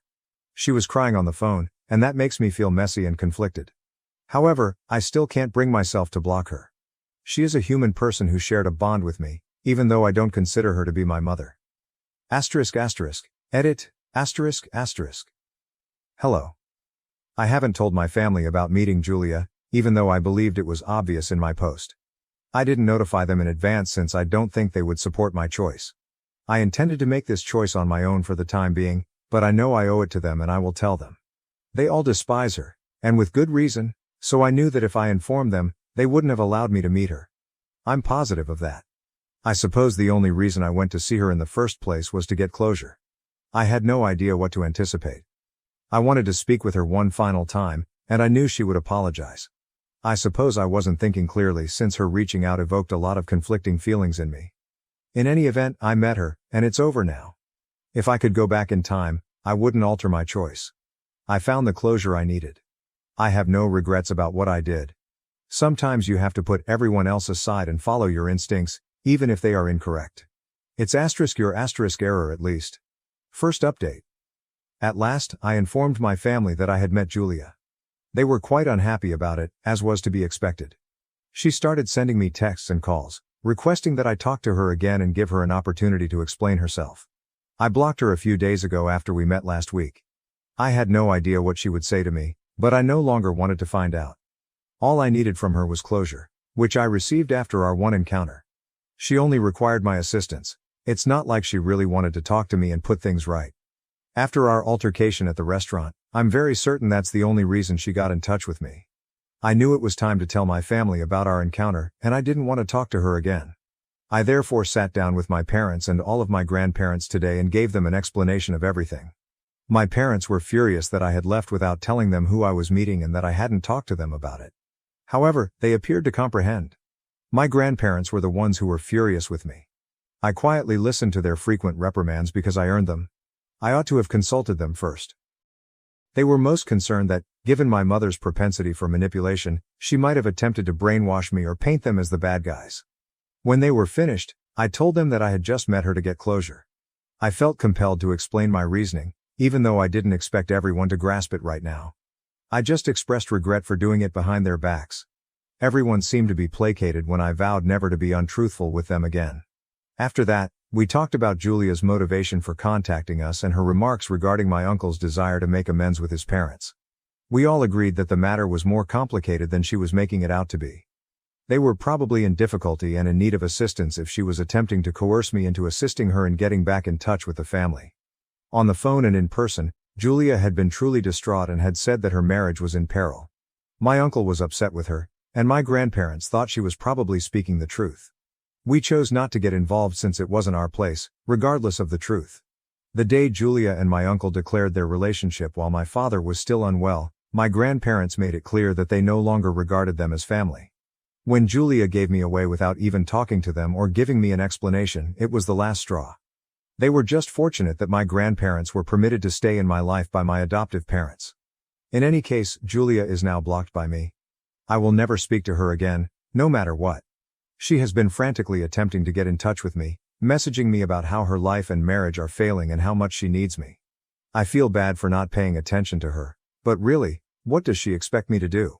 I couldn't persuade her in-laws or my grandparents to get back together, even if I wanted to assist. I wouldn't want to talk to her either if I were in their shoes. It's quite reasonable for me to break up contact with her at this time. She may make other accounts in an attempt to get in touch with me, but I know that won't work. I'll let her know I'm not interested if she makes another attempt. I will report her if she continues to annoy me. I heard my grandparents discussing possible reasons for my uncle's desire to make amends. They said it might be money problems. We have no idea what they have been up to because no one in the family has been in contact with them. We are aware that they still reside in the same city, but that is all we know. In the past, Julia was a stay-at-home mother, but who knows now? It just serves to highlight how heinous their actions are if my grandparents are correct and Julia and my uncle are attempting to get back together due to financial difficulties. Making contact with a daughter they left behind 10 years ago in order to make amends with their parents in exchange for money. That is among the lowest things in the world. I hope they receive what they are due if that is indeed the case. Second update.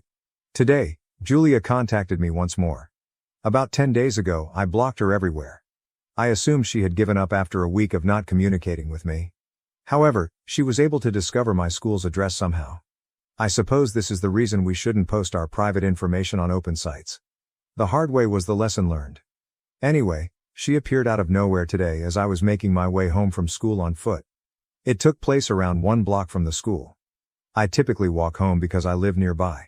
She began shouting for me to get into her car as soon as it drew up. I didn't trust her, so I told her I wouldn't be letting her in.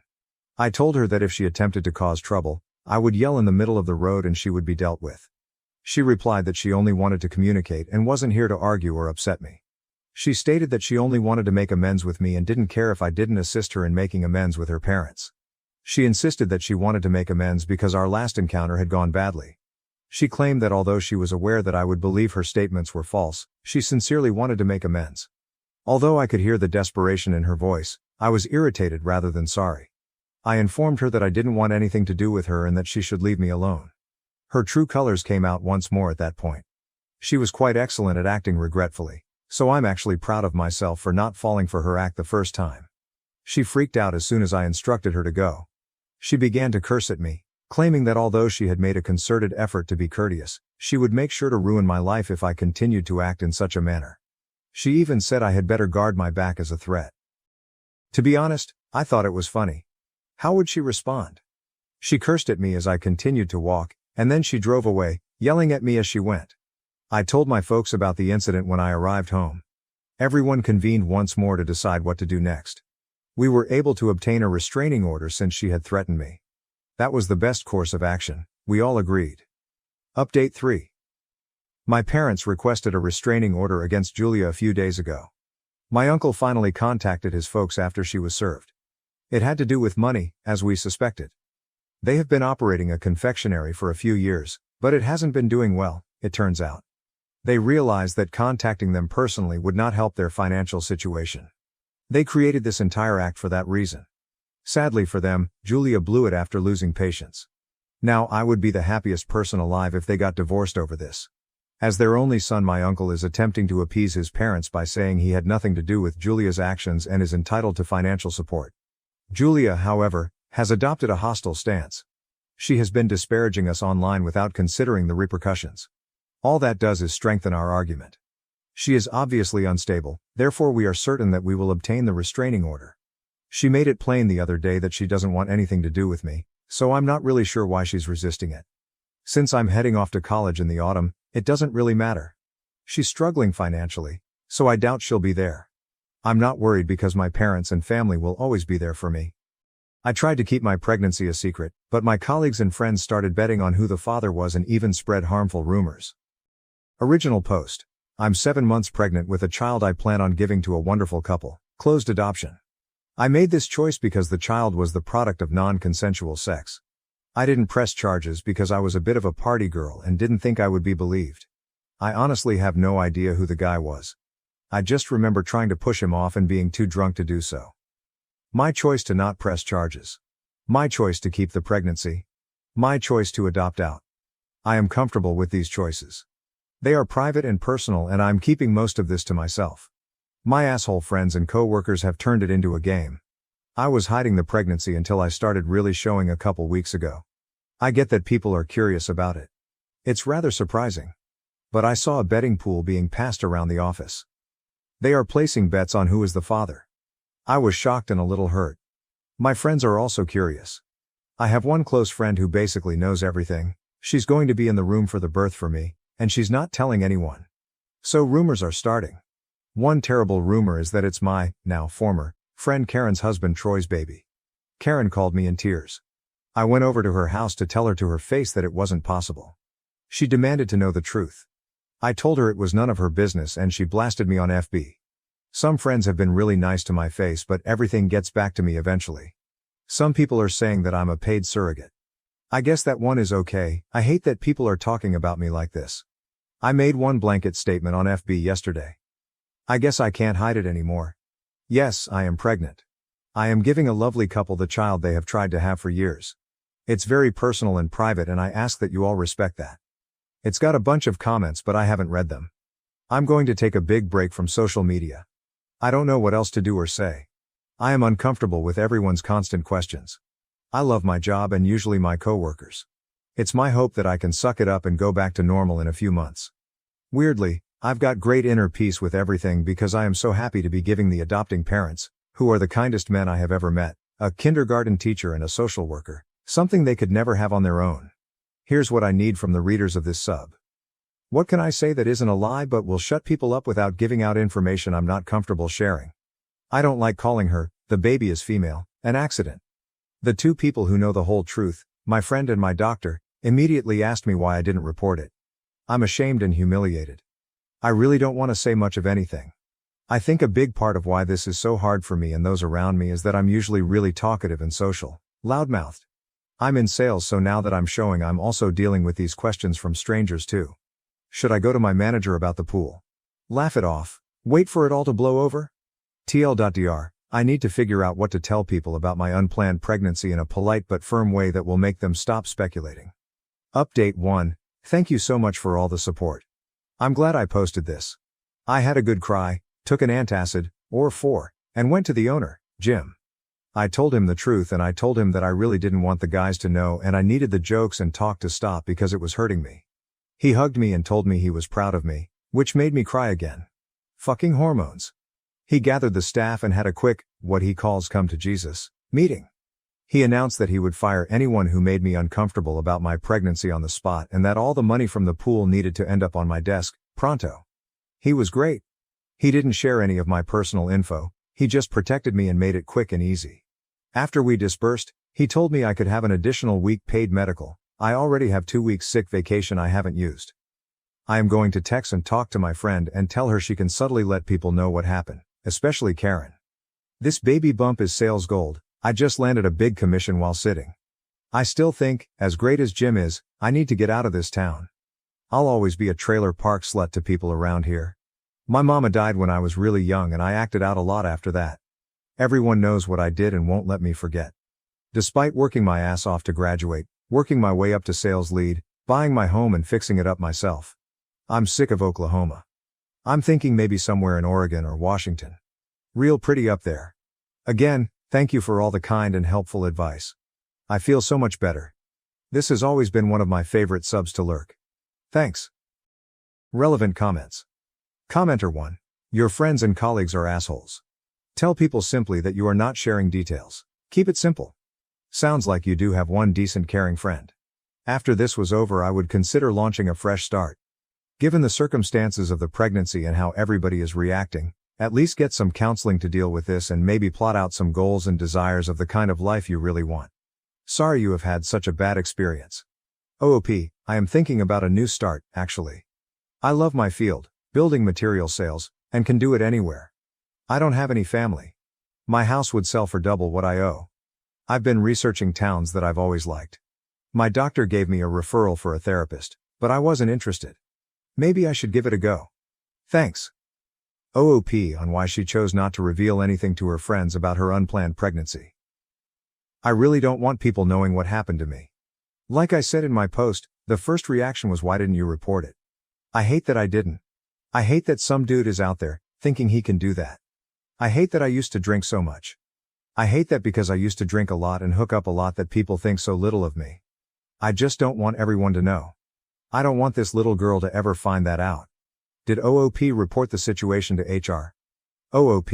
We're a smallish outfit, we don't have HR. We have an owner-manager, who I really respect and is kind of like a second father to me. We're 7 guys and me. I've always been one of the guys about this kind of stuff. I should go to the owner and tell him what's up. I've been avoiding him. I've been avoiding everyone. I don't want to be pitied, but this shit is worse. I'm all over the place, sorry. I'm shut in my office with the worst heartburn I have ever felt trying not to cry. OOP should consider about leaving her job. OOP. I still have to work with these guys for another couple months, 40, 50 hours a week. Maybe longer, I'm still deciding. They just got their PPs smacked by work daddy for being insensitive in a place where we regularly tease each other for everything. They did something stupid, but I still want to get along with them. Update 2. I had a few PMs asking for updates and how everything went. It's been a wild ride. I am posting this from a freezing, but spectacular, beachside hotel on the coast of Oregon. I had a job interview this morning that I feel really great about and 2 more lined up. My house sold fast and I have some money to live on and start fresh. And do I ever need a fresh start? A few days after I made that post, rumors started up again. I was pregnant with my boss's baby, some of you call that. And then it was a coworker's. And then my friend's husband again. To save face, I asked my friend to tell the right blabbermouths the truth. That backfired. Hard. Someone, or some people I don't know, started posting on Craigslist about me and the baby. There's this section called rants and raves, but I guess people just post garbage there. I looked at some of the posts and someone really has it out for me. They said I was crying rape because I was too slutty to know who the father was. They called me the worst names. I flagged what I could, but new posts kept popping up. I tried to ignore it. I had a good friend write me this long-ass text about how I was making it all worse with my rape story. I was devastated. I guess my prior life and reputation are all people there will ever think of me. I kept my head down and just tried to forget it all. It was affecting my work. I put my house up for sale and made a plan to GTFO. I was at 38 weeks and had resigned my position. My wonderful boss told me I could come back, but I don't want to. I was selling most of my belongings and packing what mattered to me. There's a knock on my door, real late. Later, folks should be knocking. It was a man I kinda know from the bar scene. He was drunk and angry. He told me it was maybe his baby and I had no right to call it rape. I remember talking to him that night, but I really don't remember it being him. But I don't remember anything other than pushing him off and wishing I was stronger. I told him to go home and to leave me alone. I'm trying to be brief, but he made the next week hell for me. He was harassing me at my house every day and calling at all hours. He was threatening me and demanding a paternity test. I was terrified that he was going to mess up the adoption. I was growing more and more scared for my safety too. I couldn't sleep or eat. My friend came over and we called the police and told them everything. The officer who came to my house was great. I don't know what they said to him, but it worked and he left me alone. I went into labor the next week. I ended up getting a C-section because the baby had turned and was breech. One of her fathers ended up holding my hand. My friend was there but only one was allowed in the room. He got to cut the cord. The baby was perfectly healthy and beautiful. She had this thick dark hair and the chubbiest cheeks. Her fathers were instantly and madly in love. They took her home the next day. I had to stay a while because of the surgery. It was the hardest 3 days of my life. The hospital sent a therapist in and she was helpful. When I was released, I spent a few days in a luxury hotel with my dear friend. I never went home. I paid someone to pack my stuff for me. I spent the next 2 months at my grandmother's house in Texas, recovering and thinking and waiting for the cash from the sale of my house. I was terrified I would get a call that the man from the bar had somehow fucked up the adoption, but it hasn't come and I grew less worried. I honestly don't care who the father is. I just want the baby to have a good life. I continued to see another therapist. When I felt well enough, we packed my rig and I took off. There was a vague plan to head west and find it. I went to the Grand Canyon.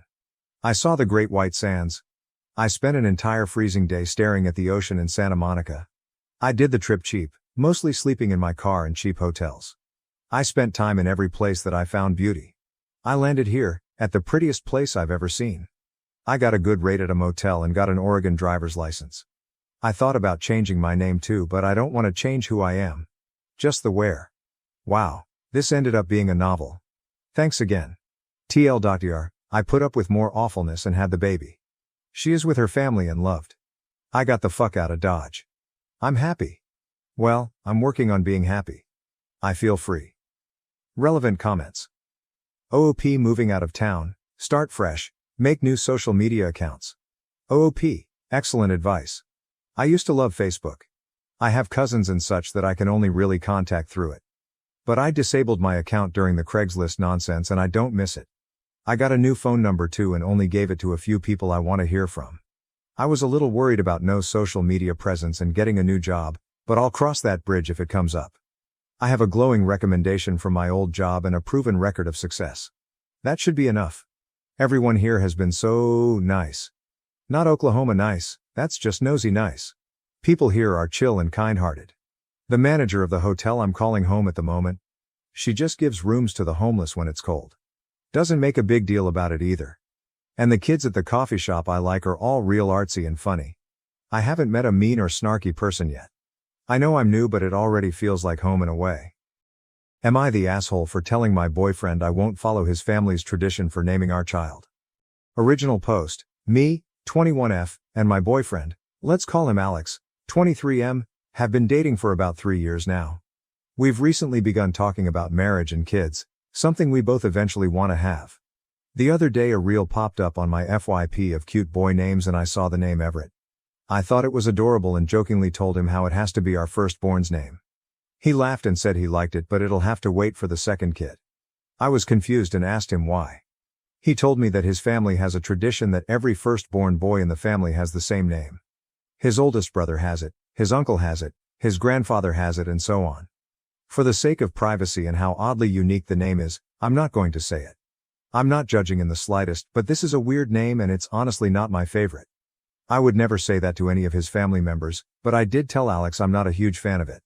I told him I don't really want to follow those footsteps, and he got upset and told me he can't be the one to break the tradition. He told me I was being an asshole for suggesting anything else. I told him I won't change my mind and we should make it a middle name or find another compromise. Alex has 5 siblings. The tradition will continue if he doesn't do it. And frankly, I think I should get a say in what I name my kid. I told him since I'm the one carrying the hypothetical child for 9 months and it would already be getting Alex's last name, I should have some say in the first name. For context, I have 2 siblings, both girls. I'm the youngest and my eldest sisters are both married and took their husbands' last names. It makes me a little sad that when I marry Alex, my last name will go out of existence. I've talked to him about hyphenating ours, something he doesn't want to do. But anyways, I really don't want to name our firstborn son, if we ever even have a boy, that name. He thinks I'm whining for no reason. Since we don't even have a kid yet and I'm not pregnant? But I think my concerns are valid. I've told some friends about it and most of them think I'm overreacting over something that doesn't even exist yet. So am I the asshole for telling my boyfriend I don't want to follow his family's tradition? Some of OOP's comments. Commenter: great conversation to have before marriage and kids. You get to decide if this is a deal breaker for you. What other subjects does he believe you have no say in? OOP, downvoted. The thing is, we get along great. We've had minor disagreements, but never argued over anything this big until now. For all the people saying break up, he's really a great guy. He thinks my last name is weird, which to be quite honest, it is LOL. It doesn't make me any less sad about eventually losing it. This is our first big argument and I think it's why I'm at such a loss. Commenter: and not even his own name, his big brother's name. Is every kid meant to name their first son that name? All the cousins are Gustavo or whatever? OP, all oldest sons are supposed to have it. His dad wasn't the oldest son. So yes, a bunch of his nephews will all hold the same name at some point. Commenter: in reply to previous commenter listed above. That's what I wondered too. I feel like he doesn't even understand his own tradition. I think it's just one per generation, not every firstborn to every sibling. OP, that's what I thought too until I met him. It's not a cultural thing. I've politely asked. If it was, I'd be a lot more understanding. It's just an odd tradition. Commenter: my question is if all his siblings follow this tradition, won't there be like 4, 5 kids with the same name in the same family within the same age range? That would already have me saying no. Can you imagine going to a family get-together and trying to call for your son and his 4 other cousins to also come running because they have the same name? No thank you. NTAOOP, yes, there would. And I've pointed that out and he's admitted to me that sometimes it was annoying on family camping trips when he'd yell his cousin's name and 3 others would turn around. Which confuses me because why would he want to continue that? Answers to various questions. We've talked about at least 2 kids close in age later in life. Right now we live pretty close to his family. My family lives on the other side of the country. I've expressed moving closer to my family when I finish nursing school, something he hasn't expressed disinterest in. His family is very religious while I'm not. Alex isn't really either, and he's moved away as he's gotten older. Commenter: it's a tradition in your and most family that the kids have a unique name chosen by their parents. LOL, why would his tradition be more important? Why would he unilaterally choose a name? Also, if you want you can keep your last name, OOP, downvoted. I know that, but he finds the idea of me eventually taking his romance and I do too. It's complicated and maybe I do sound like I'm whining for no reason, LOL. I like his last name plenty, it's just the idea of mine twinkling out of existence makes me a little sad. And if none of my kids could take it, it wouldn't matter that I kept it. It would still be gone one day. Commenter: the issue isn't the name, the issue is your BF's attitude toward you having ideas that differ from his. He dismisses your wants, and puts his family's tradition ahead of you. To him, it's not even a discussion. That's actually a little scary. You give 2 examples of him being inflexible, your last name and a baby name. I'll bet you can think of other incidents that fit this pattern too. This is a glimpse into your future. Are you sure you want the rest of your life to look like this? OP, we don't argue really at all, but we've had one big argument in our relationship and he's already ignoring me too. He's been sleeping in the guest room and won't talk to me when I try to sit down. An hour before I posted this, he texted me saying he needed space and that was it. I didn't want to lose him and I didn't know where else to go, so I came here. I just want to thank you all for your comments and support. I didn't know I could get this much advice and I'm beyond grateful for it. It's given me a lot to think about. Mini update in comments. 14 hours later. I have no idea how to make an update, but I feel like I owe it to you all to make one when the time comes, so please let me know how. LOL. As of right now, I just texted him and told him that when he gets home from work we need to have a serious conversation and I have some important things to tell him. Not totally sure what those are yet, but I'm going to find a way to start the convo. Update post, November 10th, 2024, 2 days from OG post. So, we talked. I pulled him aside after he finished work and we sat down and had a long conversation. I told him that I felt hurt that he doesn't seem to be caring about my feelings and I never intended for a joke about TikTok names to turn into all of this. I took your guys' advice and was really honest with telling him how I was really sad about the fact that I would lose my last name when we did eventually get married. At first he seemed confused and said if it really mattered that much to me, I could just keep my last name and our kids could have his. I told him it seemed counterproductive to keep my last name because one day I'd still die and so would the name. He asked me what I wanted to do about it and we ended up compromising that our first son would have a shortened version of the traditional name that runs in his family. Not a nickname, but we would literally just shorten the name and that would be his. And along with that, when we eventually do get married, we'll hyphenate last names. I will admit Reddit got me a little in my head and had me thinking we would break up over this, so I was pretty emotional during this conversation. LOL. I know this isn't the super exciting update you guys wanted. I also showed him the post and he read some of the comments. This is a direct quote from him, something he wanted me to tell you guys. Thank you for helping my name, while I was being a dick. I don't really think he was being a dick now that I've seen his side, but he's also worried he has people after him now. LOL. He really is a sweet guy and this wasn't anything to break up over. When we talked he expressed that he was hurt because as much as the tradition seemed silly, it was something he had always been looking forward to eventually doing. We're not engaged yet, but I have a feeling something might happen this Christmas. We'll see. But yeah, I cannot believe how much that post blew up and you guys really helped me and Alex out. Thank you all for the support. Top comments. Miss Fear? I'm personally happy when I see an update with no drama.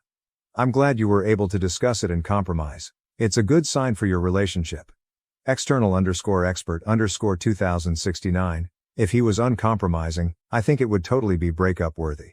Fortunately it ended up completely different and that's awesome. You both listened to each other and came up with a plan. As long as he doesn't call you an asshole and a whiner moving forward, this is solid. Efrendel, so, you're telling me that you two sat down, had a mature conversation, and worked out your differences? Well damn. Overall_search_3207. Overall good update and I agree that Reddit is big on the instant breakup reaction. However, I do think this should serve as a wake-up call to him that it's time to grow up and really understand the position y'all are in. If you are looking to get married, he has to realize that you are becoming adults and he should act like one. When my wife expresses a concern, especially about children, that concern is as important if not more to me than any concern I have. I am sure he can grow and realize it, but better sooner rather than later. I was shocked when my boyfriend erased my novel ideas after 3 years, our relationship on the brink of collapse. Original post. I've been working on a novel for about a year. I write every day, even just a sentence.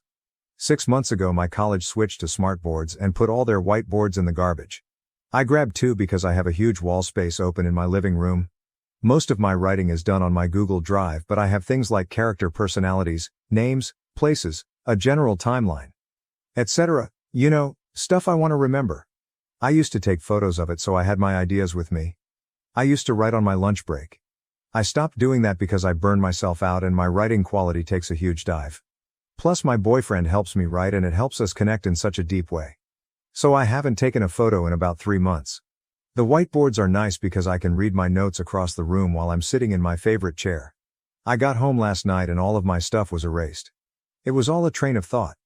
Like I'd come home and jot something down. Handwriting is way more cathartic for me. I had sketches of things in the novel. I'd basically have to go through and remember every single thing on it. I have a lot of it stored in my head or on my Google Drive, but there are some things I'll never get back. But it's the fact he erased it. We don't live together. He told me I've been focusing too much on it and have no time for him. We hang out at my house 5-6 nights a week. I write while he plays video games. It's a good dynamic and I thought we enjoyed it. We are always laughing and he helps me with my wording and I Google stuff to help him in his game. This is the first time he's mentioned it bothering him. If he had brought it up, we could have talked about it, but he went nuclear and I have no idea why. I don't know what to do. I'm so frustrated. We have had one serious argument over his driving. He got better. My family took him on vacation a few weeks ago. We watch his nephew all the time. His family paid for my entire spring semester. We are so much a part of each other's lives and I feel so hurt and heartbroken. He's my muse and just the other day we went to the jewelry store to look at rings. My feelings rotate between rage, sadness, confusion, sorrow, anger. Everything. How do I even approach this? Last night I was so upset I asked him to leave. He hasn't texted, he hasn't called, he hasn't stopped by. I keep typing in questions to ask but I keep erasing them. Why did you do it? Are you unhappy with our relationship? What did I do? I'm even more heartbroken due to the fact he hasn't called or texted all day. I'm afraid to call him. I don't want to hear him say he thinks we should break up, or he doesn't want to be with me when I'm writing. Or just ignore my call. TLDR, boyfriend erased the whiteboard I use for my novel writing. He hasn't contacted me at all since it happened. I'm totally lost and heartbroken and angry. How do I possibly handle this? Top comment. 4B3ATS, holy crap. As a fellow writer, I'd be livid if I were you. This is the first time he's mentioned it bothering him. If this is true, and he jumped straight to sabotage, this is fucked up. It's messed up regardless because I'm sure your boyfriend knows how important this work is to you. Like, for him to not try to talk to you about this, after 3 years, is mind-boggling. Who does this? Text him the dreaded "we need to talk" message. Ask him when he's available, and have him come over to use his words like a goddamn adult. Also, take his key away or change your locks if you don't want to be that upfront about it. He lost his privileges. TBH though, in all sincerity, IDK if this is something I could move past. It comes off as so cruel. He knew exactly what he was doing, and he chose to go into your home when you weren't there because he knew he was doing something wrong. He either knows he fucked up, or he feels as though he's in the right, and that's why he hasn't reached out to you. I'm shocked and appalled on your behalf, OP. Relevant comments. The darkest beer. This was an unbelievably fucked up way to deal with those feelings. I hate your boyfriend right now. Remember in Little Women when Amy burns Joe's book because Joe wouldn't let her come to the theater with her? That was pretty messed up, but ultimately Amy was a child, and she would grow up and be better.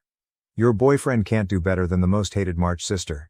He's showing you that when he doesn't get his way, he will punish you and destroy the things you care about. This isn't an isolated incident. It's an important piece of information about his character.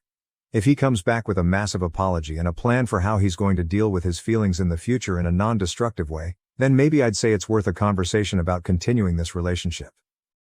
Oop, I actually haven't read Little Women, but I ordered it for my Kindle. It's just so out of the blue that I wonder if there's something going on with him beyond what he said. I don't know. Bubblegum cannibal. This is really fucked up. As another fellow writer, I honestly would have broken down. That's so much work just down the drain just because you wanted to get your work completed. It's ridiculous. Honestly, if it were me, I'd have to fistfight the guy after I've stopped crying over destroyed work. Going with what 4B3 it said, definitely take his key away. There's no doghouse or, you can get this back when you earn it back about it. I've personally been in this situation where I've had my old novella notebooks used in a grill fire and with truth, I've never accepted the apologies. The person isn't even a friend to me anymore. Not saying you should dump him or break ties with him in general, oh not at all. However, I do say there should be a conversation about the relationship here somewhere. If he can't handle you being immersed in something you've put years into, something you love, he's not ready to date any type of creator, to be quite honest. It's scary that he honestly thought that destroying anything that looked remotely important was the best thing to do in the situation.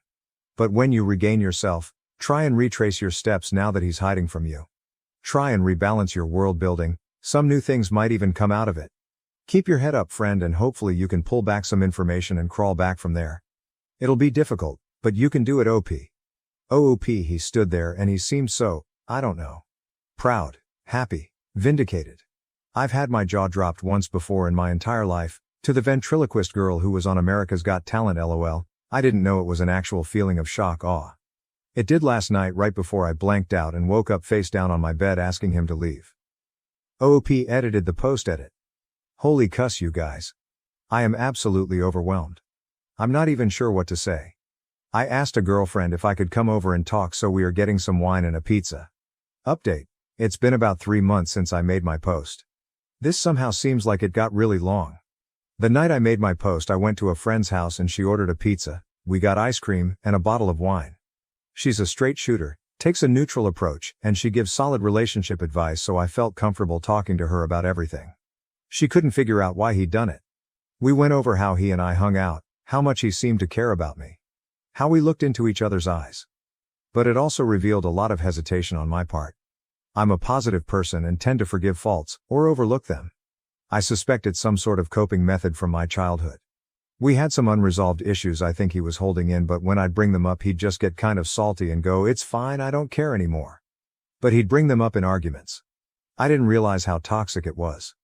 That same night I told him I was coming over the next day to talk about things. I told him I'd be over around 11 and the only thing he texted me was okay, which I didn't respond to. I went over to his house at 11 and he was still asleep. He got upset when I woke him up.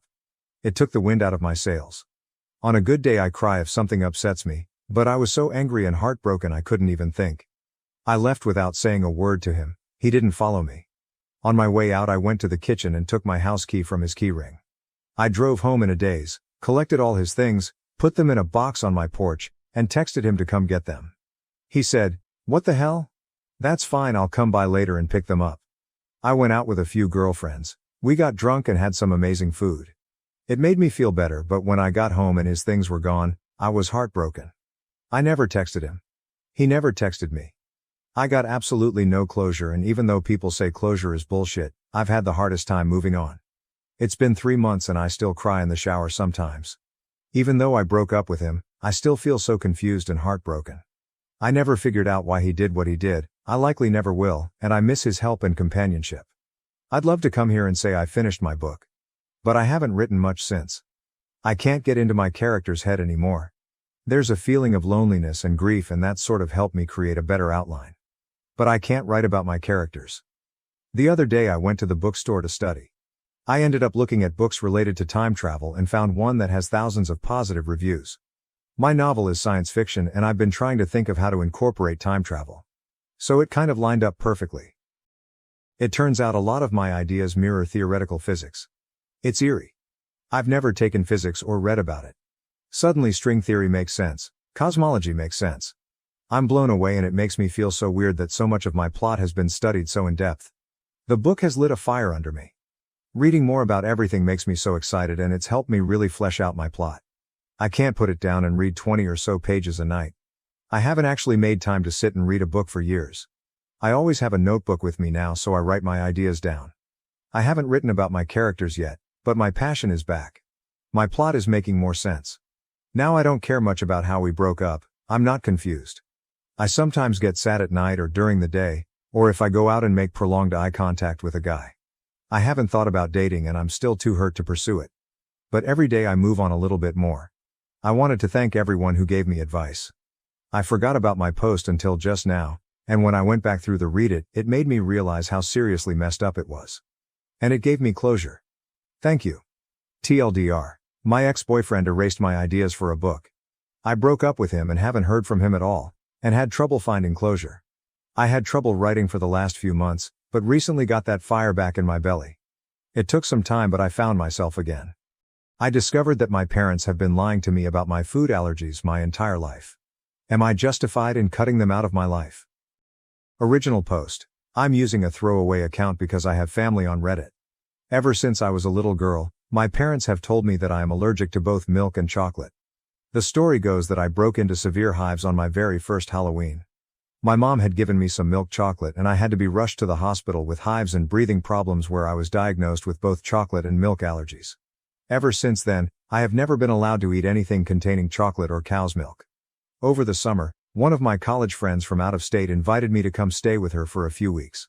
While I was in her state, I'd decided to use the opportunity to visit my godmother aunt, who I haven't been able to see since I was a young child.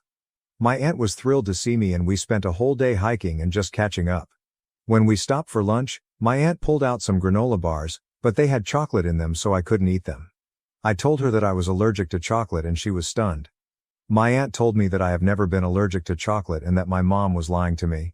She told me the story of how I had gotten ill from daycare and my mom had tried to sue the daycare owner for some stupid reason that no one was sure of. My mom was pissed off because she thought the daycare owner was flirting with my dad and she wanted to get the daycare shut down. My mom then invented the story about me and the chocolate at the Halloween party. She made sure not to tell the daycare about the fake allergy and then waited for the daycare to feed me food with chocolate in it so that she could sue. When that didn't work, my mom then invented a story about me being allergic to milk. When Aunt tried to call her out on it, my mom stopped speaking to her and that silence has continued until the present. Needless to say, I was stunned. I wanted so badly to believe that my mom was telling the truth and that my aunt was lying. I waited until we got back to my aunt's house and I took a bite of one of the granola bars. And I was not allergic, at all. I was very upset and decided to call my dad. Our conversation was so crazy and out of nowhere that I don't know what else to do but type it out. The conversation went like this. Me. Dad, were you aware that I am not actually allergic to chocolate and milk like you and Mom have told me? Dad. Don't be ridiculous. You've never been able to eat chocolate without a reaction. Why would we make that up? Me. I'm not trying to accuse you of making it up. I was just asking if you were aware that I do not have the allergy. I just ate some chocolate and I didn't have any reaction to it. Did I ever get any allergy tests done? Dad. I will have to ask your mother. I am upset that you're trying to call us liars over this. Me. When did I say anyone was lying? What are you talking about? My mom then jumped into the conversation. Speakerphone? Mom. Honey, don't you remember that you had hives at your 10th birthday party? Your friend had given you a Tootsie Pop and you were allergic to the chocolate. Me. Mom, I never had a 10th birthday party and I don't know what you're talking about. I was just curious if I ever had a real allergy test done for chocolate, because I was just able to eat some without a reaction. I'm just trying to figure out if I can eat chocolate or not now. Mom. I don't know why you need to know if you had a test or not. You can't eat chocolate because we say you can't eat chocolate. You're being a little liar right now. How dare you say we never gave you a birthday party that year?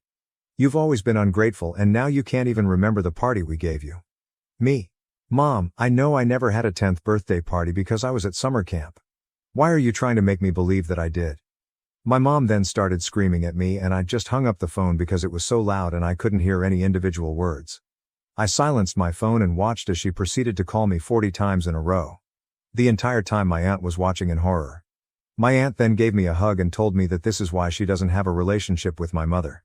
My mom has always done this, lied to people and then tried to convince them it was the truth. I am very upset about this entire situation. The conversation was simply one of the craziest things I've seen and I don't know who these people are anymore. It creeped me out and I don't think I ever want to talk to them again or else they will try to turn on me. Am I right in wanting to cut these people out of my life? TL. Mom and Dad always told me I was allergic to chocolate. I went to visit an estranged aunt in a different state and the aunt revealed my mom made it up to try to sue a daycare.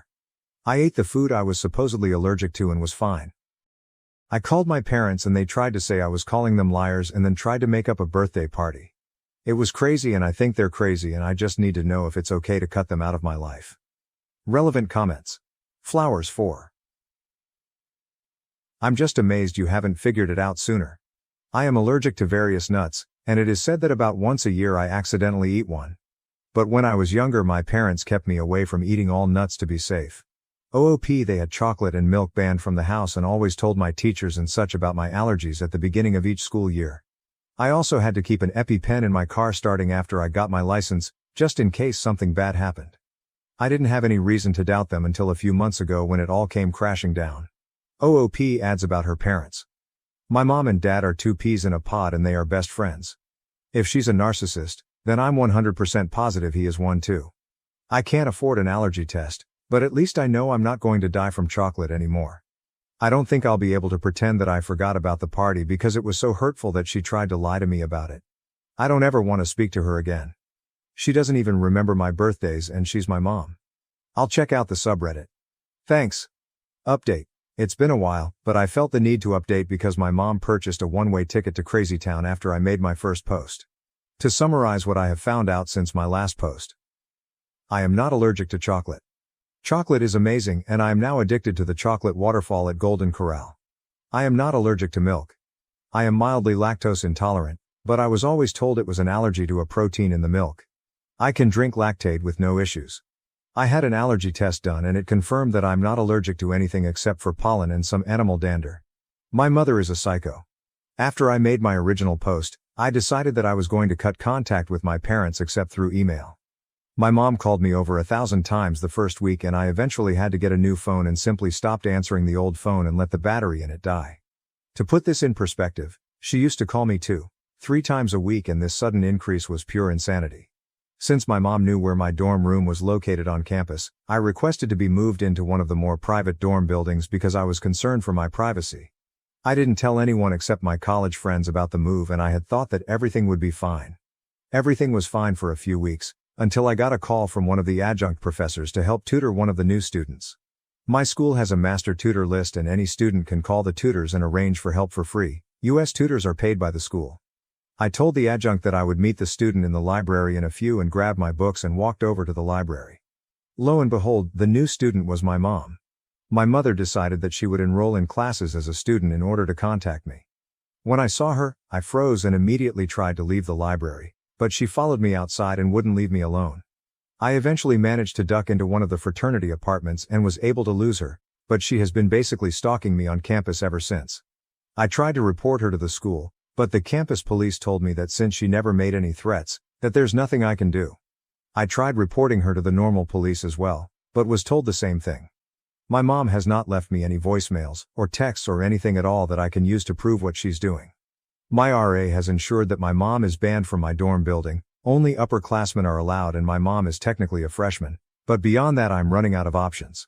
My mom posted on Facebook that she is signing up for the same classes as I need to complete my major next semester. She posted her schedule and we are in one of the same classes. And I don't know what else I can do to stop the crazy. She claims that she didn't do anything to hurt me and that I'm just lying about the chocolate and milk allergies. My aunt had to go out of the country for work and I feel so alone with dealing with all of this. My dad has basically ditched and moved out of my mom's house and I haven't been able to get in contact with him either. Any ideas for how to stop the crazy? TLDR, my mom lied to me for years and told me I had several food allergies. I caught her in the lie and cut off contact. She is now enrolled in the same classes I need to complete my degree and I don't know what I can do to stop her from stalking me. Relevant comments. OP, replying to a downvoting comment saying to be a mean girl and take charge. OP, I don't think she's physically or financially dangerous, the only way she can hurt me is mentally and emotionally.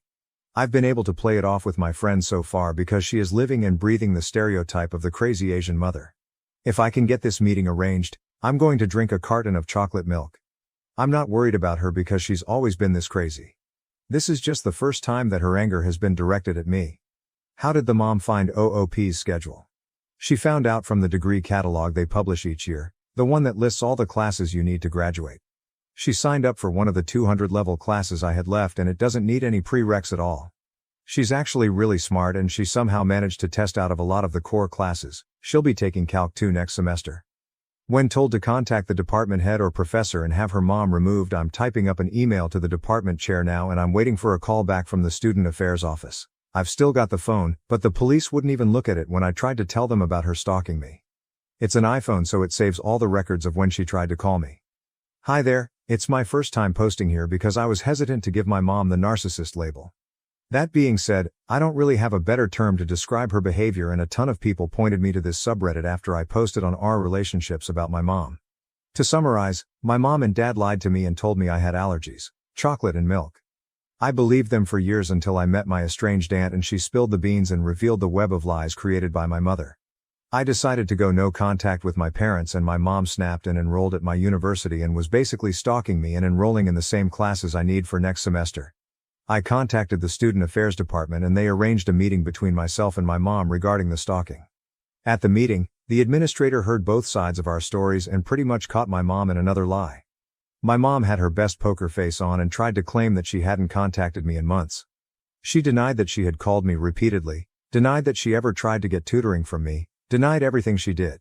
She tried to act like she was the victim and that I was just a mean and disrespectful daughter who hated her mom. And that's when I produced my iPhone and showed the administrator the call log from when my mom called me over 1,000 times in a row. This is not an exaggeration, the call log hit quadruple digits. My mom then tried to deny that the number was her cell number, but the administrator looked it up in the student database and it proved she was lying. My mom tried to backtrack, but the damage was done.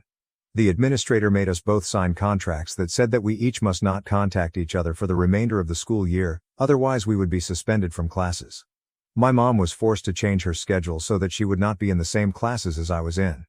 The administrator made it clear that if she tried to circumvent the contract, even if by accident, that she could have her student ID banned from entering the student center or other buildings if I was inside. They are controlled by RFID chips and we have to swipe them to enter certain buildings.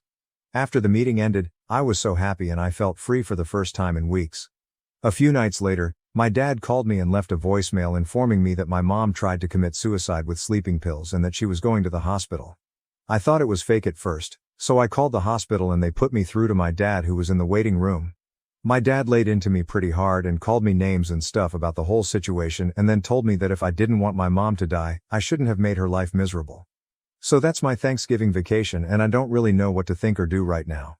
I'm going to go bake a pumpkin pie and try to forget about it all, but food tastes like ash in my mouth. Relevant comments C1 as. Honey, it's not your fault. Not even a little. She is a very sick person. This suicide attempt is the inevitable conclusion of a long struggle with serious mental illness. Also, while we take all threats of suicide seriously on this sub, her failure to kill herself is notable. It is not hard to kill yourself. Even pop culture offers a few methods which are surefire, and a quick Google search will quickly turn up a dozen more. The fact that she didn't look for this information, and didn't complete her suicide, suggests that this was more of an attempt to manipulate than an attempt to leave the planet. I qualify this quickly with a link to suicide hotlines should anyone be reading this who is considering suicide genuinely. It's a nasty topic to be sure, but it needed to be said. She isn't dead, and that's significant. OOP. Thanks for saying this. My mom is incredibly intelligent and resourceful and I know that if she really wanted to die she would have been successful. She can recite stats off the top of her head and I've heard her saying before that most successful suicides involve guns. I know for a fact that she knows what it takes for suicide and she's smart enough to find a way to hurt herself without leaving lasting damage. She also made sure to put me down on her list of approved visitors and sign all the paperwork, so that the nurses can tell me information without violating HIPAA. She knows that I'm the type of person who would have called the hospital and then I would know all the details and she could guilt me with them.